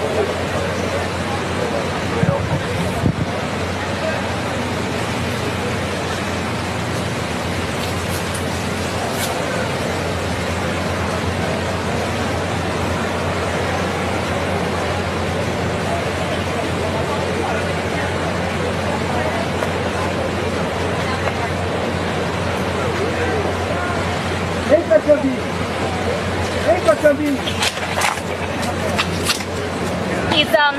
Joe. Trudeau and Malone. E ele não vai cumprimentar, não?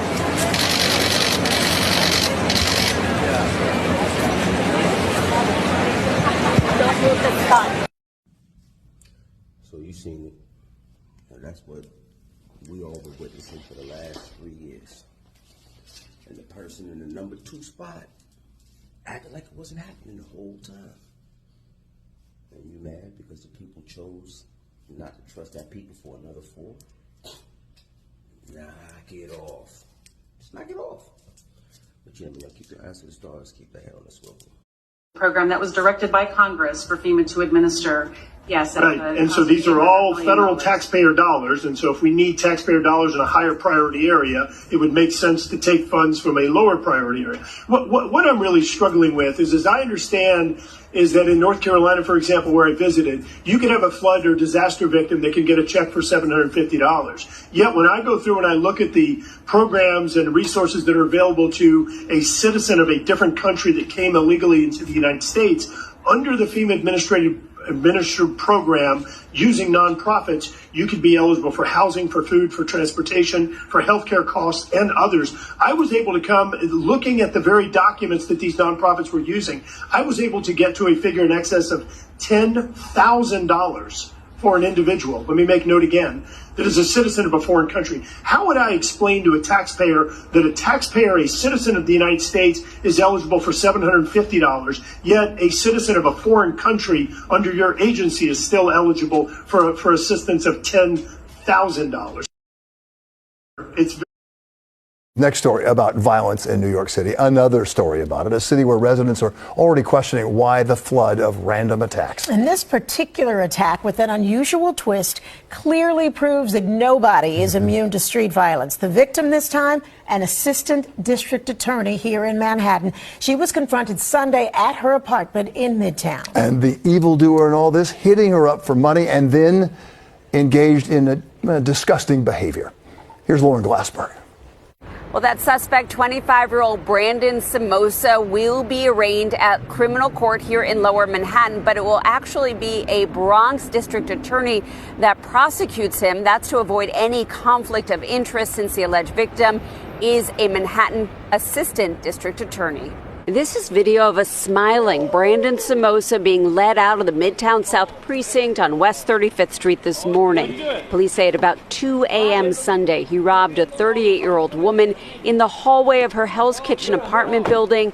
He allegedly grabbed her purse, cell phone, and bank cards, and also performed a lewd act. The victim is a Manhattan assistant DA. She was not injured. Police traced her stolen cell phone to a hotel on West 45th Street, which led them to believe the suspect is a migrant, and they were able to track him down. Simosa was arrested just last night. Police say he was using drugs on the street and had stolen items with him.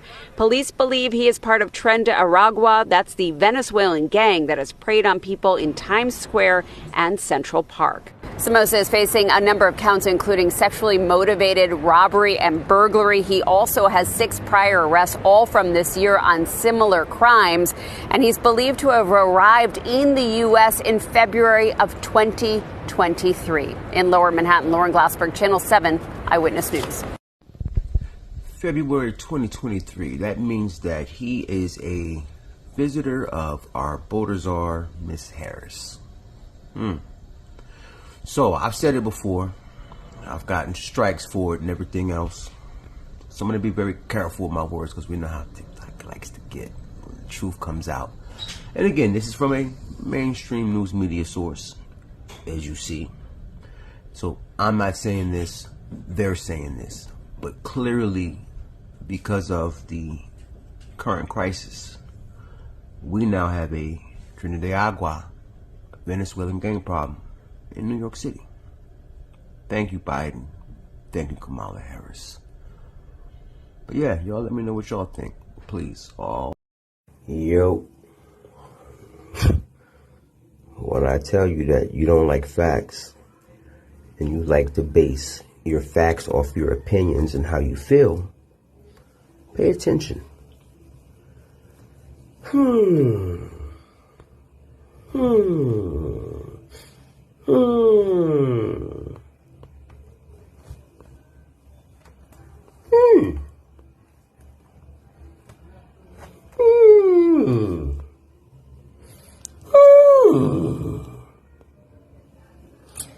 we'll leave it there. Yo, what's cracking, Grand Rising, everybody? How y'all doing today? So yeah, I got 2 little nuggets for you today.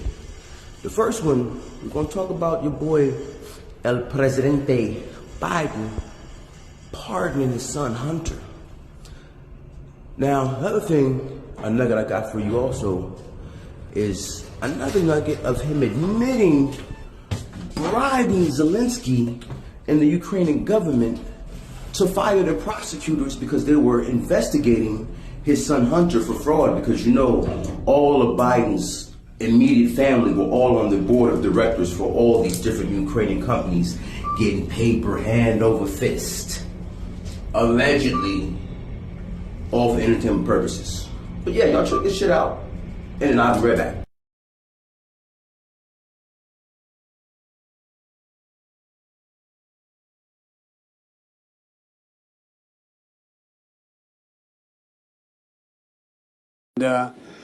I remember going over convincing our team, or others too, convincing us that we should be providing for loan guarantees. And I went over, I guess, the 12th, 13th time to Kyiv, and I was supposed to announce that there was another $1 billion loan guarantee. And I had gotten a commitment from Poroshenko and from Yatsenyuk that they would take action against the state prosecutor, and they didn't. So they said they were walking out to press conference. I said, no, I said, I'm not going to, or we're not going to give you the $1 billion. They said, you have no authority. You're not the president. The president said. I said, call him. I said, I'm telling you, you're not getting the $1 billion. I said, you're not getting the $1 billion. I'm going to be leaving here. And I think it was, 6 hours? I looked, I said, I'm leaving in 6 hours. If the prosecutor's not fired, you're not getting the money. Well, son of a bitch. Got fired. And they put in place someone who was solid.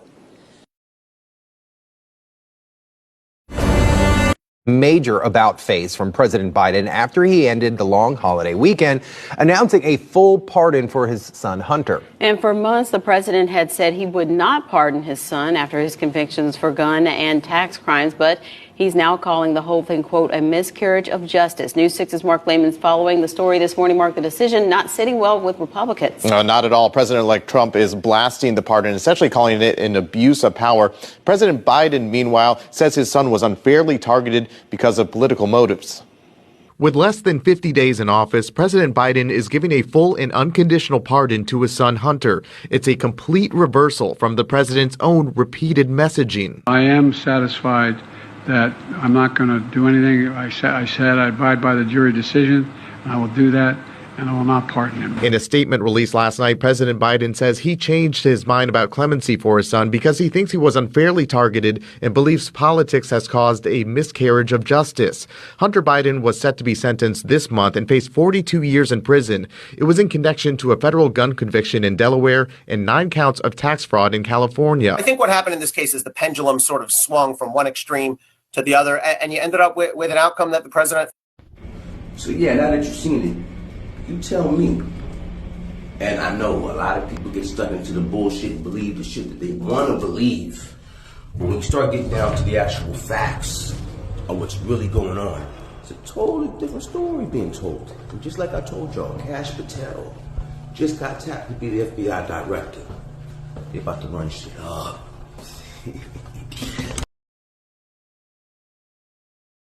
Any possibility that the president would end up pardoning his son? No. And I was very clear, and I said no. It's still a no. It's still a no. It will always be a no. It's still a no. It will be a no. It is a no, and I don't have anything else to add. Will he pardon his son? No. I've been very clear. The president's been very clear when we've been asked this question. His son, Hunter, is also up for being sentenced next month. Does the president have any intention of pardoning him? We've been asked that question multiple times. Our answer stands, which is no. Is there... And the lie detector test has determined that is a lie. So Yo, check this shit out, right? Little birdie just dropped a little piece of information on me that I didn't even think about. It's been a few years since I've been a delegate, but I was a delegate for quite a few years. But anyways, saying that to say this. Every 2 years, delegates go up for elections. But from what I understand this year, they all have elections, right? Remember I told you that I have my receipts. So,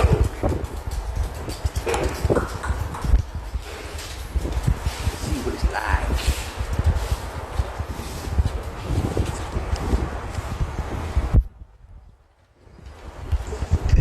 You ever snap it?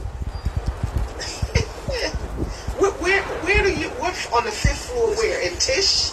No, LOC on 38th Street. The CMC LOC. Is that where ACC is? Down the street, like ACC. All right, is that First and second. 38th Street? So, okay, so on 38th Street, there's... So, I know some of y'all recognize that voice, but I know the owner of the voice recognized that voice, and I hope you remember what you said, because I'm still waiting for my motherfucking grievance. But y'all don't want to get off your ass. So, just like I do with everybody else, you want to violate and play Hey, what's cracking? So yeah, I'm gonna get straight to the point, right? And remember, this is for entertainment purposes only. But y'all remember what happened during the debate when President-elect said that buildings in Aurora, Colorado were taken over by TDA, and you saw the response that he got from you-know-who, as well as a few others, right? But get back to you on that. Within minutes of the debate starting. What they have done to our country by allowing these millions and millions of people to come into our country, and look at what's happening to the towns all over the United States. And a lot of towns don't want to talk. It's not going to be Aurora or Springfield.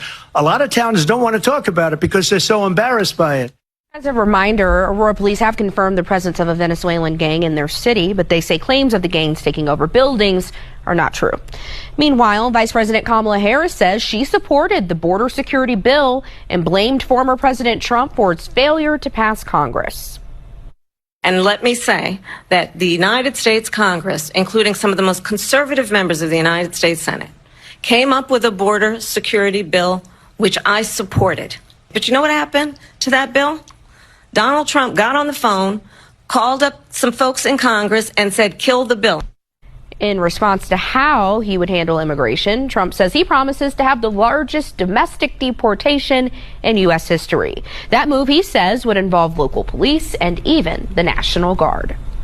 All right, now after refreshing the memory, right? After that, you know, the View had their little thing to say whatever, which he followed up and basically pretty much said a whole bunch of this. I watched that stupid View where you have these really dumb people. Well, thank you for watching. How dumb are you? The View hosts hitting back at Donald Trump's comments about their Kamala Harris interview. If anything, would you have done something differently than President Biden during the past 4 years? There is not a thing that comes to mind. I think the other one asking the question is dumber than Kamala. That is one dumb woman. And like Madam Vice President Kamala Harris, I've had a history of prosecuting sex offenders. So thank you for keeping people like us in business. There are two candidates who have very different visions of America. Yeah, no hotter topic than the presidential election. Trump took digs at Whoopi Goldberg doing stand-up at his hotel years ago. Now, I've hired Whoopi to work for me as a comedian. Her mouth was so foul. She was so filthy dirty. The ladies playing off Trump's comments, walking on set to this appropriate Christina Aguilera hit. Because it's one of the words that you-know-who used when he was talking about me in particular. You hired me 4 times and you didn't know what you were getting? How dumb are you? And stand on that fact. I have always been Belgian. I come to work, I smile, and then I go home. then you know, Sonny and them, the dumb broads, that they do what they do. They quick to call someone else dumb because I get it. They're part of that propaganda machine and they're paid to deliver the misinformation that they deliver, whether people want to see it or not. That's on y'all. Not my problem anymore. I don't care. However, I want you to see what ended up happening when I talk about vindication. An update to a story we've been following since August. Yeah, you may recognize the video we showed you from Aurora, this one right here. Now today, a big-time bust in New York City after this viral video. Police there arresting 2 men involved in the gang Tren de Aragua. News Nation's Rich McHugh has that story tonight. Yeah, it was a big-time bust in New York City involving New York Police Department and federal officials. They arrested at least 2 members of Tren de Aragua, that notorious Venezuelan gang.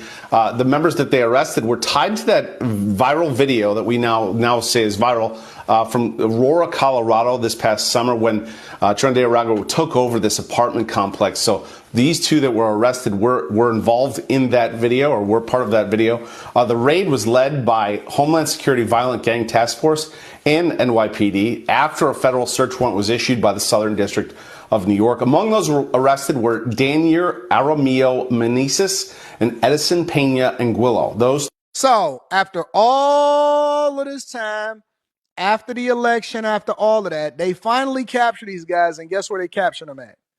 New York. New York, you do something wrong. You break into an apartment, you slap a chick up aside the head the wrong way and not be playing. You know how y'all be play fighting? Hit her too hard and let her go call the police. You getting arrested tomorrow. Matter of fact, you getting arrested tonight, and don't let it be the weekend because you're not going to see a judge. They're not giving you bail. Then here in Michigan, in most places, you got to spend at least a 3-day cool-off period. Don't care if you lose your job, don't none of that. 3-day cool-off period. You can't do nothing inside of the United States of America without getting chased down. But today, right after they went viral. And then they ain't find them until they did another crime over in New York. They went from Denver to New York after a viral video started to die down. They finally got them in New York. Those 2 were alleged to be involved in a fatal shooting in Aurora, Colorado in August. Arrest warrant was issued on October 1st. Both have been caught and released multiple times. U.S. Border Patrol first encountered Pena in El Paso, Texas in 2023. After he entered the country illegally, Border Patrol issued him a notice to appear and released him. Later, he was arrested in Colorado on local charges. An immigration judge ordered Pena removed to Venezuela on February 23rd, 2024, after he didn't appear in court. The other guy, Amarillo, was encountered on September 10th, 2023 by Border Patrol in El Paso, Texas, after he entered the country illegally. He issued a notice to appear, and he was released on September 14th. 4 days later. Police Department in Colorado put out a warrant for his arrest on August. Shout out to Biden and Kamala Harris. August 19th of this year. It's unclear how both of these men came to New York City or when. Their mugshots and their indictments remain under seal. Both are in custody in Lower Manhattan, federal in custody in Lower Manhattan. ICE officials tell me that it's up to federal authorities whether to simply deport them back to Venezuela or prosecute them here for these crimes and then serve out their time and then deport them back to Venezuela. Threat posed by TDA to cities across the country. Let's bring in Aurora, Colorado City Council member at large, Daniel Jurinsky. She needs to be promoted to mayor. Councilwoman Jurinsky, it's so good to talk to you today. And I have to tell you, I'm coming to you, talking to you from our studio in Denver. I live in the city. And when you first sounded the alarm on this, when you started talking about this in the summer, you were vilified by local media, by state and local officials. And here we are. And I just want to give you a chance to just express your thoughts on this. Yeah, thank you so much. Vindication is always a good day, right? But despite everything they threw at me, despite the name calling, the governor personally coming after me, saying that this is all a feature of my imagination, the smear stories, the personal attacks, turns out that these are confirmed gang members of Tren de Aragua, and 2 of the 6 have been arrested out of that viral video. But I'm going to tell you right now, the other 4 will be arrested. Tom Homan is going to find them, and you're going to find out that they are Tren de Aragua as well. And I stand by what I have said from the very beginning of all of this. Tren de Aragua took over 3 apartment complexes in the city of Aurora, and Americans were trapped and tortured, and then it turned into them trapping and torturing other migrants. Danielle, it's so first. All right, now this is the point where I'm gonna talk my shit, right? Because I've had so many people call my phone, send me texts, talk about what my politics are. Uncle Tom this, blah, blah, blah, that. I'm an idiot. I believe bullshit and lies. But it seems like I was actually paying attention to what's really going on out here in my world and in my reality. And like I told a lot of y'all before when you was calling me talking about some, how could you say that? Because those is our people. And I'm like, bro, you don't live in my city. I live in this motherfucker. I know what's going on here. And now you see it. So yeah, it wasn't one building. It was 3. I even had a coworker spaz on me one day in the bathroom, do much, and it's always a fucking liberal. But my question is this, right? Now that you see that, I was actually giving you all the right information that you refused to read because you didn't want to believe it, and you see that I wasn't wrong, and that this shit is in fact going on. Why the fuck are all y'all quiet as fucking church mics now? It's so fucking quiet coming from over there. I can hear roaches pissing on cotton and shit. Knock that shit off. Hey, if you're gonna say it, stand on it, but at least be man enough to admit when you're wrong, because when I'm wrong, I admit that I'm wrong, and I ain't got no problem doing that. But y'all must feel like reporting my shit like cowards, because instead of just giving your opinion or your stance in the comments or whatever, you would rather report my shit to try to get me banned like a bunch of cowards. And that's some real loser shit, right? But today I'm gonna pop my shit, because once again, it seems like the truth is being told. But you know how the sheep are. They like to be strong and wrong and be led. They don't like to do any critical thinking or try to figure out what's going on for themselves. They like to be led. And that's why the world is fucking laughing at us, and they think that we're crazy, because for years we've been voting for the same people who were doing the same shit to us. And again, I'm gonna keep saying this and saying it and saying it. Malcolm X warned us, but y'all ain't listening. So I don't want to hear no more talk about, I commune with my ancestors and I venerate my ancestors, because you motherfuckers ain't listening. Yeah, I said it. And on that note, I'm out. Y'all keep your eyes to the stars. Yeah, what's cracking? So yeah, that was a nice little nugget for you today. Now, I want you to check out what Miss Rye has to say, right? And it's funny because through all the hypocrisy, through all the bullshit and lies, she's still making excuses for her constituency, her party, and the president, who clearly just lied to the whole fucking country about his fucking felonious ass son, who has been pardoned from his past crime and any possible future crimes. But yeah, check this shit out, right? So Joe Biden has decided to pardon Hunter Biden. And I don't have anything to say about that. If I had a child who was convicted of a crime, I'm probably going to do the same thing. Especially when the reasons for taking Hunter Biden to trial were highly political. One thing of note that I just want to bring to your attention is that Joe Biden said that he believes Hunter Biden was selectively prosecuted in this case or in these 2 trials because he was his son. Selective prosecution is the very thing that we raised in response to Marilyn Mosby. And Marilyn Mosby being tried and pursued and sought after for many, many years. Here's what I want you all to know.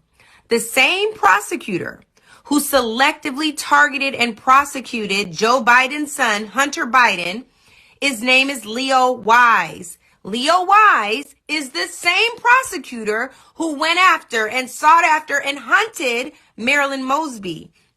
So if Hunter Biden was selectively prosecuted by Leo Wise, even when he had another boss, which is the case in Maryland, right? There were two different prosecutors he worked under. He was demoted under the latter one. Nonetheless, this was still his case against Marilyn Mosby that began under the Trump administration. She also was selectively prosecuted. We cannot now select when someone is selectively prosecuted when we know the cases are hogwash. Marilyn Mosby was tried and convicted for using her own money to purchase property. That is not a crime. They are going after her bar license. They have gone after the property. They have made it difficult for her to earn money. She is out on house arrest, but she is still not free. They have made it very difficult for Marilyn to work. It is time for Joe Biden to pardon Marilyn Mosby. What we should not do is be selective about when we challenge selective prosecutions out of the Department of Justice, which we know still has its residence in the J. Edgar Hoover building. So what I'm telling you all is that it is time for us to push again. There are 91,000 plus signatures on that petition for Marilyn Mosby on Organized 4. Look up Marilyn Mosby, Native Land Pod, petition for pardon. Yeah, all right, now, right, peep that.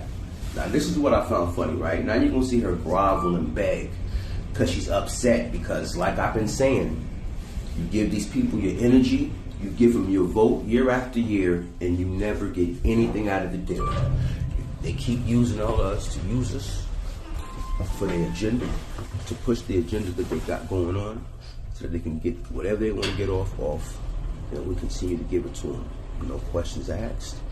We don't look for anything in return. We never got anything in return, and we're not going to get anything in return. So until people tighten up and pay attention to what's going on, this shit is just going to continue. It's going to be Yep. Hey, what's cracking? How y'all doing today? So check it out, right? I got a serious question for everybody out there. But, oh wait. First, let me start off by saying that, this is all figment of my imagination for entertainment purposes only, so don't pay me no mind. That being said, can somebody explain to me what the hell a preemptive pardon is? Because I'm trying to understand how we go from giving out pardons for people literally guilty of possession and narcotic possession at the same time, as well as fraud and a bunch of other things, and get a pardon for that after saying that our justice system is just and there'll be no pardons given, to then turn around and say you're going to hand out preemptive pardons to specific people. But my question is how do you give out a preemptive pardon for a preemptive pardon for a crime that hasn't even been charged yet? Which means that one, you already have to have knowledge of said crime that you anticipate these individuals getting charged with for you to even give them a pardon. And then two, that means that the crime probably fucking happened. So, here's my question. What is this preemptive pardon really for? Because, I mean, when it comes to the lines of Dr. Fauci, what was he really in control of besides of the, jab? So, if we're giving out preemptive pardons to the man that was responsible for the jab, which caused a lot of people in this country to lose their jobs because they didn't follow a certain mandate that now all of a sudden never existed, what's really going on? Now, I've been spent the last 3-4 years, pardon me, talking about this shit. And everything I talk about, and you know you are, I even got laughed and ridiculed, right? From the little green man to this shit. And we see how all of this is playing out, right? So now I'm gonna hop on my soapbox. But yeah, can someone explain to me what a preemptive pardon is? Because, I mean, I sat in the back of the classroom, so clearly I don't get it. But for those of y'all that sat at the front of the class, and can understand the jargon of the people that talk on the boob tube, because I don't understand none of that shit. Can you please break that down for me? Yeah, I don't. What's that language? Japanese? Yeah, I don't speak that shit. Whoa, boy. Yo. Yo, every American citizen needs to see this. Please, just watch it to its entirety. Thank you. It reads, "My name is Philip Turney. I am 77 years old today. On June 8, 1967, I was just 20 years old when the gallant crew of the USS Liberty was savagely attacked. Our American flag was proudly flying on our ship in the Mediterranean Sea that day. The designation AGTR-5 was clearly painted on the bow, port, and starboard sides. USS Liberty was written in English on her stern. When we arrived on June 7th, we were overflown by Israeli reconnaissance aircraft, and the same activity was repeated on the morning of June 8th. We were positively identified as American and friendly by the IDF. We had requested a destroyer escort long before we entered the Mediterranean, but we were denied twice. Our captain assured us that we were clearly marked as American and we therefore had nothing to fear. We were alone, 12.5 miles off the coast of the Sinai Peninsula, always in international waters. The Israeli reconnaissance aircraft were clearly marked with the Star of David. We therefore felt secure, seeing a flying boxcar and other smaller recon propeller aircraft taking good care of us. The attack began at 2 o'clock on a beautiful, bright, sunny day by French-made Mirage and Mistral jets painted black with no markings.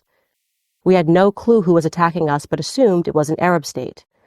During the first pass-by, the jets took out all but one of our transmitting antennas, as well as every watertight door above the waterline.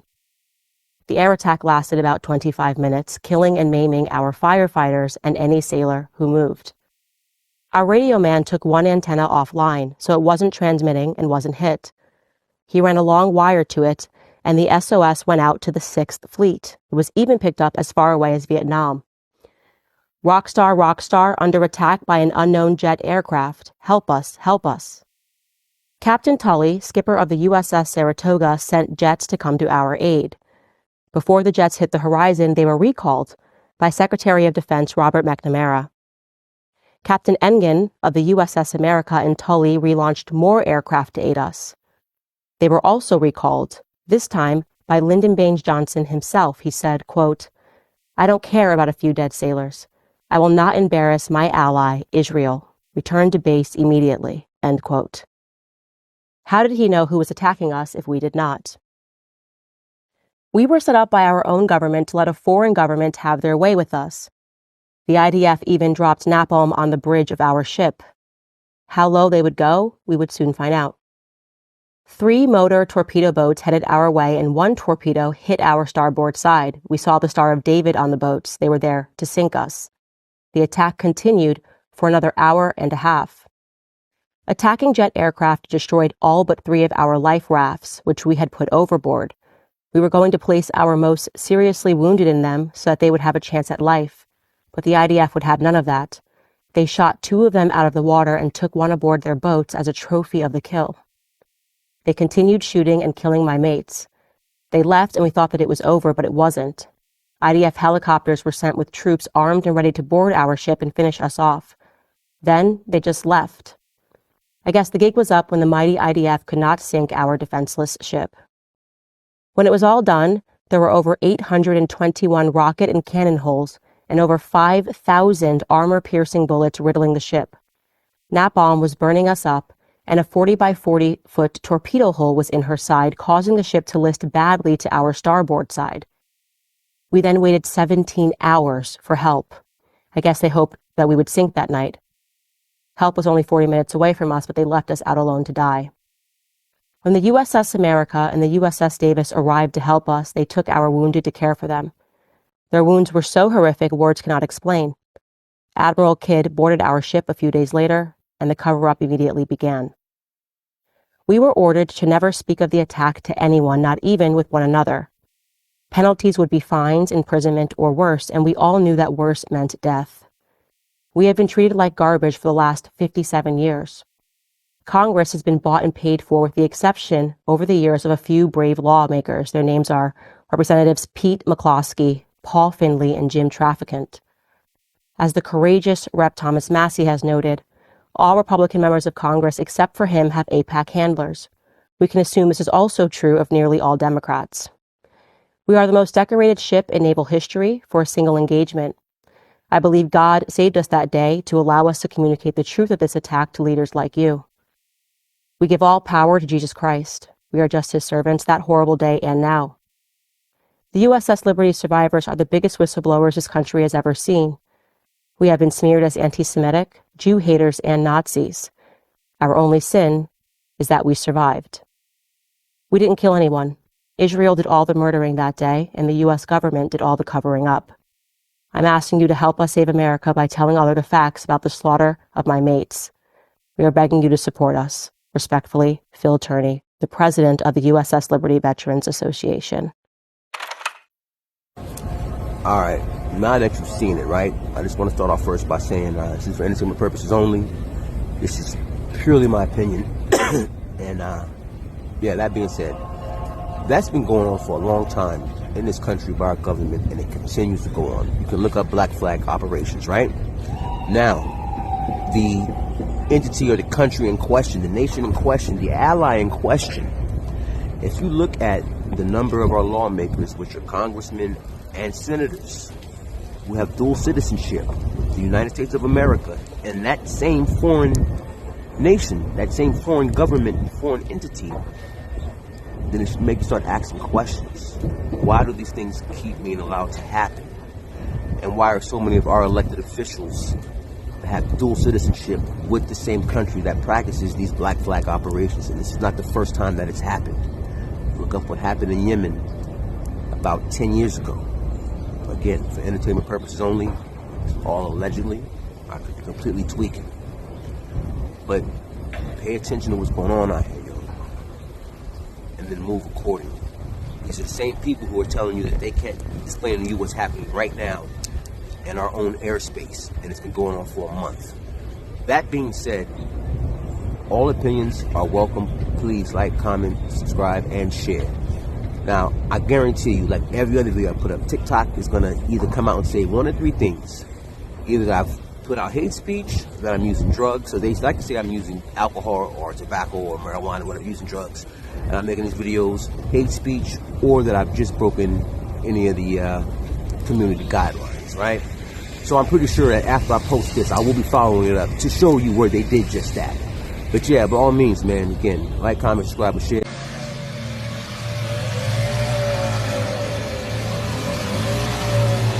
Revelation 21:12. Can you read it?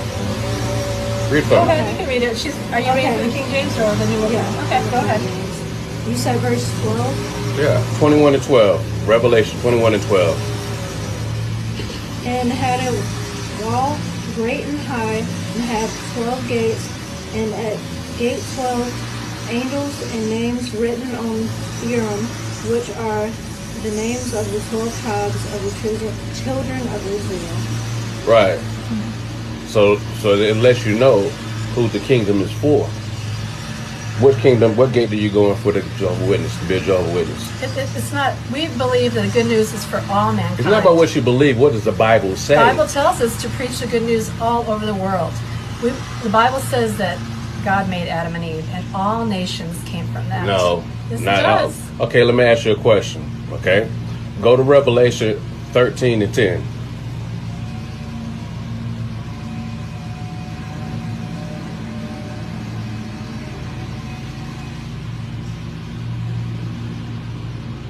You want to read it?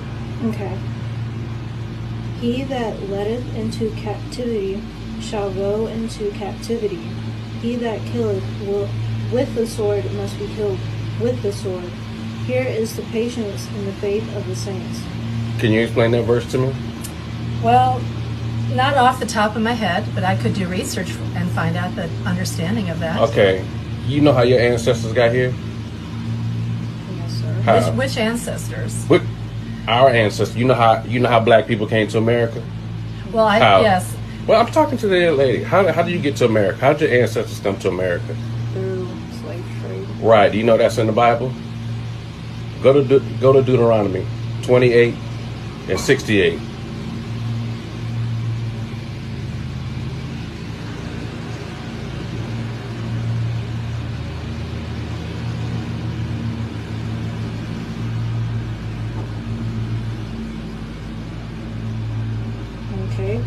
says, and the Lord shall bring thee into Egypt again with ships.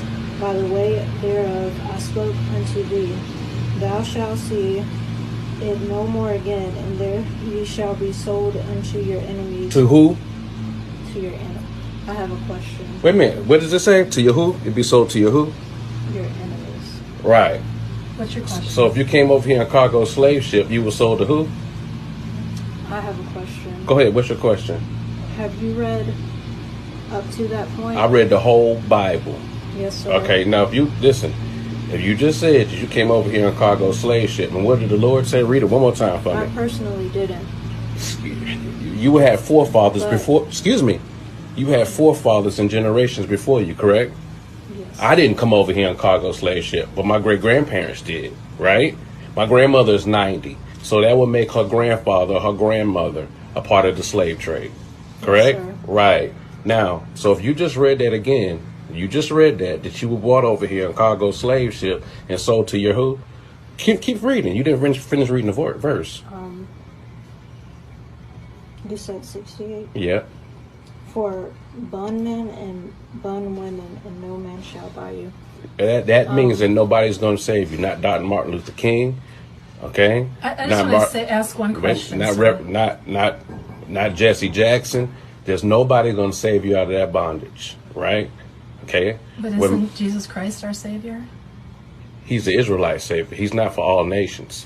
You just read, right? Then therefore we came on cargo slave ship and we were sold to our enemies, right? And then we were in captivity. Were we free when we came over here? Okay. I just want to say one thing. We're not here to argue about race. We're talking about the Bible. I know, but Race is not in the Bible. I just want to tell you. But listen, we're going straight from the Bible verses, correct? I understand that. But Now, wait a minute. If you go to Deuteronomy 28 and 32, it also tells you what happened in there and what happens. Read that before I let you go. Before you go, read Deuteronomy 28:32. I would like to say this. Let me ask you a question. You came knocking on my door in reference to. Listen, just want to share you can't. the news, Right. sir. We don't want to argue. Listen, don't lead this lady to stray. I'm There's not. 18 She's nations in the making Bible. her own What you need? decision. No, what you need to do.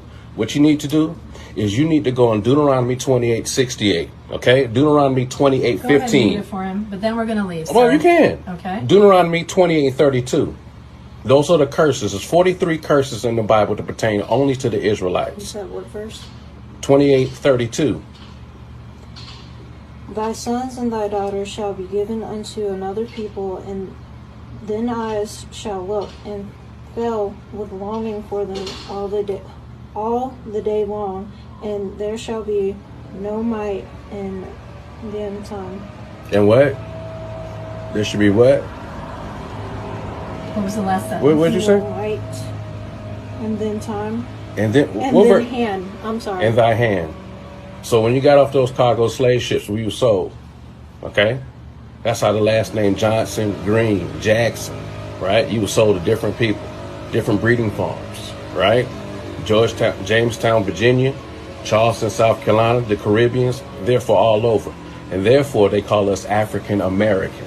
We're the only ones that get our nationality changed every so many years. Before 1988, we was not African Americans. We was called Afro Americans, colored, Negro, and everything else, right? Now her nationality stayed the same, right? They know where they're Do from. you know what my nationality is? What's your nationality? I'm German. Same man. It's Edomite in the Bible. Anyways, sir, we don't want to argue with you. In fact, I wanted to ask you, would you prefer that we not come back? Because we can make it, but we won't come back anymore. We can talk about the Bible all day.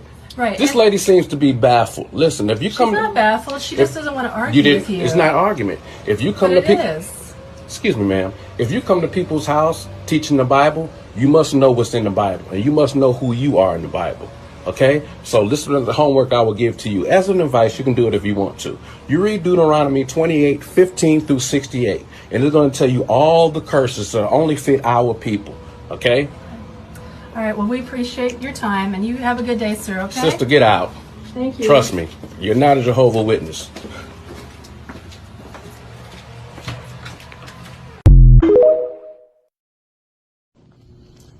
Yo,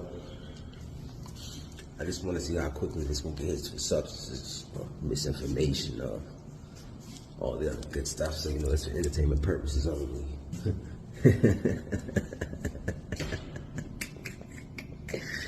Woo! So we've got the breaking news right here at Third Phase Moon. This is just one video of many that we're going to go over tonight, and an incredible statement coming in from the incoming president. Donald J. Trump says these mystery drones all over the world, the country, can this really be happening without our government's knowledge? I don't think so. Let the public know, and now otherwise shoot them down.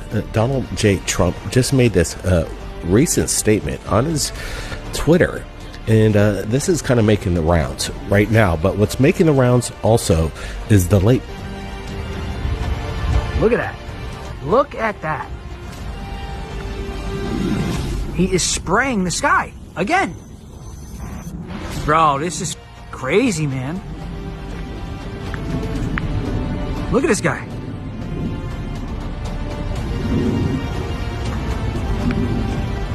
They're spraying the skies.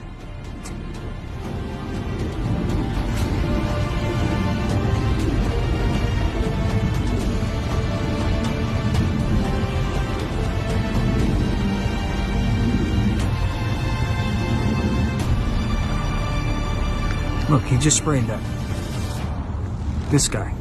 This guy just sprayed that. So this video's making the rounds on X at the moment.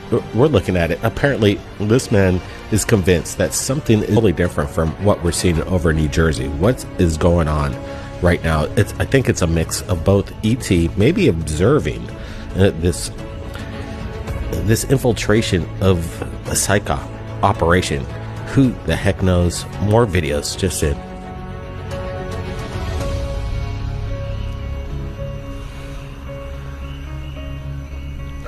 Apparently what we're looking at is some of the cleanest footage from New Jersey of what these mysterious UFO drones look like. And this definitely looks triangular. TR-3B, something within our assets. This is some kind of massive operation. Yeah, look how big this thing is. It's almost the size of a school bus. Some people are saying they're a size of a small cars, but this one's huge and it's just low over the neighborhood. Man, Trump saying shoot him down if the military's around, and if they got the means, I would say take it out of the sky. We got more videos just in, and take a look at that. Now we got these unknown drones releasing something right there. Let's slow it down. This is getting crazy. Now they're projectiles coming off these things. And again, there's this video that I'm about to share with you that shows these things like shooting out something. Apparently from some of these pilots, when they engage them, they become evasive and defensive. And look at this. More evidence. Isn't that thing's just tracking it too? Like we got one bigger drone and then that one small orb. Very strange videos coming in here. Wow, this is getting more bizarre by the moment. Look at it. It just separates from it like it's a... Holy cow. Here, what's cracking? Matter of fact, you know what? Let me start that over. Or live from the back of the classroom. Yeah, so before we get started, you know, this is for entertainment purposes only. I'm not presenting any of this as fact, purely my opinion. And everything I'm going to show you is purely my opinion. And even these websites I'm going to show you is a parallel timeline, they don't actually exist. Alright? So, let's see. I'm not going to say anything. I'm just going to let you read the screen. Bloomberg.com. No.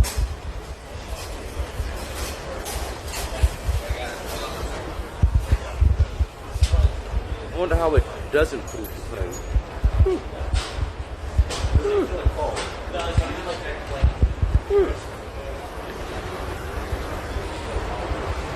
falls to 20-year low on migration. So wait a minute. And Venezuela's violent deaths fall to a 22-year low because of migration.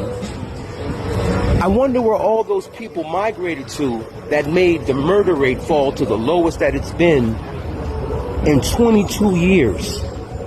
Venezuela has their lowest murder rate in 22 years because of migration, which means all the murderers left Venezuela.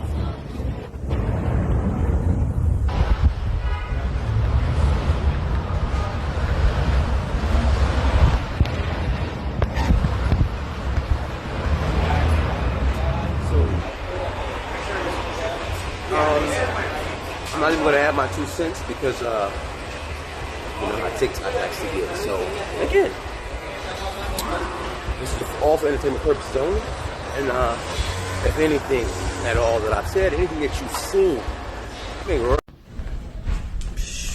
hey, watch this.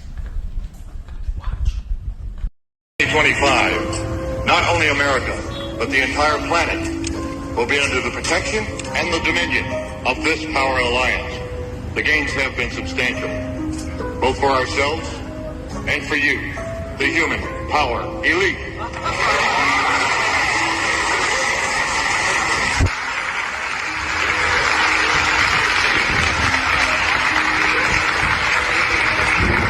You have given us entree to the resources we need in our ongoing quest for multidimensional expansion. And in return, the per capita income of each of you here tonight has grown, in this year alone, by an average 39%.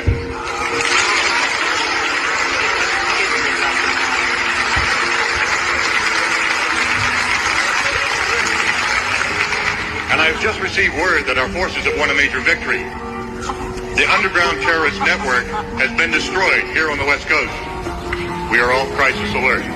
The situation is normal again. How you doing, boys? So check it out, right? I'll tell you what it is.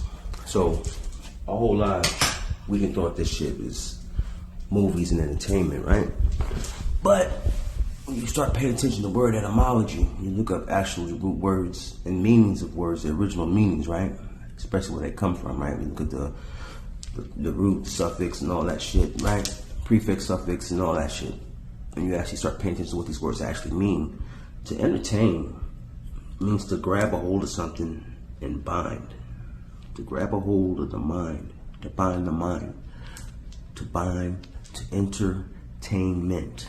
Right? To enter and bind the mental. This shit is predictive programming. They have been predictive programming us with what they want for years. Just go back and look, Orson Welles, 1984. They have been doing this shit. This is the long game. You just gotta pay attention. Yeah. Again, this is all for entertainment purposes only. Right? Reporting to you live from the back of the classroom. All this is purely my opinion. I'm not presenting any of this as fact. Because we know how you like to get, you know who I'm talking to, huh? Huh? Click, click. But yeah, man, on that note, all opinions are welcome. For the Yo, what's crack? How y'all doing? So, yeah, just so you know, I am reporting live from the back of the classroom. This is all for entertainment purposes only. Everything I'm about to show you is just purely my opinion. Because we know how click, clock likes to get. But, check this shit out.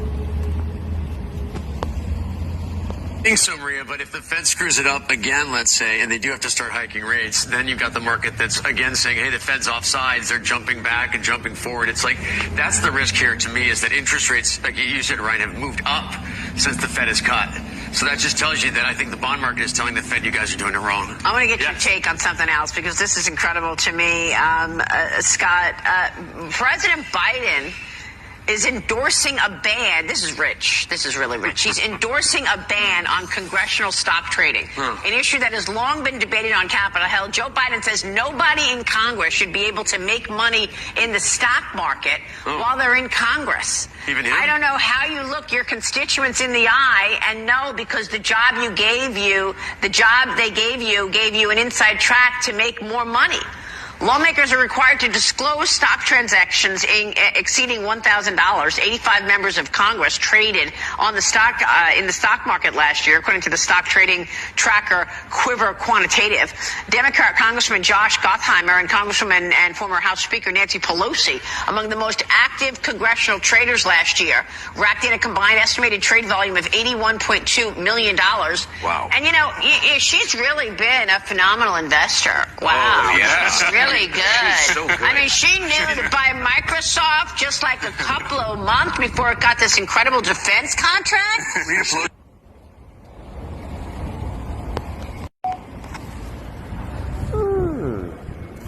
So, you know, it's funny that as old Sleepy Joe, the old senile uncle on his way out the door, he is just letting it all out. So, we got old Kamala and Doug getting a divorce. Joe snitching on Pelosi. Who gonna drop the bomb on Obama? Y'all see what's happening here? Can y'all see what's happening? Yeah. Yo, I know it's early on a Monday. However, you know your boy always got a little nugget for the people there. Before I start off, you know I'm reporting live from the back of the classroom. This is for entertainment purposes only. All this is filmed in my imagination. It's all happened on the alternate timeline in the fifth dimension. So, I ain't gonna say nothing, but you know how click clock likes to get. Pay attention.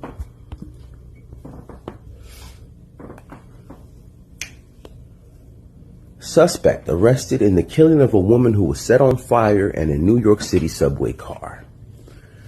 Now, I don't want to go too deep because we know how they get, but what authorities are calling a brutal murder and an example of depraved behavior. The suspect was arrested at another subway station in Manhattan about 8 hours after the attack, right? Now, you see all this shit that it says in here.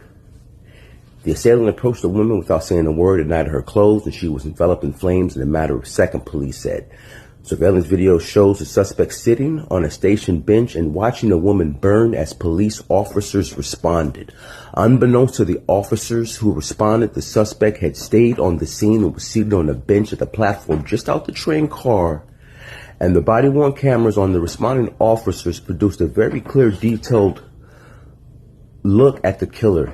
NYPD Commissioner Jessica Tisch, and remember that name because we're going to touch back on that one later, said she noted the suspect appeared calm when he initially approached the victim. Now you see it goes through all this, but let me tell you what it don't really reach on and what it don't tell you.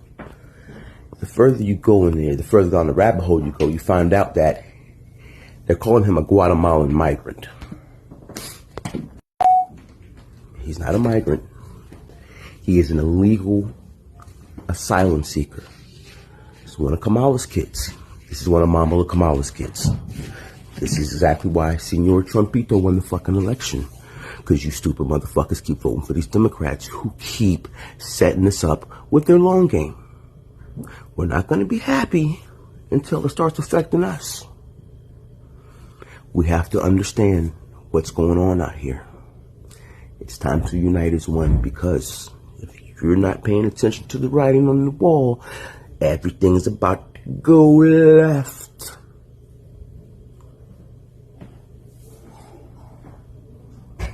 Eyes to the stars, head on a swivel. What's cracking? It's your boy reporting to you live from the back of the classroom, straight from the fifth dimension, all for entertainment purposes only.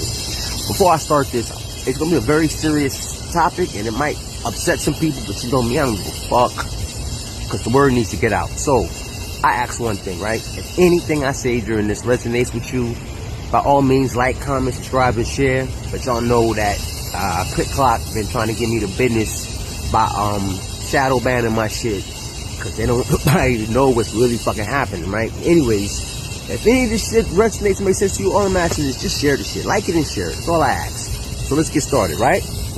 Remember, a couple weeks ago I showed you this shit, right? Now, this is not just happening there, but it's happening all over South America, no matter how they try to frame it, right? I want you to pay attention now, right? No matter how they try to frame it, this is what's happening. Now, no matter what Governor Hochul might tell you or have you think that crime is down in NYC. Bullshit. I live in fucking New York City. Crime is not down. Knock it off.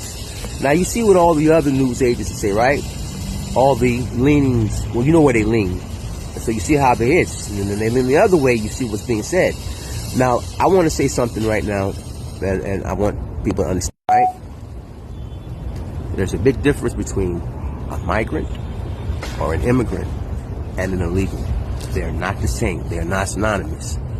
And a lot of these people that are here now are seeking asylum came through no port of entry. They snuck in and then claimed asylum once they got here. Asylum seekers apply for asylum and then get the okay after background checks and then are allowed in. Boom. So, show you something though. Peep game. It's not me, right?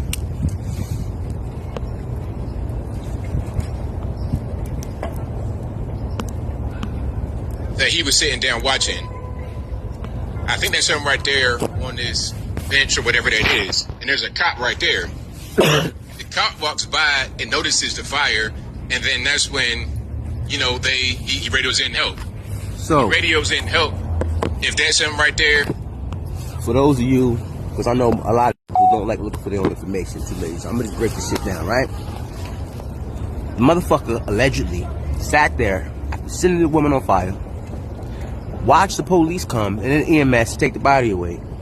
They tracked him down by going through the footage later on, but they caught him at another train station 8 hours away waiting on his next victim. This is who Mama Kamala let through the fucking border. When they told you not to vote for the racists because he said this shit was happening in his last administration when he was in office. He said this shit. And we said he was crazy and we said he was a liar.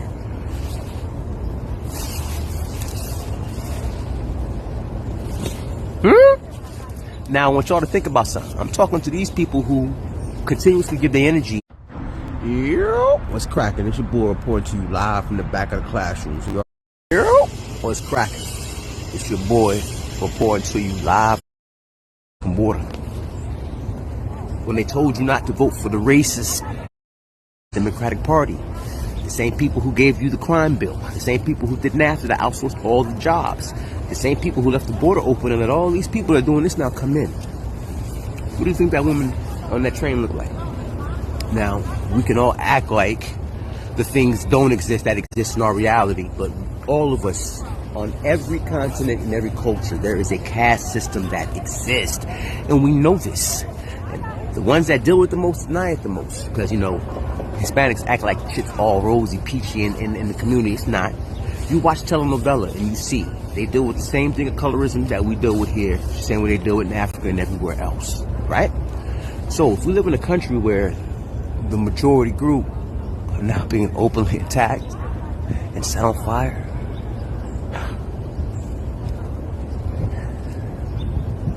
and the government's acting like it's not happening, what the fuck you think that means for the others?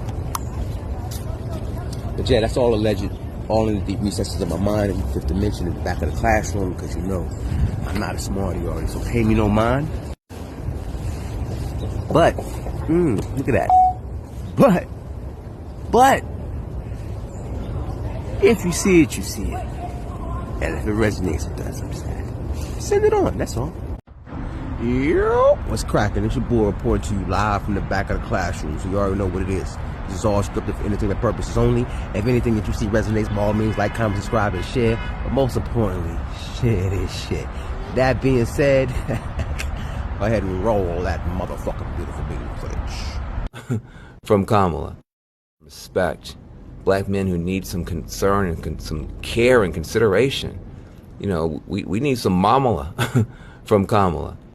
But I've asked her, the VP, today, because she's the most qualified person to do it, to lead our efforts with Mexico and the Northern Triangle and the countries that help.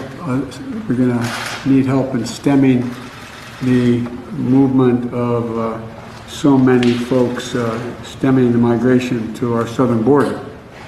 And, you know, back when I was vice president,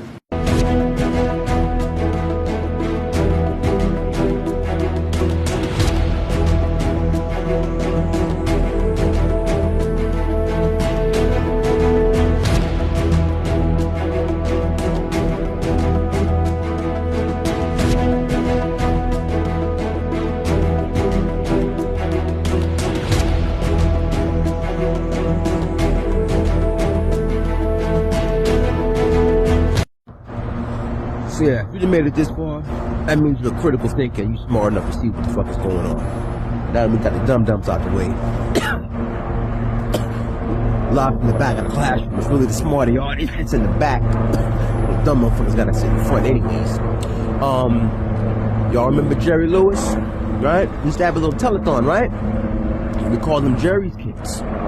Well, as you can see, as provided, Kamala, Mamala, whatever the fuck you want to call her, was in fact, according to Senor Biden, the president, right? The POTUS, President of the United States, the Commander-in-Chief, and the VP, which is also Kamala, aka the border czar, was in charge, as he said, right?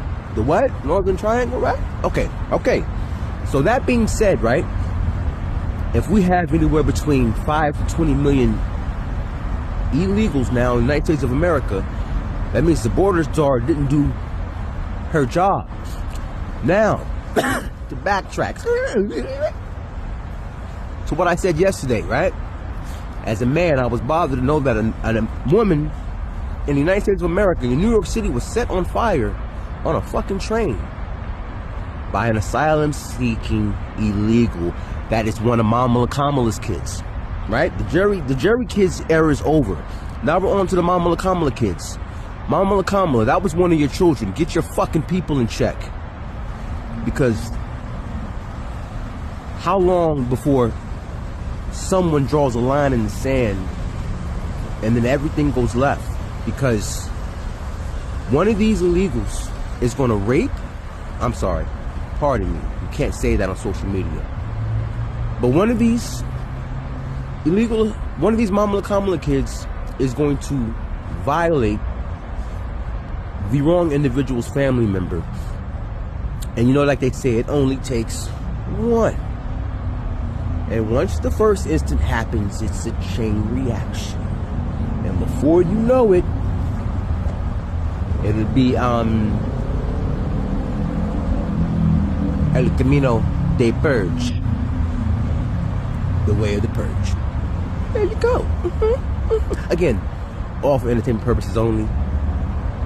Live from the back of the classroom in the 5th dimension. And all of this is allegedly, so don't pay me any fucking mind. Yo, what's going on, man? Reporting to you live from the back of the classroom. So yo, check it. I got a little snippet that I want y'all to see from this cat on YouTube called the Vega Access Channel, right? So he's one of these cats that he goes all through TikTok, and he goes through Kamala kids TikTok, and he translates the things that are being said. So now I want you to see what the individuals who we're paying for their free ride have to say about our community. It's because you are shaming. She said that it would be better for the country to give migrants health insurance rather than not give them anything at all. Please watch. Eso fue lo que quiso decir, ¿sí?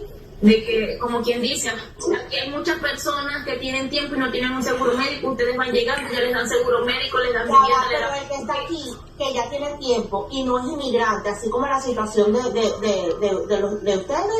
y no tiene seguro de salud y todo eso, es porque es un sinvergüenza.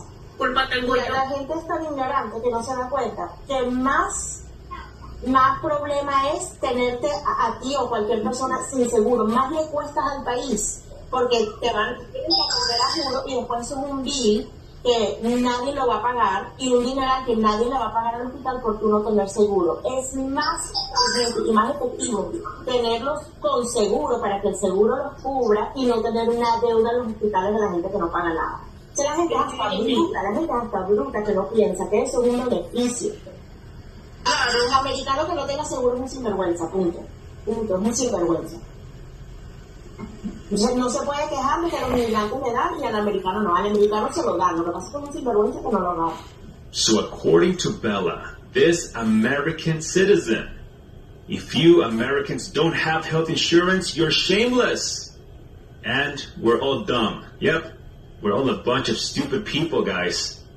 Unlike her, you know, she's Mrs. Economics over there, so brilliant. Yeah, right.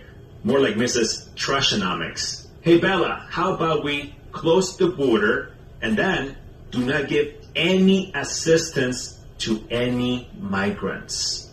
And then we use that money for our poor American citizens. How does that sound to you? Does that make sense or no? But my friends, like always, it gets worse.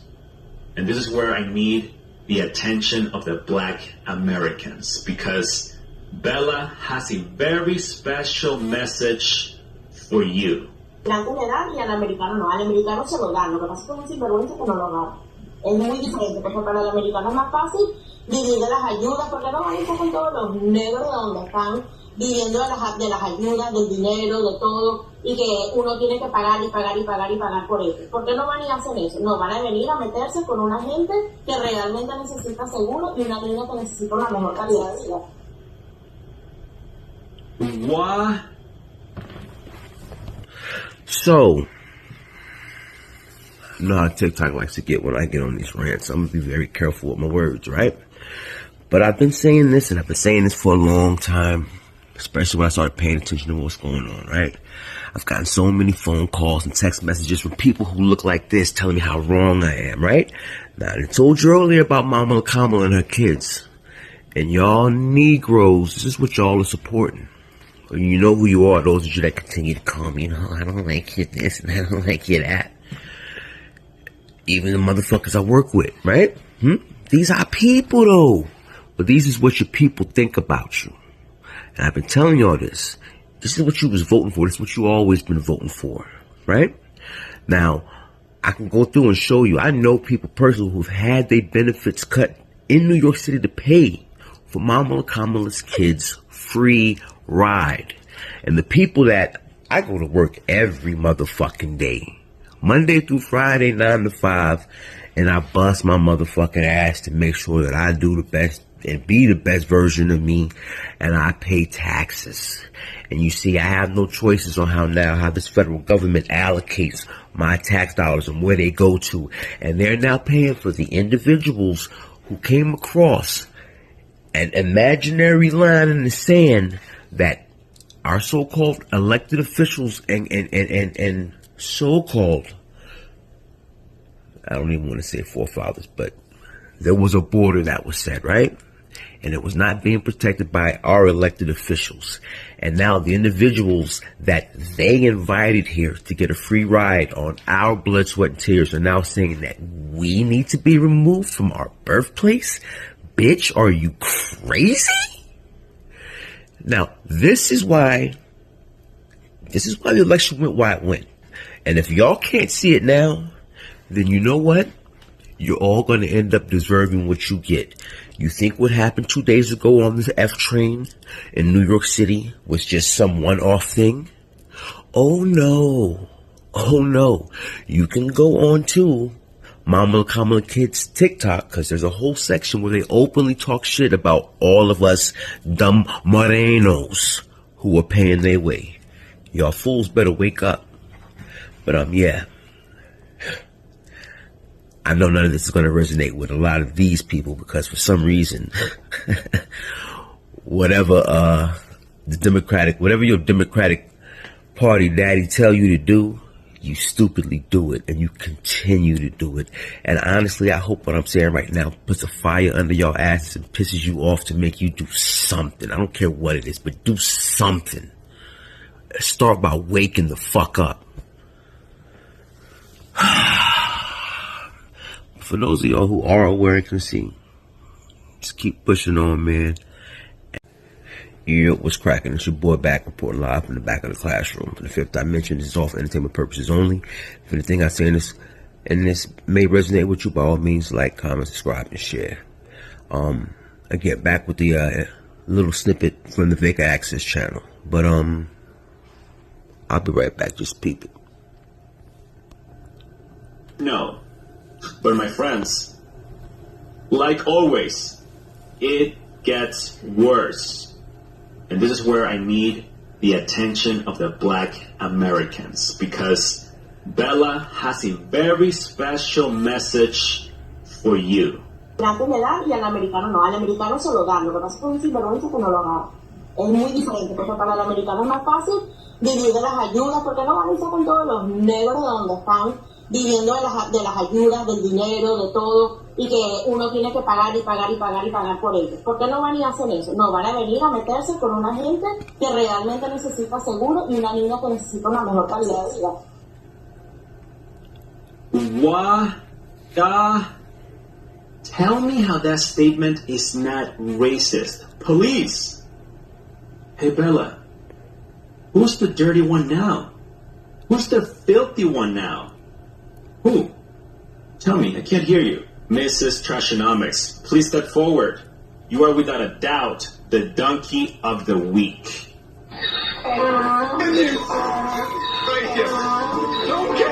Now guys, this was a Venezuelan American citizen.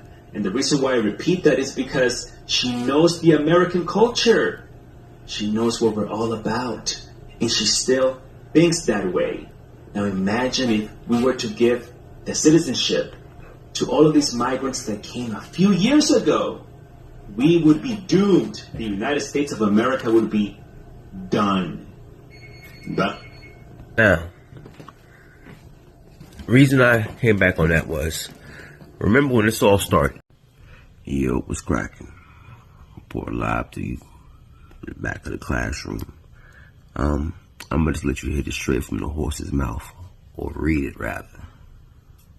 Yeah.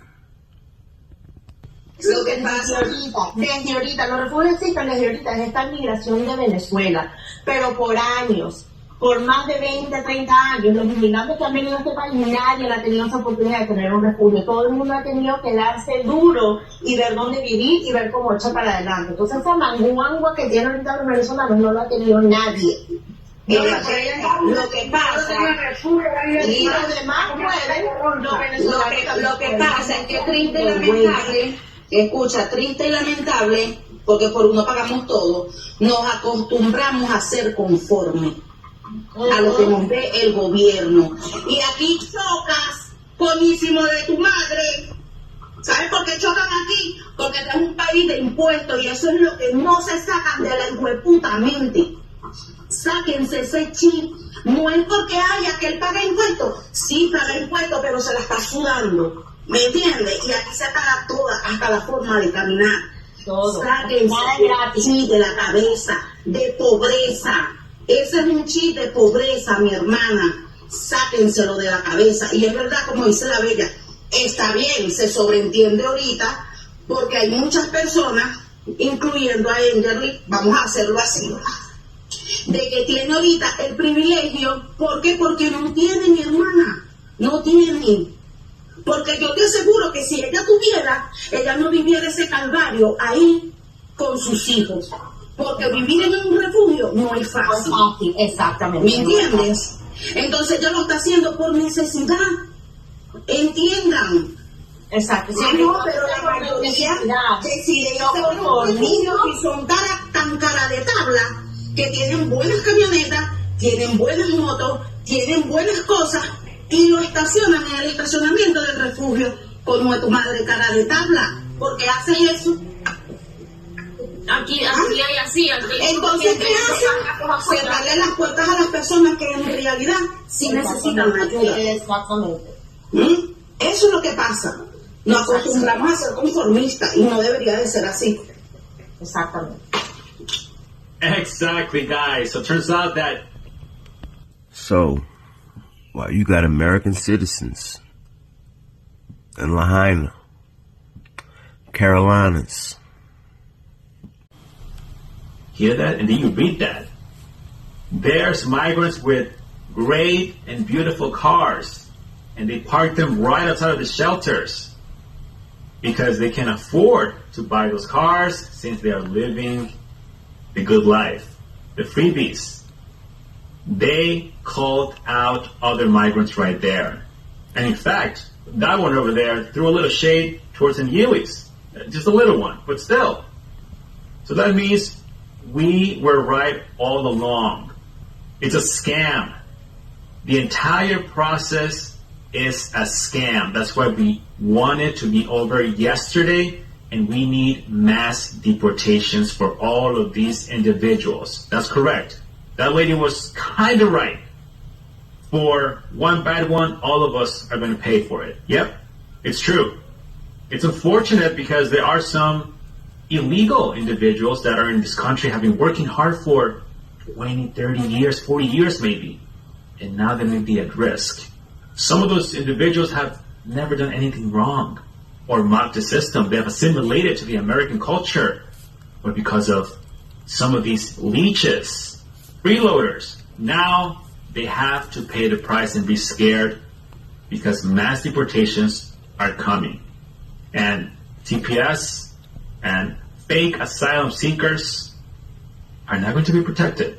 Aquí pasa, mira, hay muchos que viven aquí, tienen que verlos afuera con los carrazos que tienen y publicando hago Uber y viven aquí. Y viven aquí. Conformismo. Ahora que tiene un sentido que tiene conformismo porque la gente, lamentablemente la cultura venezolana no está acostumbrada a pagar arriendo. O sea, 2 años y medio con socia, con buen marica. Y le dan hasta para que se vayan para otro estado y no les da la puta gana de irse.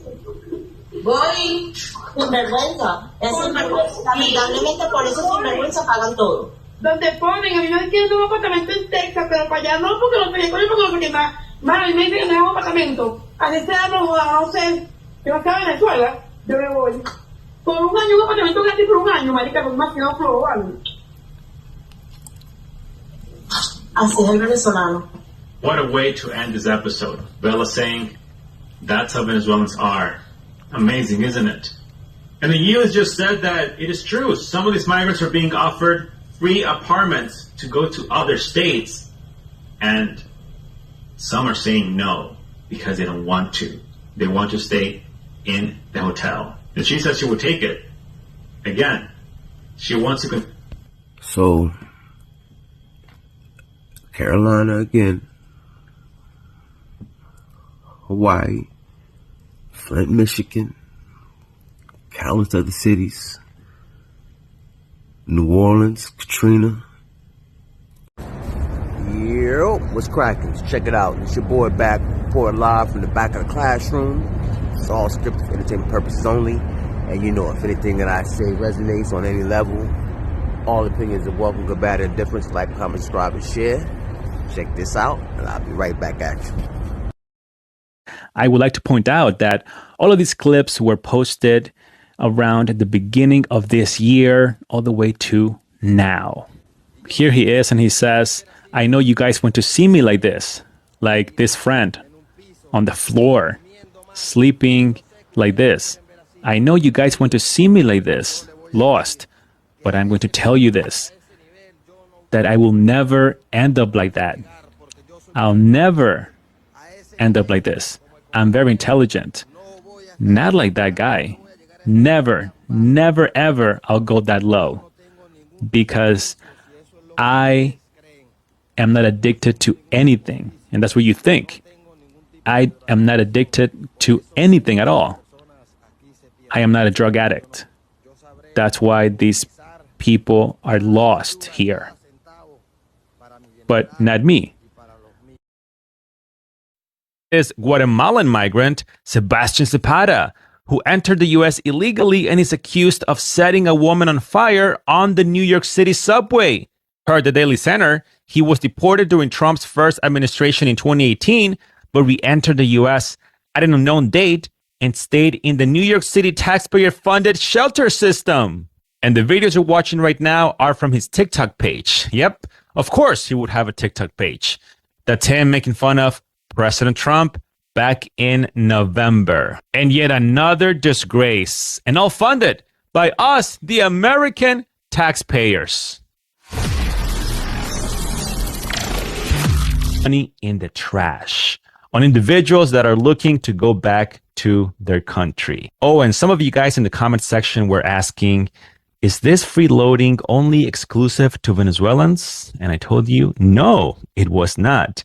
That's them right there, making fun of how much all of these treatments and meals he's received will cost. But I did say that I had a surprise for William and Pamela, being that they are so stressed out after they crossed the border illegally, allegedly crossed the border illegally.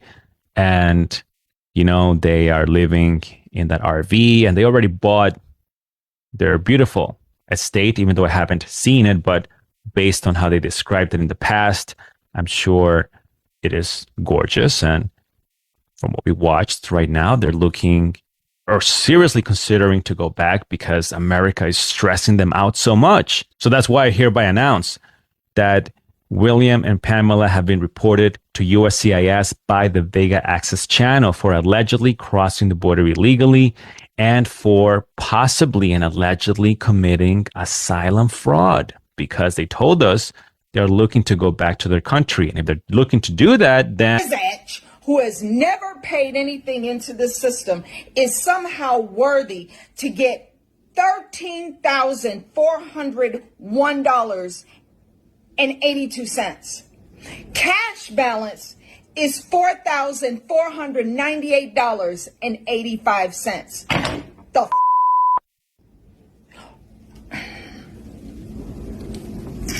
I really do need a goodie powder. That's just one. That's one of them. That's one of them. New York has hundreds of thousands of these foreign nationals roaming around.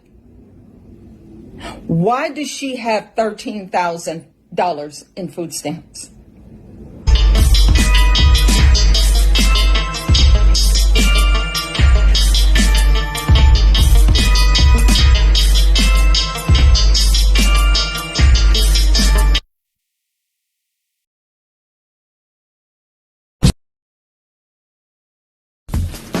Introducing Amazon Shipping, a new package delivery service now available for Amazon selling partners. Your packages from your online selling channel. Alright, so now that you've seen it, right, I'm going to be very selective with my words because, as I've said before, anybody that knows paying attention, every time I start speaking about these things, TikTok likes to give me a hard way to go. So I actually spoke to someone that gave me some advice, and I'm going to take it, right? So from this day forward, because the message needs to get out, because I want my people to know. So yes, everything from food, from shelter, to the papers, healthcare, everything is free. We are showing you the reality of the American dream. This is the truth. It's not like you guys are saying in the comment section that things are bad here and hard here. No. We are more protected than Trump, he says. You see, Trump is corrupt, a corrupt person. And even if Trump wants us out, he will not be able to get us out. No matter what he does or says. We are completely covered. We have the support. So thank you, Papa Biden. Once again, we didn't have to pay for attorneys or fees. We didn't pay for anything. Because the Americanos are paying for it. It resonates, like, comment, subscribe, and share. Check out Vega Access. I need the attention of the Black Americans because Bella out of New York City. Take a look right here. There was this huge drone, you know, up far in the middle of nowhere, dropping off thousands of these. I have no idea what it says.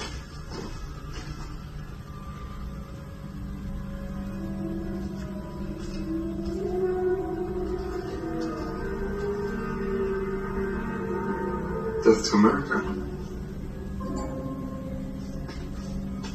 What? Death to America.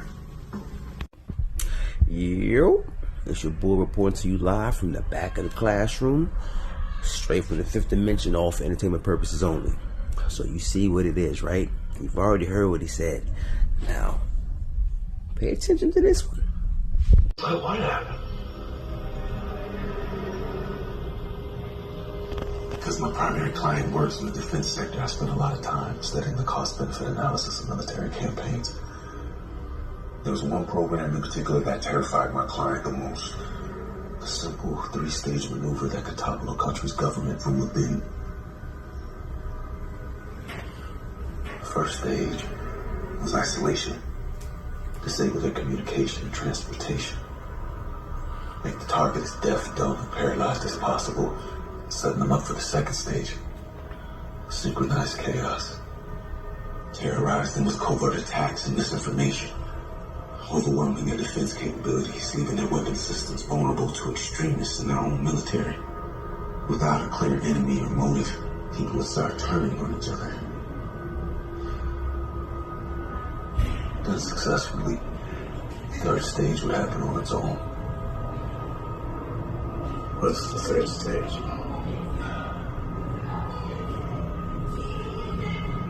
Coup d'etat. Civil war. Collapse.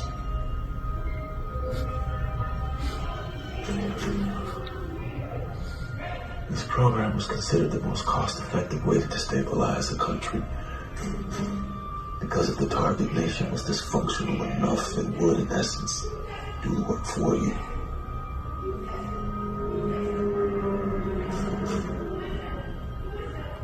Whoever started this wants us to finish it.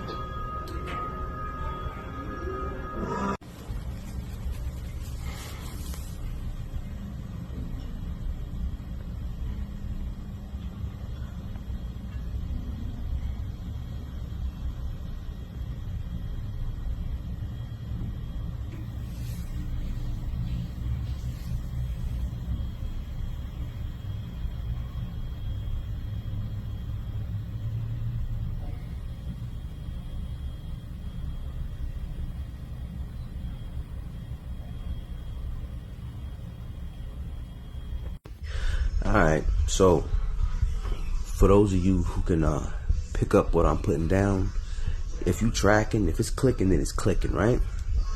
So pay attention to what's been going on in your reality for about the last few years now, right? Now remember, for the last 2 months now, we've had little orbs in the air, right? We've also had drones with those orbs, right? Now, since the orb's been up and the drone's been up, in the last 2 weeks, we've had 8 telecommunications companies, United States companies, hacked. 8. Right? So, what's going on? Because I understand that, you know, when you hear phrases like, do as thou wilt, and within certain groups and factions, right? Because of free will, they have to tell you what they're doing so that you have to submit to it. So what they call to enter and bind the mental entertainment. Oh, we'll see about that, Angel. And then there's this clip where he clearly stated that the United States will fall apart due to the amount of Venezuelans that are coming in. And you know what, guys? I'll leave the translations on the screen. Chamas, hoy vamos a dar mi punto de vista de lo que pienso de las personas que están aquí en Estados Unidos, incluyéndome. Chama, es muy triste saber, pero cierto, que el mismo enemigo del mismo venezolano es el mismo venezolano. Yo, what's cracking? It's your boy reporting to you live from the back of the class. Yo, what's cracking? It's your boy. Yo, what's cracking? Yo, what's cracking? What do we do? I think we need to... Yo, what's cracking?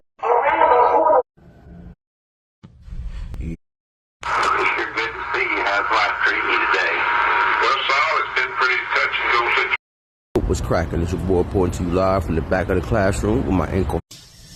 Yo, what's cracking? How y'all doing this morning? So you know, it's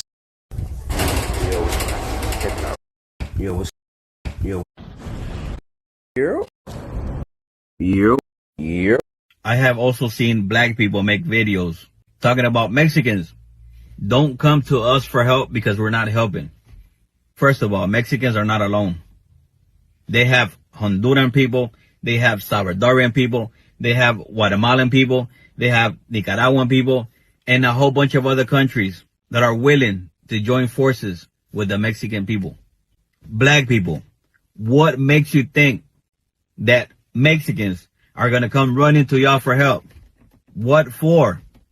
Y'all black people can't even help yourselves. That's wild.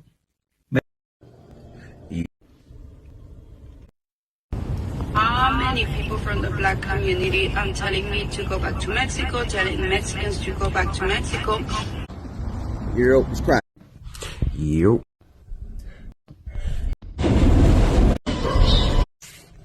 Yo. Enough with that. Yo. But look at this, from 90 to 99, Social Security, 6 million. Yo, what's cracking? I plead real.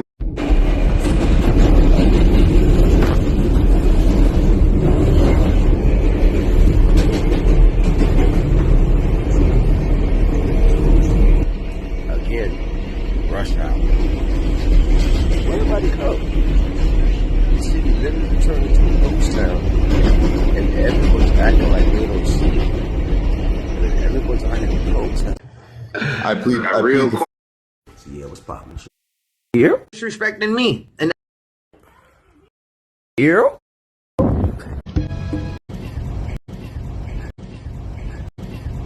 And oh yeah.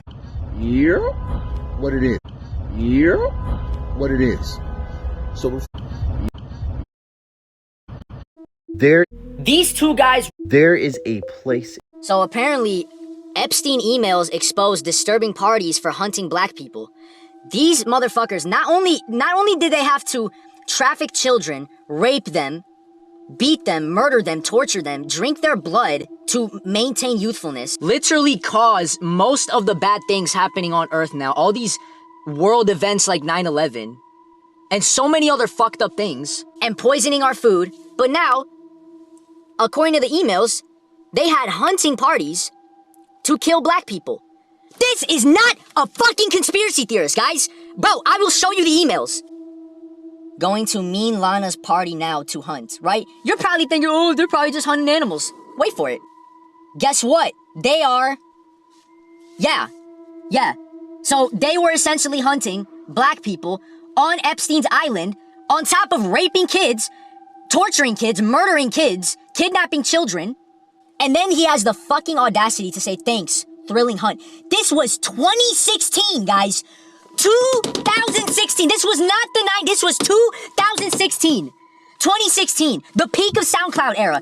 Way more recent. Oh, it was 10 years ago. This was way more recent than you guys think it was, bro. They've been doing, this is not old news. And the thing is, they're still doing stuff like this to this day. And they have been doing stuff like this since biblical times, since colonization, since slavery.